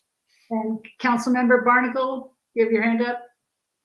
So I do, and I want to offer a second, but I want to raise something that's the very bottom of the council subcommittee thing page. It says offer all subtenants a 2-year lease extension after 12/31/23 on their existing terms, effective only if the fair lease is not extended. What was that meant to be? Because honestly, I think that one of the keys to getting people to take this process seriously is not having it re-brushed. So I'm just wondering, can someone from the subcommittee talk about what that was supposed to be? Sure, I'd be happy to. Madam Mayor, is that okay? Sure. Oh, absolutely. Yes. So yeah, I think that was mostly mine. And the idea was that we're getting input from the fair folks, some of the directors, that their tenants are starting to have to consider what life looks like if they can't stay on the property after a year and a half from now. And that was just intended to give them some reassurance that there would be something there even if the lease isn't extended. So, that's not a decision we need to make tonight. It's just put out there as a thought. It's really not part of the Healthy Democracy discussion, but it was intended as an olive branch essentially, but it's not an issue for tonight. Okay, well, I want to lend my support to that. So if to the extent that there's 3 other council members who support that, I support that. I think it's important for it's doing right by the community to make sure that we're taking care of the businesses on the site. So, okay, but that's not part of the motion. So I don't know. No, I agree. It's not part of the motion, and I'll second the motion, but I wanted to lend my support to that. Okay, thank you. Vice Mayor Puslick, did you want to have further discussion? No, sorry, I was just going to second it as well. Okay, it's motion by Fisher, seconded by Barnacle, and I think Councilmember King wanted to say something. I just had a question, and I'm sorry that I may have missed this, but the language that Councilmember Healy was seeking to strike was part of the motion, correct?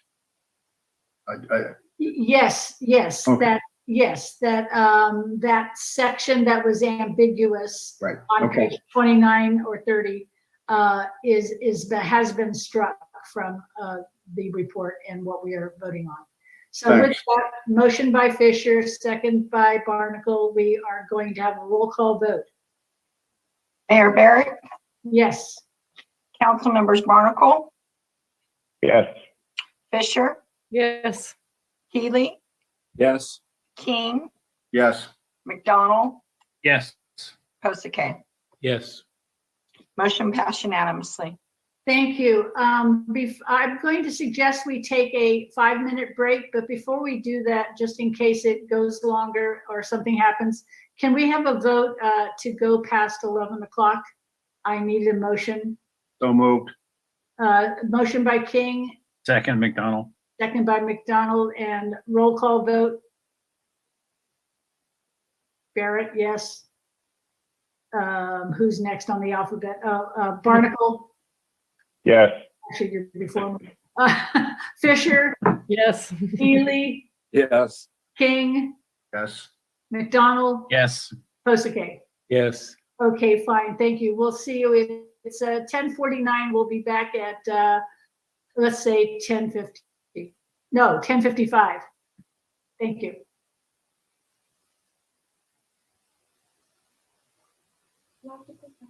I do not. I get to go. I'm leaving. I'm out. I'm not on the other item. Just have to figure out. Ingrid. Hey, Ingrid. Yes. Who said Ingrid? Hello? Ingrid, you have a hot mic. I'm muting Hot you. mic.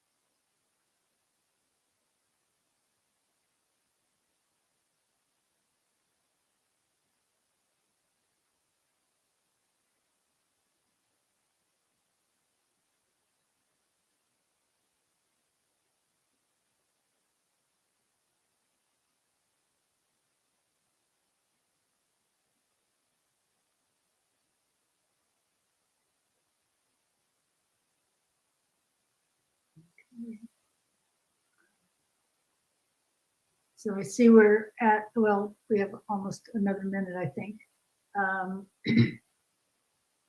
And I'm seeing we have 4 people back.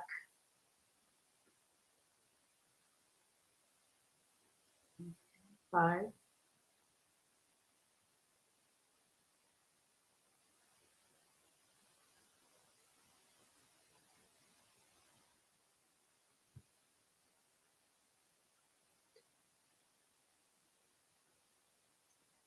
Okay, I think we're all here. So if we are ready to start the meeting up again, we are going to continue with new business after our break. And we will go to item 5B, which is the introduction and first reading of an ordinance amending the Petaluma Municipal Code, section 17.14, to codify universal design standards for new residential dwellings to enhance the full life cycle use of housing and implement citywide work plan item number 95 to adopt a visitability ordinance. So I'm going to call on Heather Hines. Good evening, Mayor and council members. Is that up and everyone can see that? It's up. Yes, that's better. Yes. Okay, great. So good evening. I'm excited to be before you this evening on this next item. As mentioned in the title, it is a work plan item. So whenever we complete a work plan item and bring it before you, it's always such a sense of accomplishment. So even if it is at 11 o'clock at night, we're happy to be here.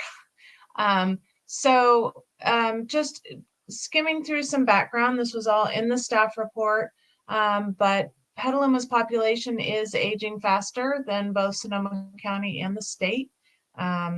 Our population of 65 plus increased by 57.7% since 2000, with almost 32% of Petaluma's population being 55 or older and 6.6% being 75 or older.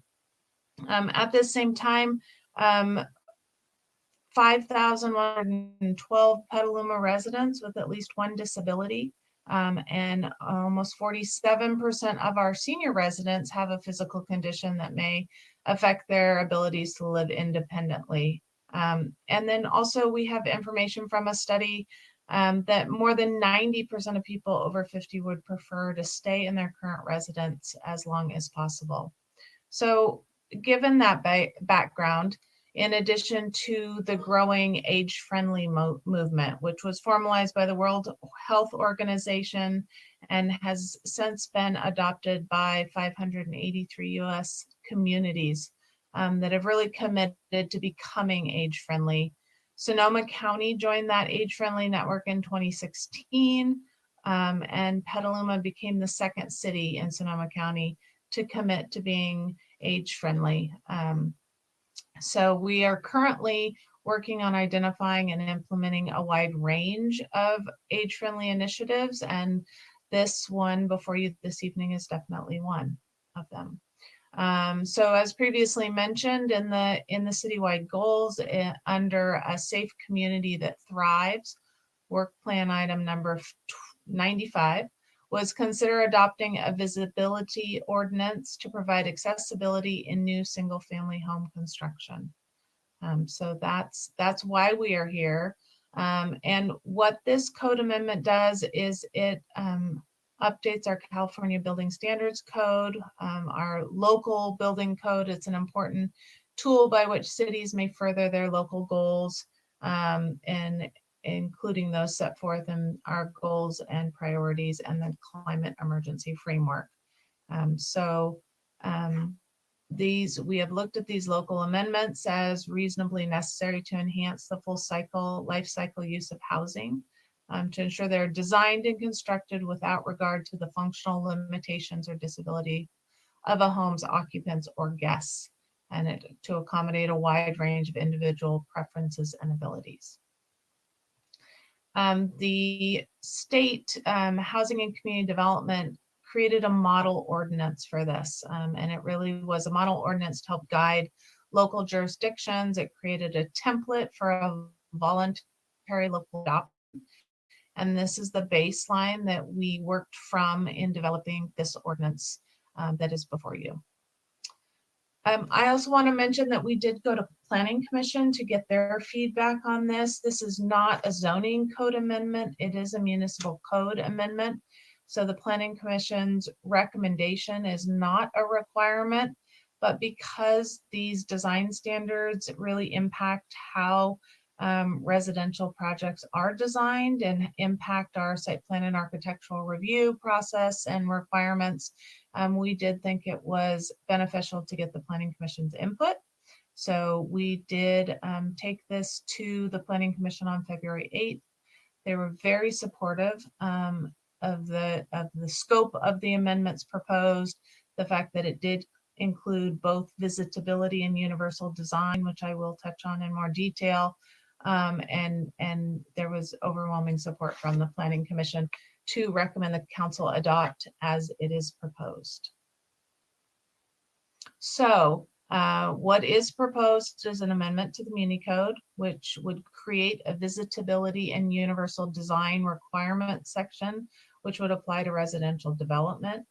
It implements work plan item number 95. It also implements other goals and priorities from Petaluma initiatives, including our general plan, our housing element, our age-friendly designation, and the climate emergency framework. It is consistent with provisions for local amendments to the California Building Standards Code, and it builds upon that model ordinance that was created by HCD. So when looking at the applicability of what is proposed and before the council this evening, this would apply to all new residential development. It has two different standards for criteria. One is for residential buildings with 4 or fewer units, and that triggers requirement that all of the dwelling units be required to meet the requirements for visitable dwellings. And when you get to residential buildings with 5 or more units, that triggers universal design requirements of 30% of the units.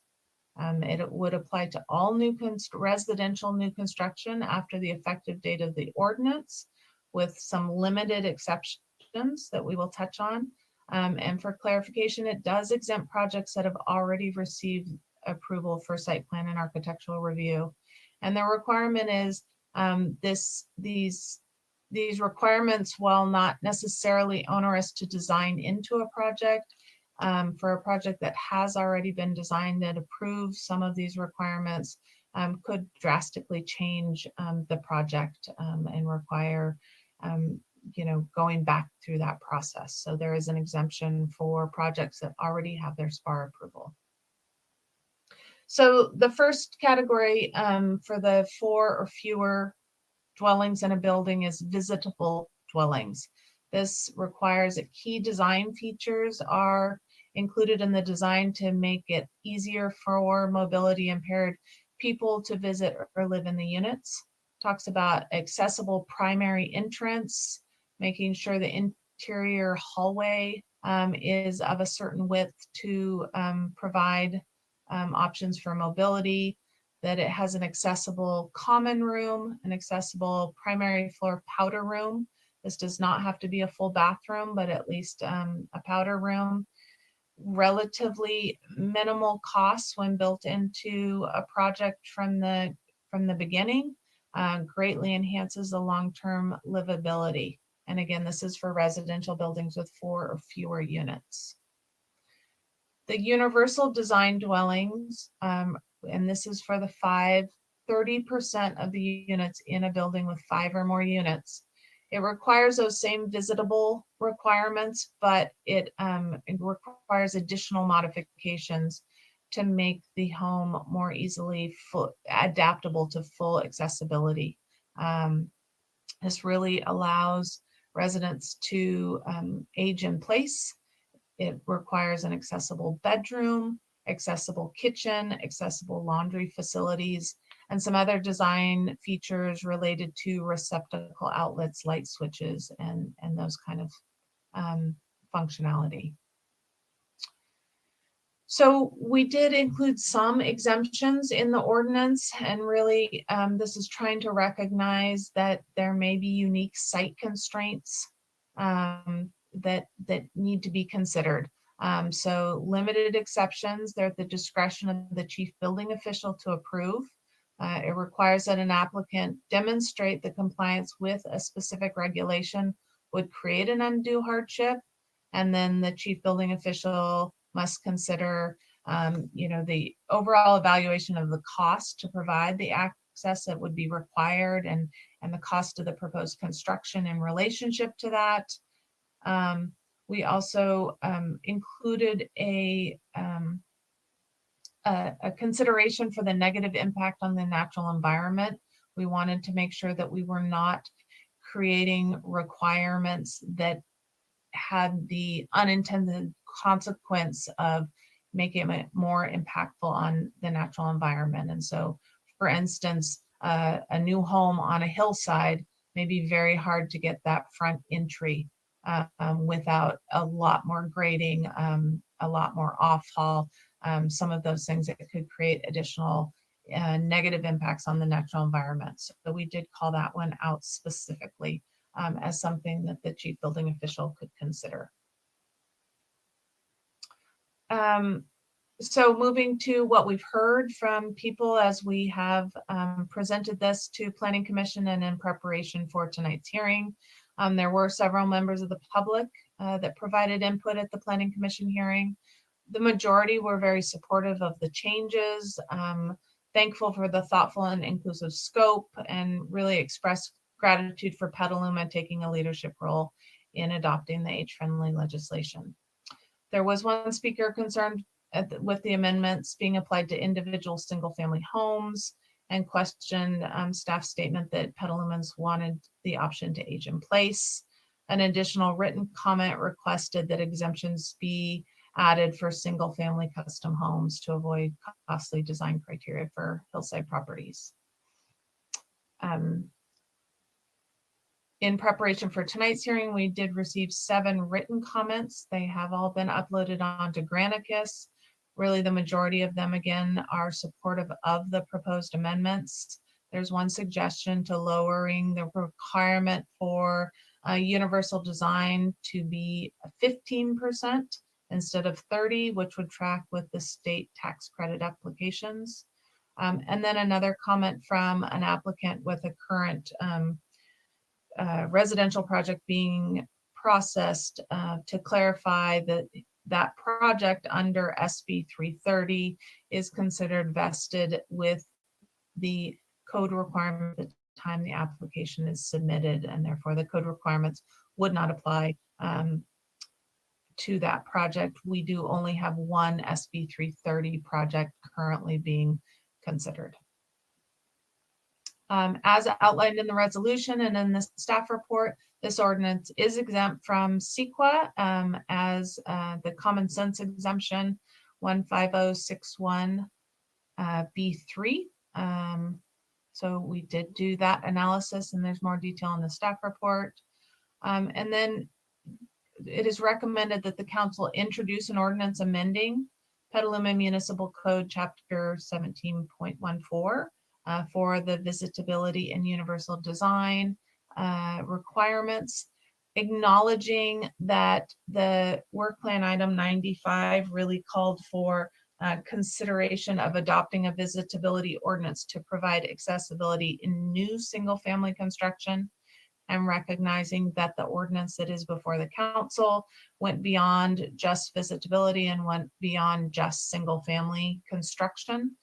So there were some alternatives laid out in the staff report should the council want to modify the requirements to only consider the visitability requirement for new single-family home, or revising to include visitability on all residential, but eliminating universal design, or some other hybrid. So just really wanted to acknowledge that and provide those alternatives at the council's discretion. So that is the extent of my overview. I do want to acknowledge that Charles Lucas, our chief building official, is here, as well as Dylan Brady, our assistant city attorney, and they have been instrumental in helping put this item together for the council's consideration. And we are all here for questions. Thank you very much. It was a very good staff report and a very good presentation at this late hour. So I will ask the council members if anybody has any questions on this issue. I'm not seeing any hands raised. So, oh yes, I am now seeing two. Okay, Councilmember McDonald and Councilmember Healy. Thank you very much. Sorry to delay execution of this. Just wanted to weigh in. The Planning Commission was and did enthusiastically endorse this change, and they spent a lot of time discussing the exemptions, and they were pretty confident that the staff handling of exemptions would probably be sufficient, and that there's an appeal process available. Was really no concern about it past that. But we also look at all these changes we make to building codes and whatnot, but they all apply to new housing element and to new housing. You'll see that in the housing element, only 23 certificates of occupancy were issued last year. Like, we didn't have any new houses last year. So they were also supportive, though not part of this motion, of assigning this to major remodels, 50% remodels where you have to do sprinklers and et cetera. Anyway, so that was also part of the discussion. I did have a question, which is, where does the 30% come from? Noting that 15% letter from the public. I actually, is Dylan, Patrick, can we pull Dylan over as a panelist? Yeah, just 1 second. Thank you.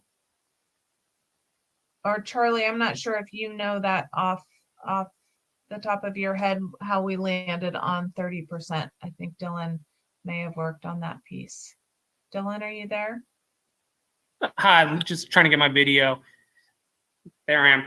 Heather, I think this was a recommendation from the previous MWork grouper worker, Colin. So Kevin. Okay. Kevin, that's his name. This started being put together by Kevin Collin, who was working on this around the same time as the all electric. And he had talked with a number of other jurisdictions who had done it. So I don't know exactly why we landed on 30% over 15% or 20% or 22%. I don't know. I'm guessing we kind of looked at other jurisdictions and put together something that we thought seemed like the right balance.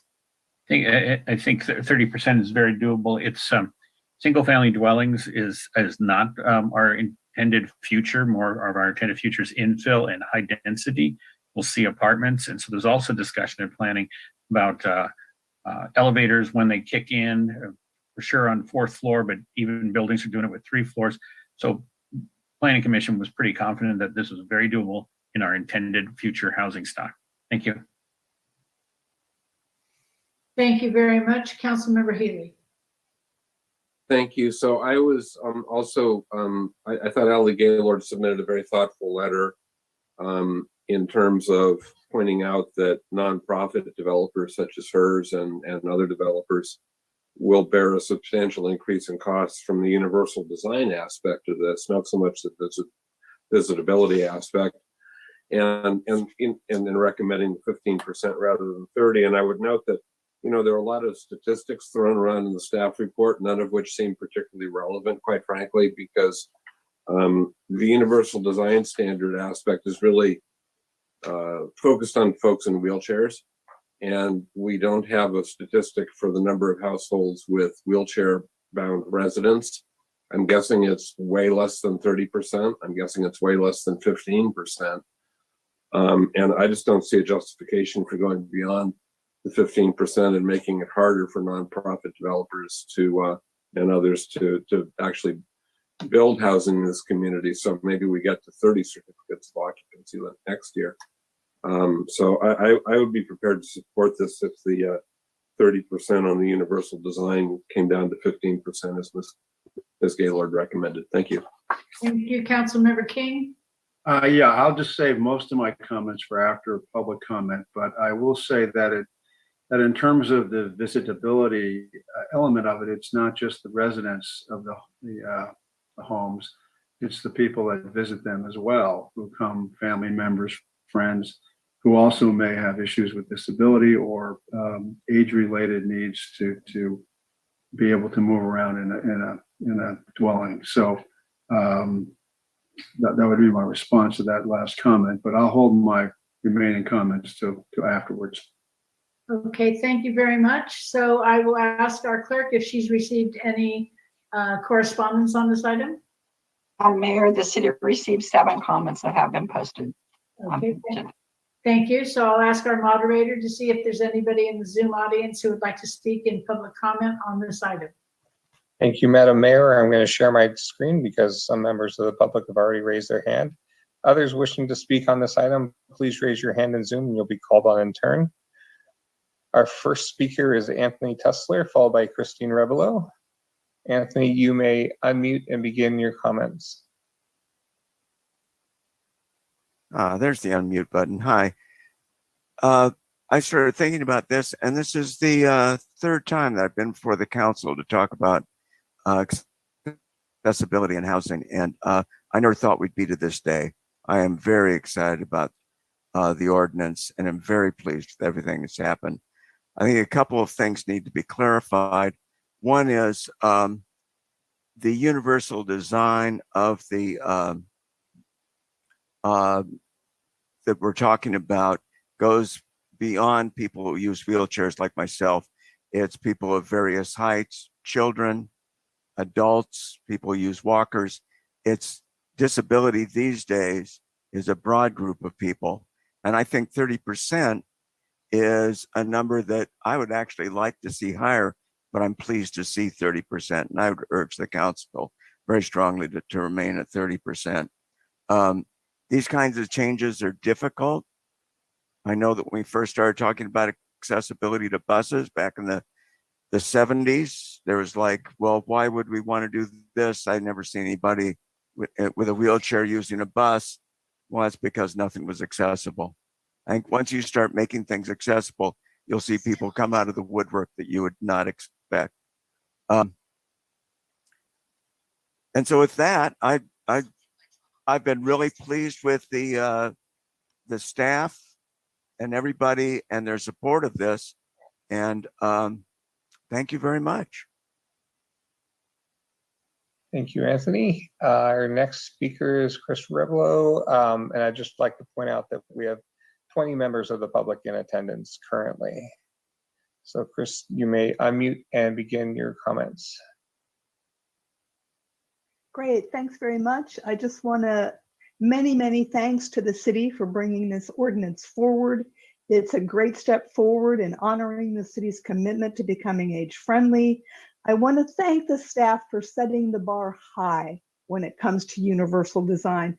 I don't think it's unreasonably high. I want to second what Anthony mentioned about, you know, once these changes happen, they catch on and they become more popular. I understand that builders and developers could be granted exceptions. I just ask that at this point, let's keep the bar high as the starting point when it comes to visitability and universal design.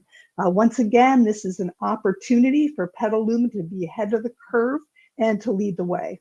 And please know that there is an increased interest in this topic. I attended the presentation about the proposed Oyster Cove development last week, and I was really pleased. There were a lot of questions and comments about accessibility and accommodations for aging.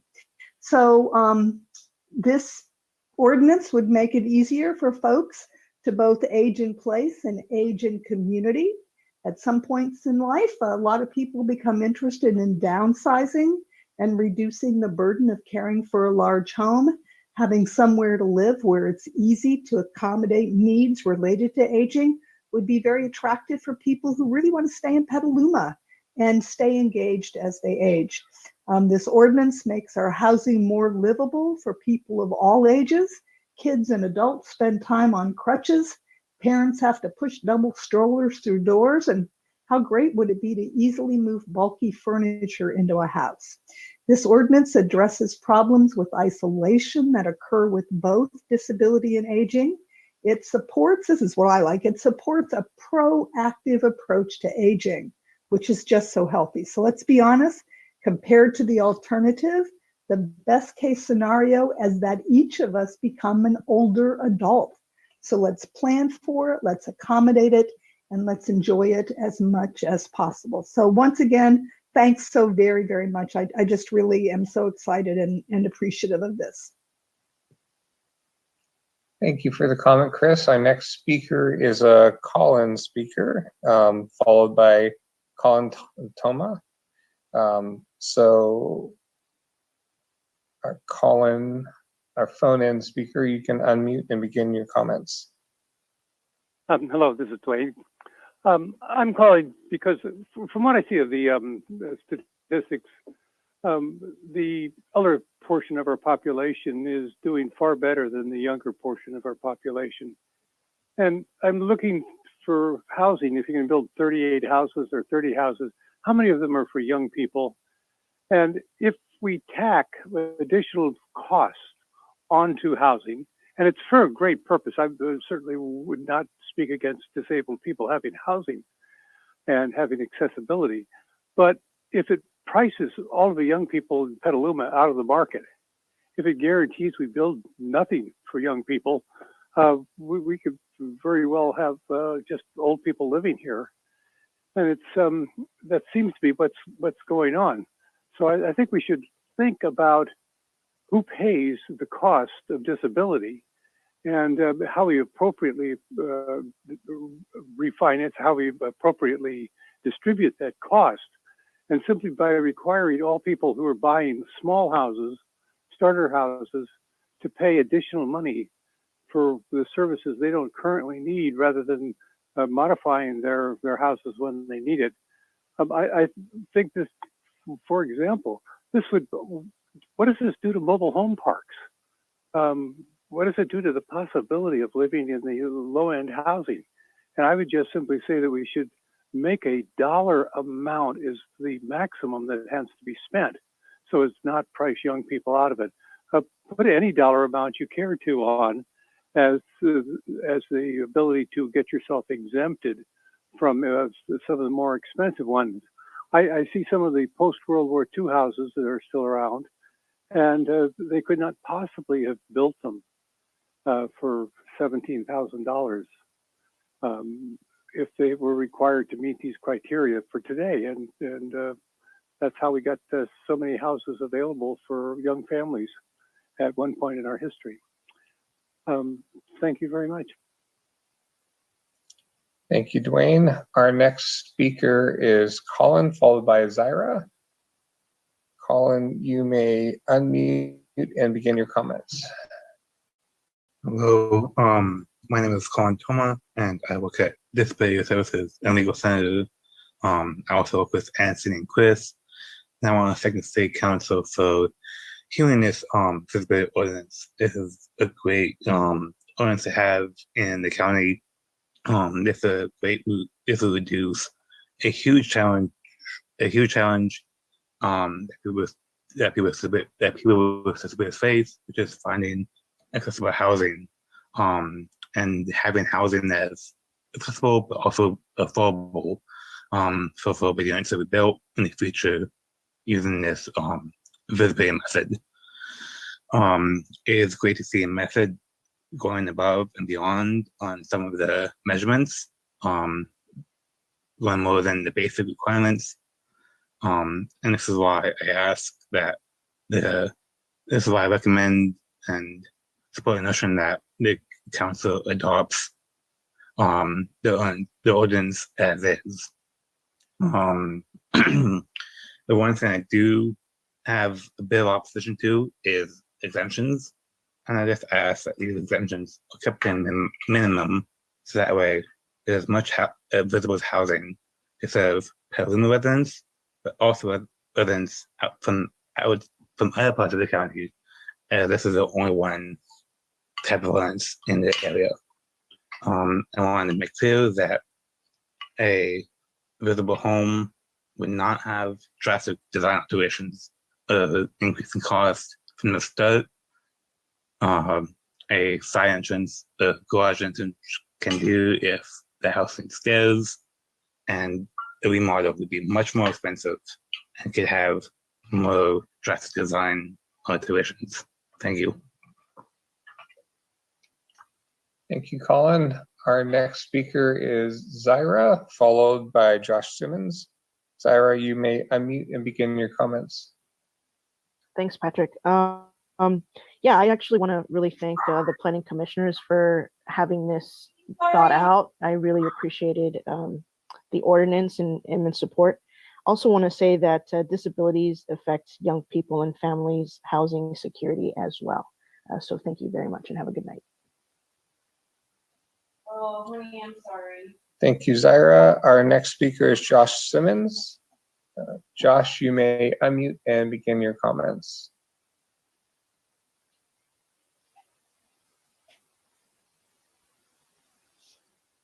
Are you there, Josh?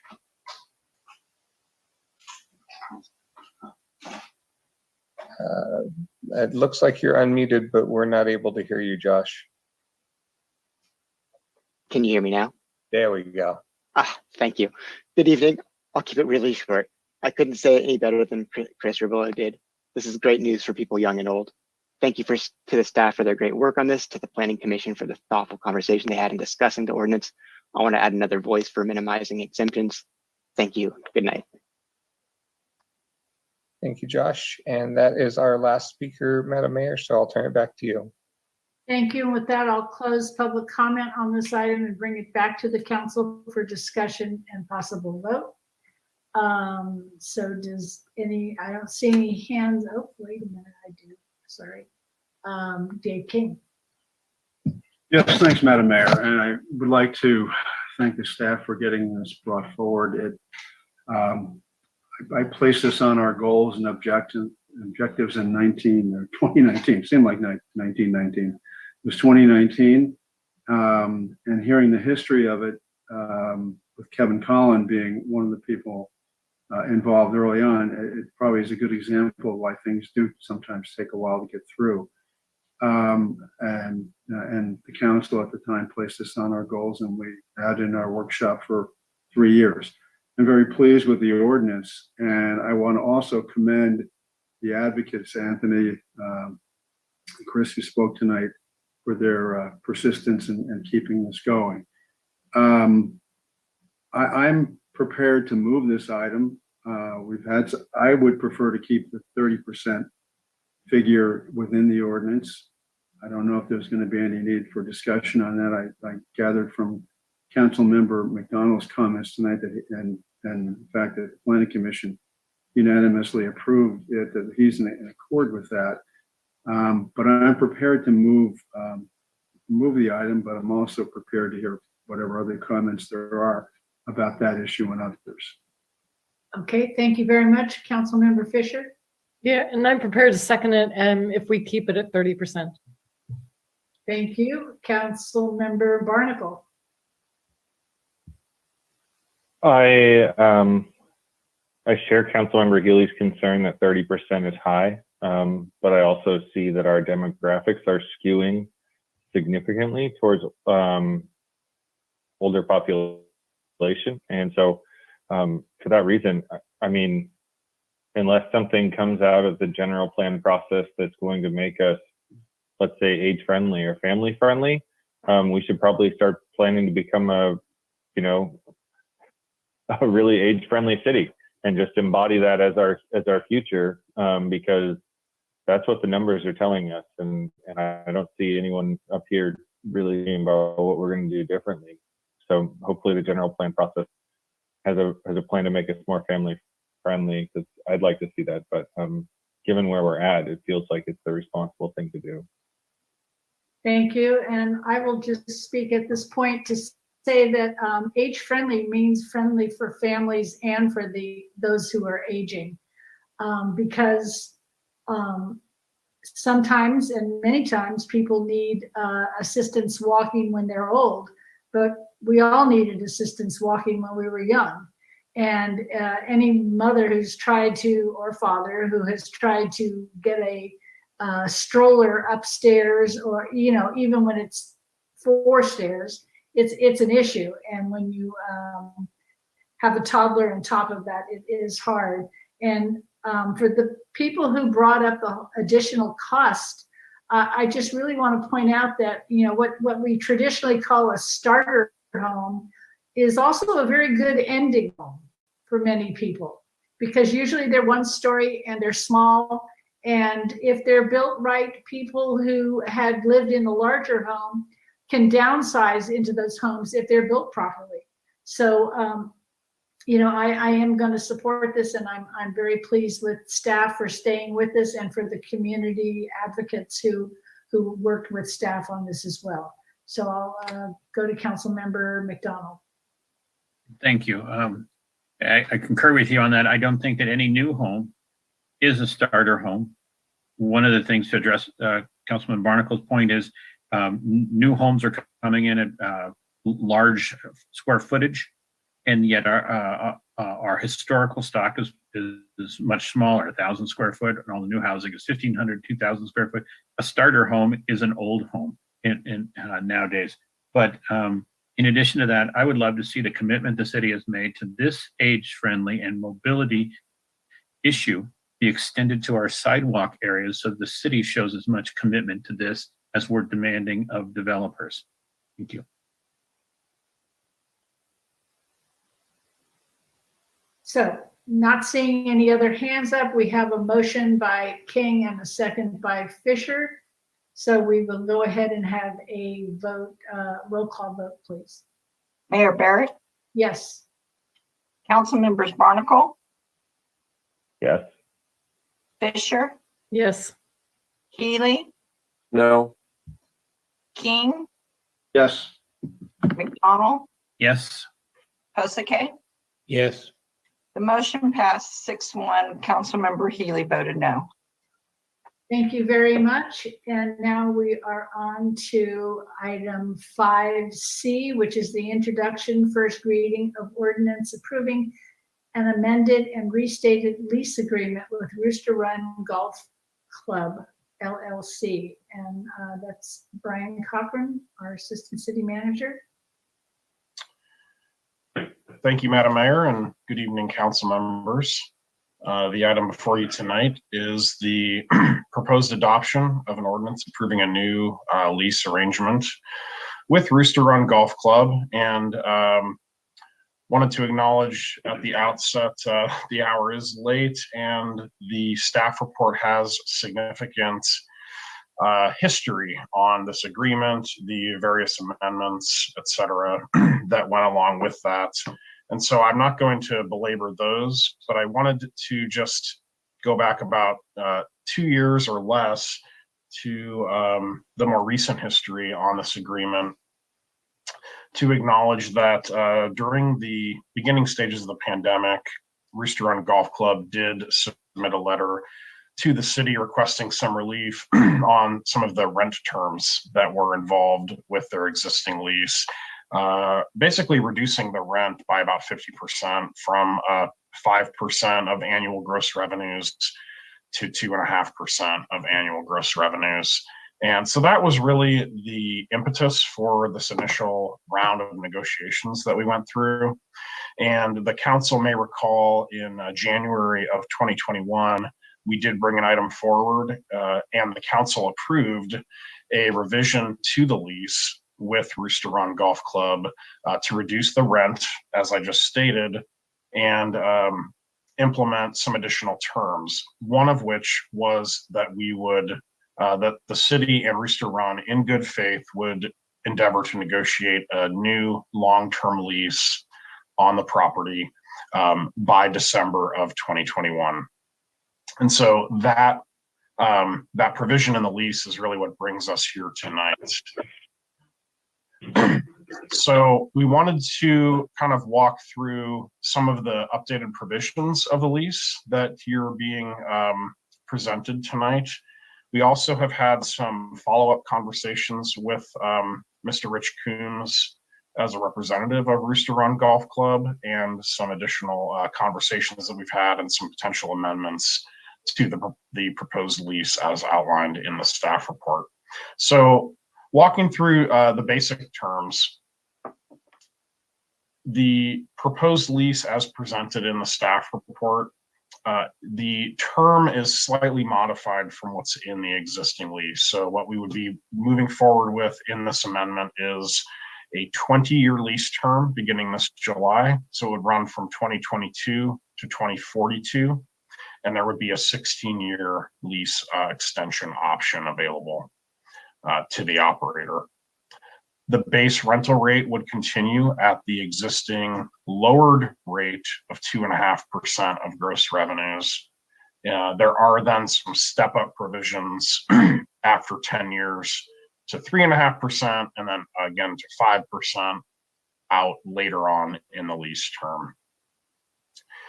There are some additional amended requirements in terms of the definition of gross revenues, the updated recycled water agreement that would be required to be adopted.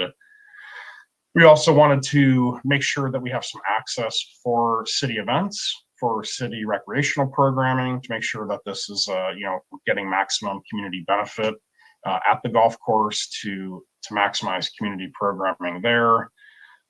We also wanted to ensure that the course is adhering to best management practices in terms of pest management, eliminating the use of Roundup and other pesticides on site, et cetera. So we wanted to ensure that that was indoctrinated into the lease agreement.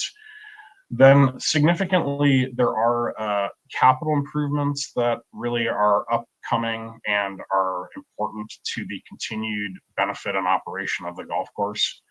And so those include re-roofing of all of the buildings, repaving, restriping, curing the dry rot that is in some of the existing buildings, et cetera. So we wanted to make sure that that was included in the lease. And then looking out longer term, beyond 2028, the lease would establish a 3% of gross revenues capital improvement and maintenance fund that would help fund future improvements that may be necessary to ensure that the buildings and the course continue in excellent condition for the community. And so all of those terms are encapsulated in the agreement that was presented to the city council on in the staff report as the draft agreement.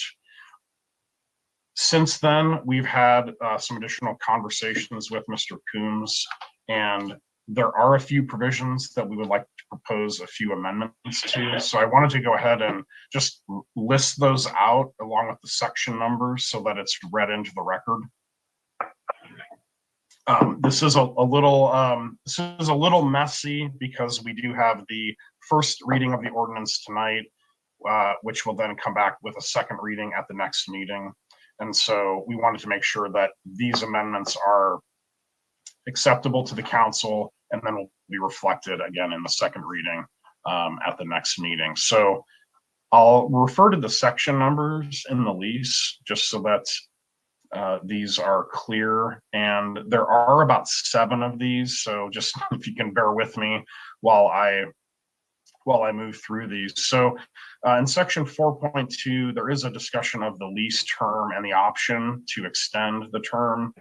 And there's a significant amount of additional verbiage that's been added in by the city in terms of initiating a compliance review and making sure that the operator's in compliance with the lease, et cetera. We think that we can trim down that language. I think the bank that has a loan on the property, Exchange Bank, had some issues with the extent to which the city was going to be reviewing and potentially could veto the option, et cetera. So we wanted to make sure that it's clear that that option is available. It can be exercised, and while the operator does need to be in compliance, the actual content of that verbiage, I think, can be trimmed down between the city attorney and the operator's attorney. Next up, which this one may require additional discussion, so I'm flagging this second item, and Eric may want to weigh in. We've had ongoing discussions both internally as city staff as well as with Mr. Coombs on the wastewater recycled water agreement that is currently on the property. There are some significant concerns that the city has with the existing agreement, both in terms of cost, what we are charging Rooster Run for access to that water, as well as our ability or lack thereof to curtail their access to water in case of a water emergency like we had this past summer. So that's a significant concern, and Eric may be able to articulate where we want to go with that agreement a little bit better than I can. Wanted to just continue. So section 11, the definition of gross revenues. We reinstated an old definition of gross revenues in this amendment that basically included everything under the sun that could be included in gross revenues. In subsequent conversations with Mr. Coombs, we wanted to go ahead and restore that to the old definition that would have existed through Amendment 5. Basically, the catering and restaurant business is, in his terms, a money loser for his enterprise, and so to then require, an additional contribution of rent payments on a negative operation for him did not seem fair, and I think the city staff is generally in agreement with that. So wanted to revert that back to the prior definition. Next thing, section 13 includes a little discussion of parks maintenance and best management practices, and there's an inclusion in there about syncing up with the integrated pest management plan and best management practices. That is still to be determined and evaluated by the consultant that we have working on that plan.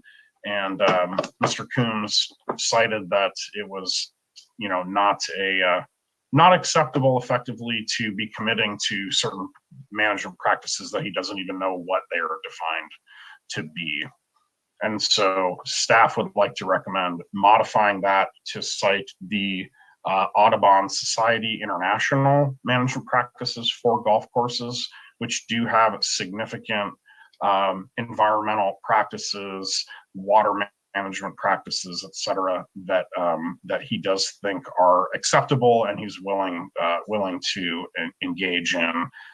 Additionally, in that section, we want to continue to reference the ban on glyphosate use that the City Council implemented with the Fifth Amendment.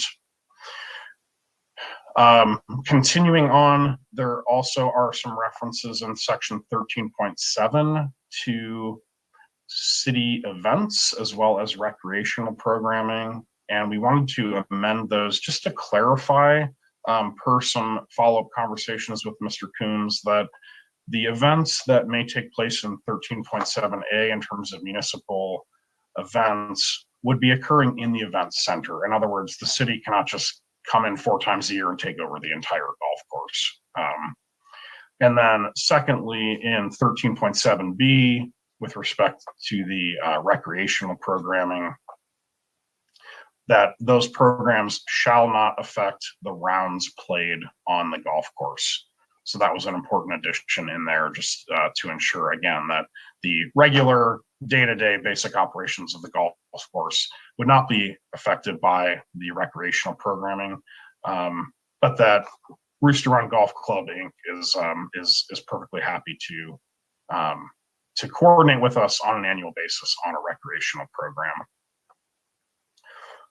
2 more, and then I can maybe defer to Eric to talk through the recycled water a little more.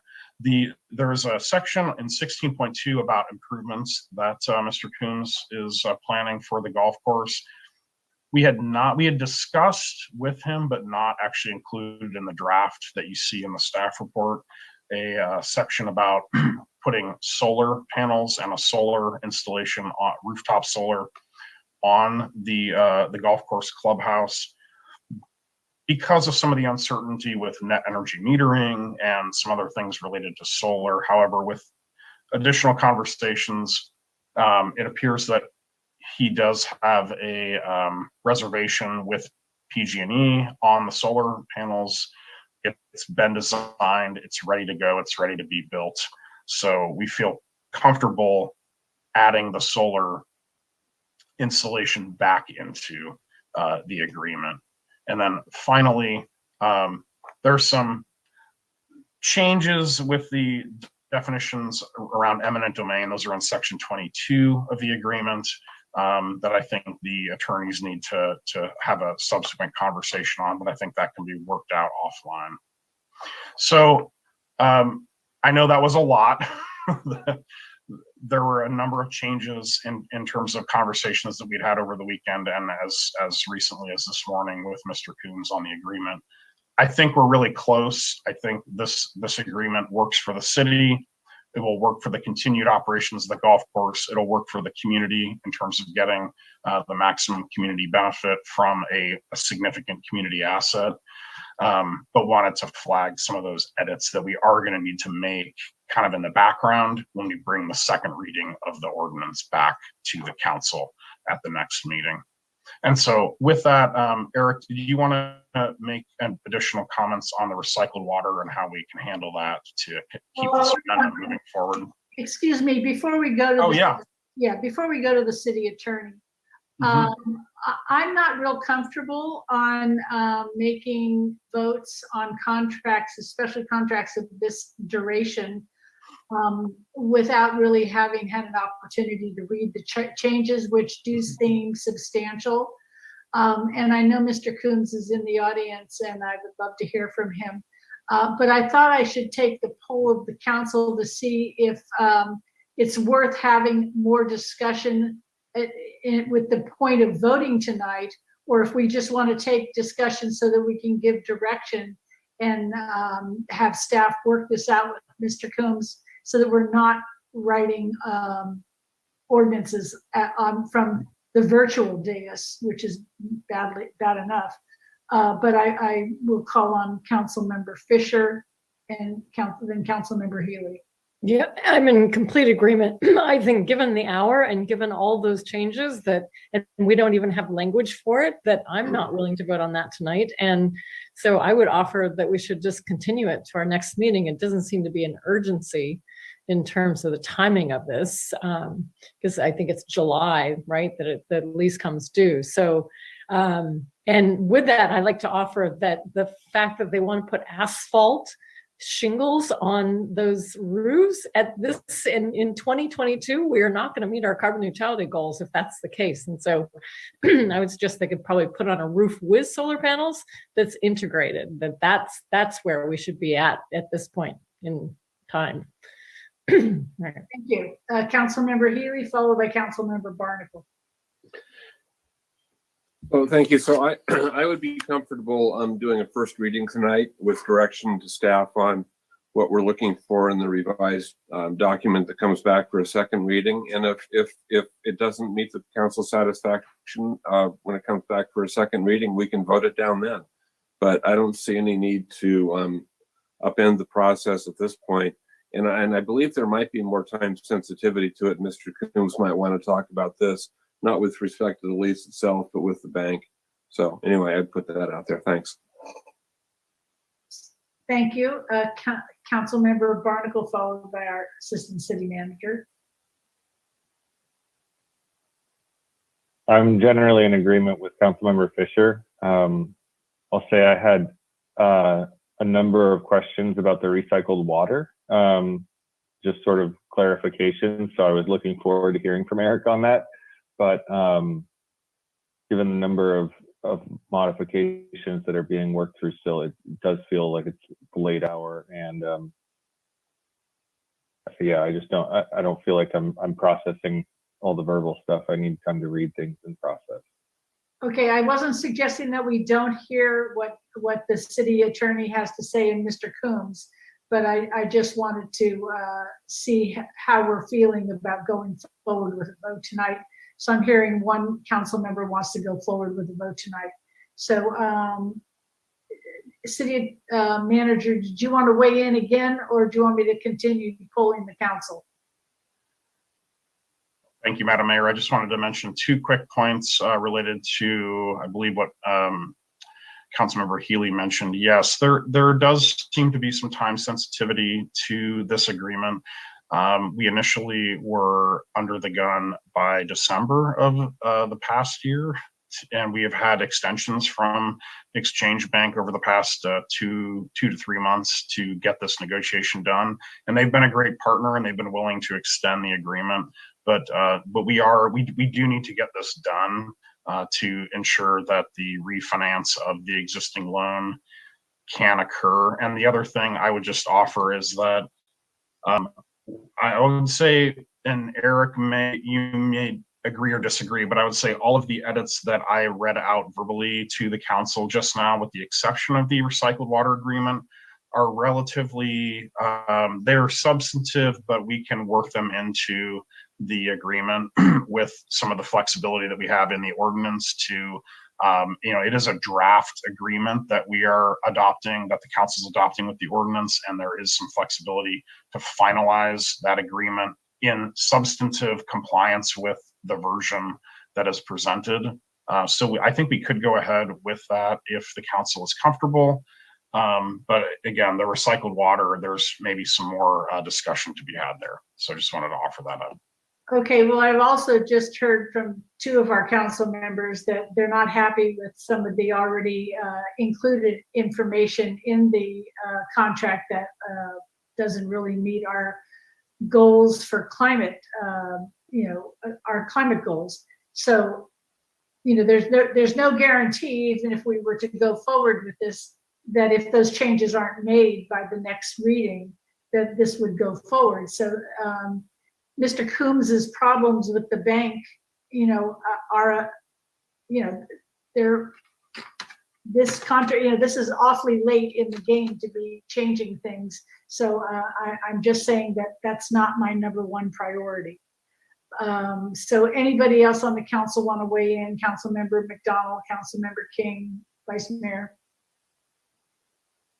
Are you ready to go forward tonight? So should we just go ahead, Councilmember King? I have a question about when this can come back and when the second reading would be. I would rather get some of these things buttoned down and have, from what I'm hearing, some concerns with some of the details from my colleagues.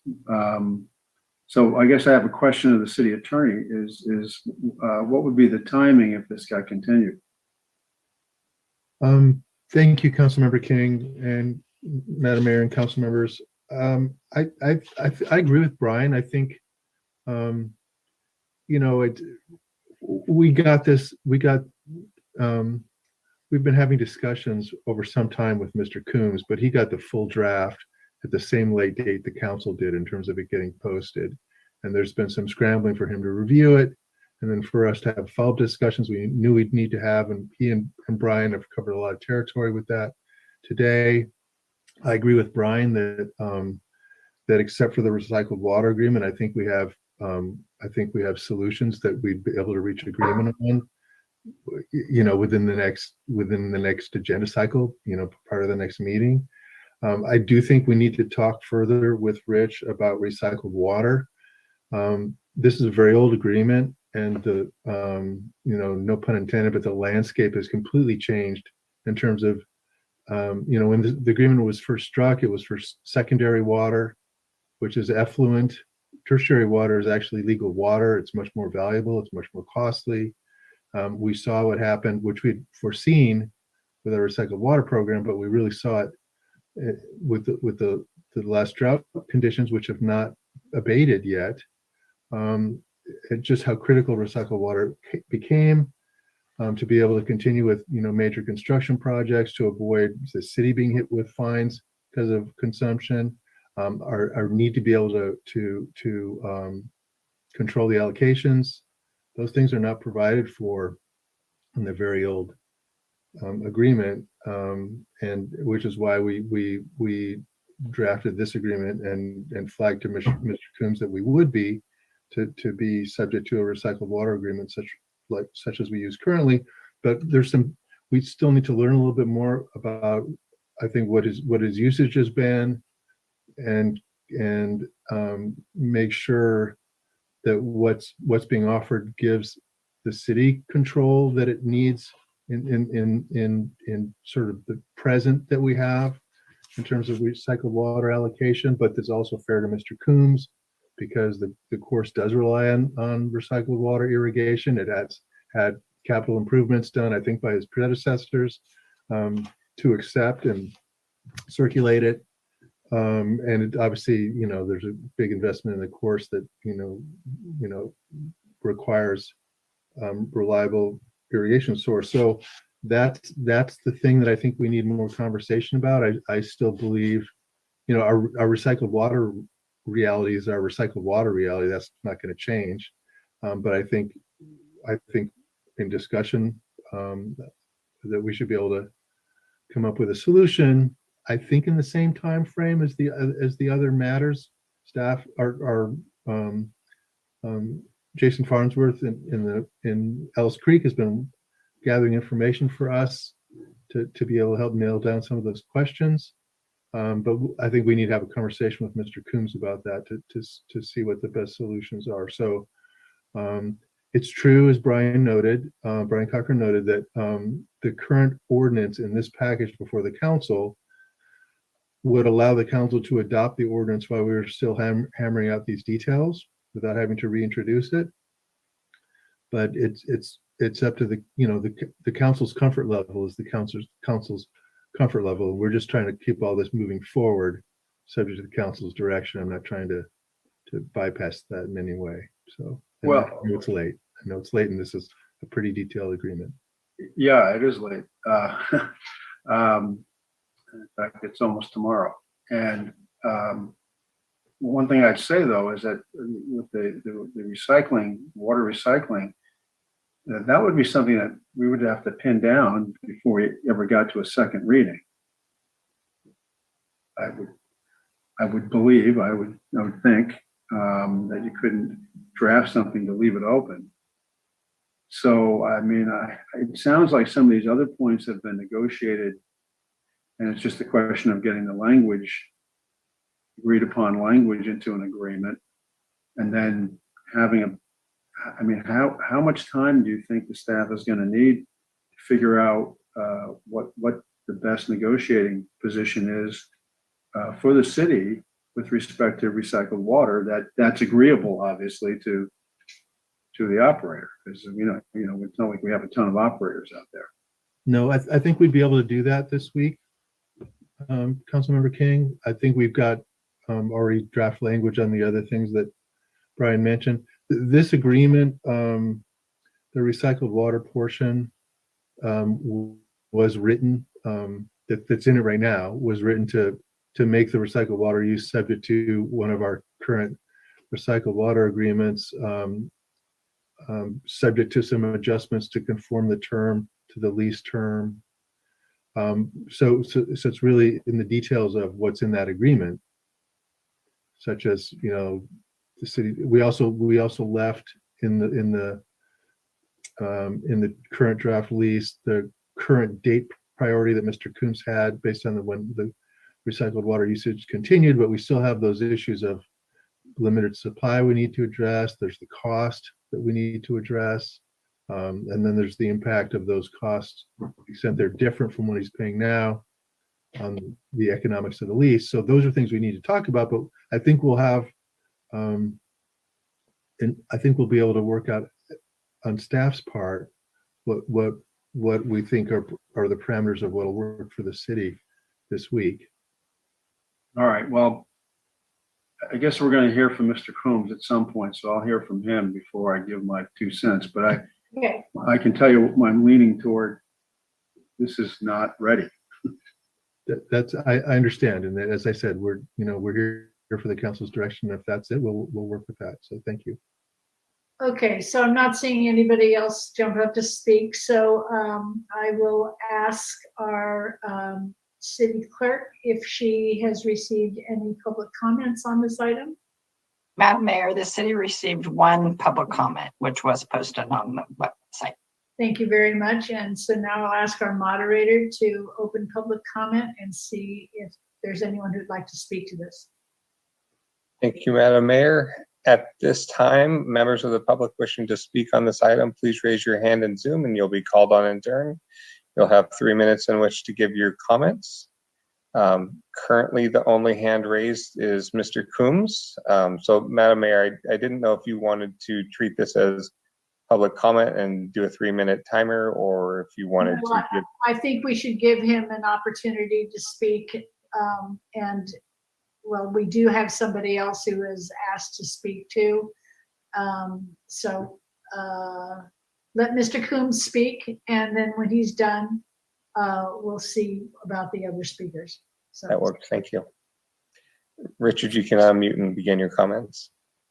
Thank you, Madam Mayor. I want to again apologize for the lateness.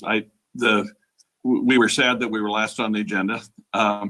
This has been a very detailed discussion with staff stretching back, really got going about 8 months ago. Was intended to be done by December 1 because our loan was due December 5th. I went back to the bank, requested to staff, and got it extended to March 5th. And then again, staff is very busy. You keep them very busy. I've just witnessed that tonight. But so with the redrafting, we did not get this till Friday morning. So we've had our attorneys, the bank attorneys, working over the weekend. Our discussions today were very fruitful. I think we're there, but I don't want to ask anybody to do anything they're not comfortable with. I will tell you my bank loan comes due next week, but I don't think the bank's going to foreclose me. But I would very much appreciate the first reading tonight if you so chose. The biggest things that we wanted to emphasize is one is there had been some discussion on waiting on solar. We put that back in because we told everybody we put that back in. And then to the issue of wastewater, if I can just briefly give you the background because I have the history and no, it wasn't my predecessor. Nobody has ever spent a dime on this project but us. We have spent every dollar to build this. The city has built no money. Our predecessor spent no money. The original design of the golf course originally intended to be wastewater. The city at that point in time decided not to extend wastewater out to Brewster Run Golf Course. And after we started construction, said they were not going to be able to deliver us wastewater. We then spent the money to drill wells. We have wells that use groundwater that are sufficient to irrigate it. And we irrigated, I don't remember, probably 6 or 8 years with groundwater, at which time the city came back to us and said, by the way, our plans have changed. We'd like to bring you wastewater. Would you now accept wastewater? And we would like you to accept wastewater because we'd like to save the groundwater. So we had made that change and went through paid for the connections and did all those things. And so that's the history of how we came to where we are today. And our requirement for switching from groundwater to wastewater was that we not be charged more than we were currently paying. The city at that time said, well, you're paying for pumping, so pay us for pumping and we're good. And so that's the history of wastewater. We know that's a good use for this on the golf course, but that's how we got here today. And I certainly doubt that you all want us to go back to groundwater.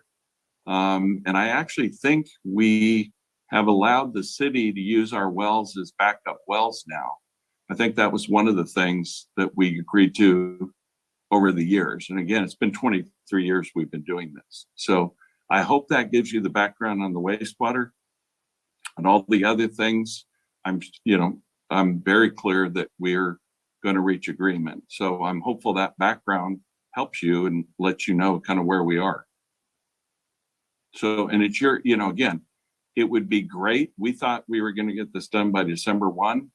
It got extended, but again, it's super late. And again, I didn't do any part of it being late. So I'm at your mercy, whatever you choose to do.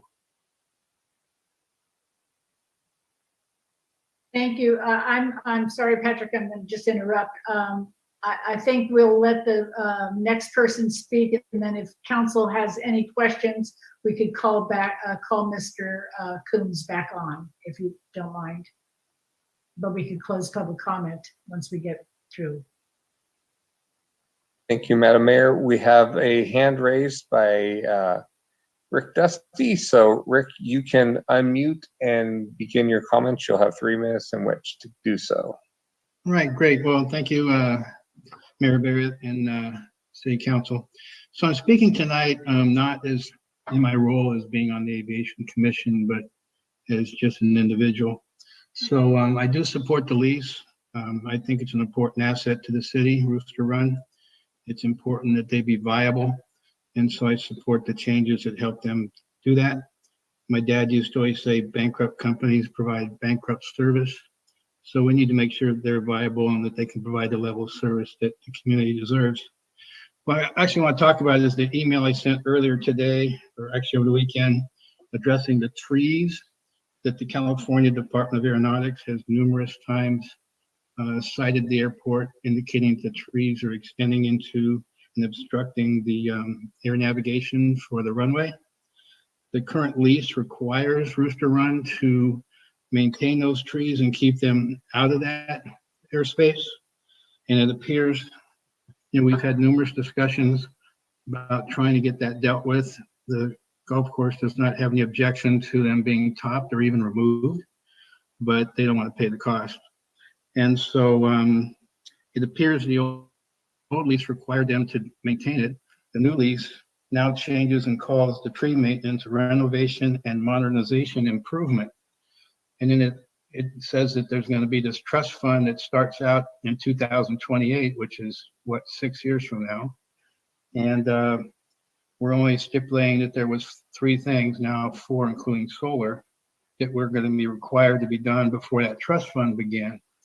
And what we'd like to see is that we kind of hold the golf course feet to the fire and indicate that they need to do something with these trees. The risk we have to the airport is that we have an instrument approach there for landing in bad weather. And that approach has a design that's designed around the topography of the airport, which includes hills and obstructions and trees and antennas and anything else. And we risk the airport losing that approach or having the approach changed because of these obstructions. And, we have FedEx coming in there twice a day, picking up packages to get down to Oakland and make flights around the country, which is an important service to the community. And so I think from my perspective, we just would like, as we're negotiating this new lease, that we get some kind of accommodation to solve this problem with the trees. So anyway, thank you for your time. Thank you, Rick.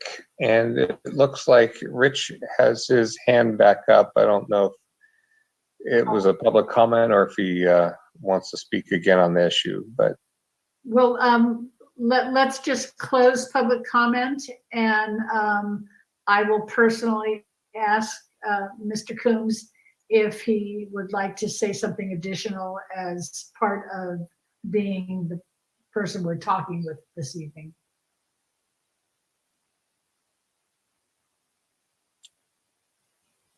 All right. Yes, thank you, Madam Mayor. We just got that email today, and I believe what's being discussed is some poplar trees that are over near our wedding area, and we've cut them in the past. I checked with my general manager today. I think there's just been some miscommunication. We're happy as part of this to top the poplar trees again as part of all this. That's fine. We couldn't find anywhere where we had been contacted asking us that. We thought they were going to do it. So if they're wanting us to do it, we've done it before. We'll do it as part of all this. That's fine. Thank you very much. Okay, stick around. People may have questions. Yes? Absolutely. Could I just briefly add about that? The grant of abrogation rights to the city that was in the prior lease is in the current draft. It's section 9, and those obligations to maintain the airport's approach zones, transition areas, horizontal zones are still there, and there's an obligation under section 9.6 It says, in the event any tree on the leased premises adversely impacts flight patterns, the tree height shall be reduced by lessee. Cost thereof shall constitute a renovation and modernization improvement. So I don't think that's a change.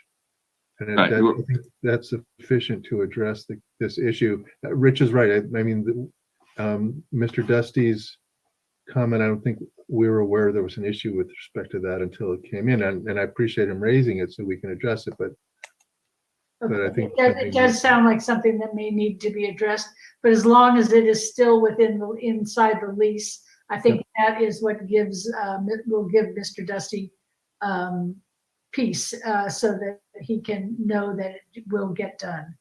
Okay, so right now I'm going to go back and see if council has any questions or comments. I see the vice mayor has his hand up.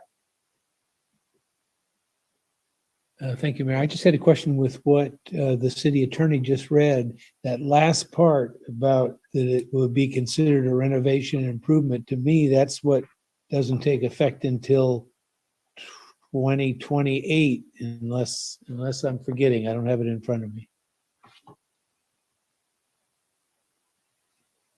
Do you want to reread that, Eric, please? No, Councilmember Postake is right. It does say that. And I mean, we may want to look at the timing. I mean, I'm just thinking the way those provisions are currently in the lease, there's some initial improvements that don't list like tree removal. And then there's some future ones that are supposed to be done based on a schedule agreed by the parties. So the strange thing, I mean, we probably want to talk about that with Mr. Coombs as to the timing, because I mean, it sounds pretty clear that he doesn't have an objection to addressing that. He can't really, because that's a enforceable easement right of the city. It would seem to me that the effect of that language would be to delay the recoverability of the expense as a capital expense until later. But I don't think there's any intent on the part of the city to necessarily do that. So that might be something that we'd want to do a final tweak of too, to make sure that it works as intended and the trees can be addressed and the cost of that doesn't conflict with the other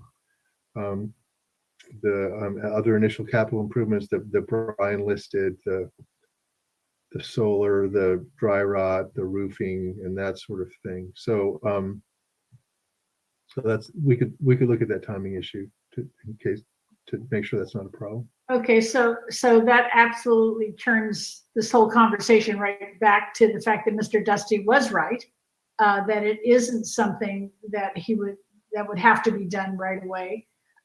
And this is exactly the kind of small issues that make big impacts on our community's well-being, and important business arms in our community, such as the airport. That makes me very uncomfortable voting on this evening, with the hope that everything will get done, and then on a week from tonight we will have this vote, the second vote, which will, I think, have to have a lot of conversation if all the I's are not dotted, the T's aren't crossed. So I'm just putting that out there. I'm not looking for an answer on that. But I'm sorry, I thought you put your hand down, Vice Mayor, but I see it's. Yeah, I meant to. Okay, all right, sorry about that. Okay, Councilmember Fisher. Yeah, I just want to reiterate my discomfort level right now with thinking that we're going to try to take a vote on this. Again, given the hour, given the complexity of the issues, it feels like, I hear where everybody is in terms of the negotiation, but I feel like we're sort of squeezed in the middle here, and we're not involved in those conversations, but we're being told to sort of accept that it'll all be okay. And I'm not comfortable with that. I appreciate staff, but yeah. Thank you, Councilmember Healy, followed by Councilmember Barnacle. Thank you. So, if we don't do the first reading tonight, would staff be able to get this back with all the necessary changes for next Monday? For first reading then? I think so. I think then our mostly hinges on our conversations with Mr. Coombs about the recycled water, but I think the other things are pretty straightforward, really. Okay, well, it's not going to make the Tuesday packet, but it might make the Thursday. Yeah. Yeah, I would say, sorry to interrupt, Councilmember. I would just say, yeah, 6 out of the 7 items that I rattled off there during my presentation, those are easy. We can take care of those in language changes without an issue. The recycled water is the one that will require more substantive discussion. Okay, well, you know, if we can be assured it comes back next Monday, then I'm okay.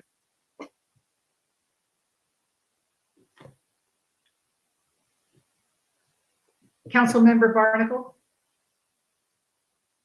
I'd like to make a motion to continue the item. Okay, is there a Councilmember McDonald? Second. Okay, and are you going to continue to a date certain or uncertain? What would staff prefer? It's not a public hearing item, so it's not like we need special noticing for it. If you want to continue it to as soon as we can return with it or give us specific direction, that's fine. Okay, I think that's what we'll have to do. So there is a motion by Barnacle and a second by McDonald, and we will have a roll call vote. Mayor Barrett, Yes.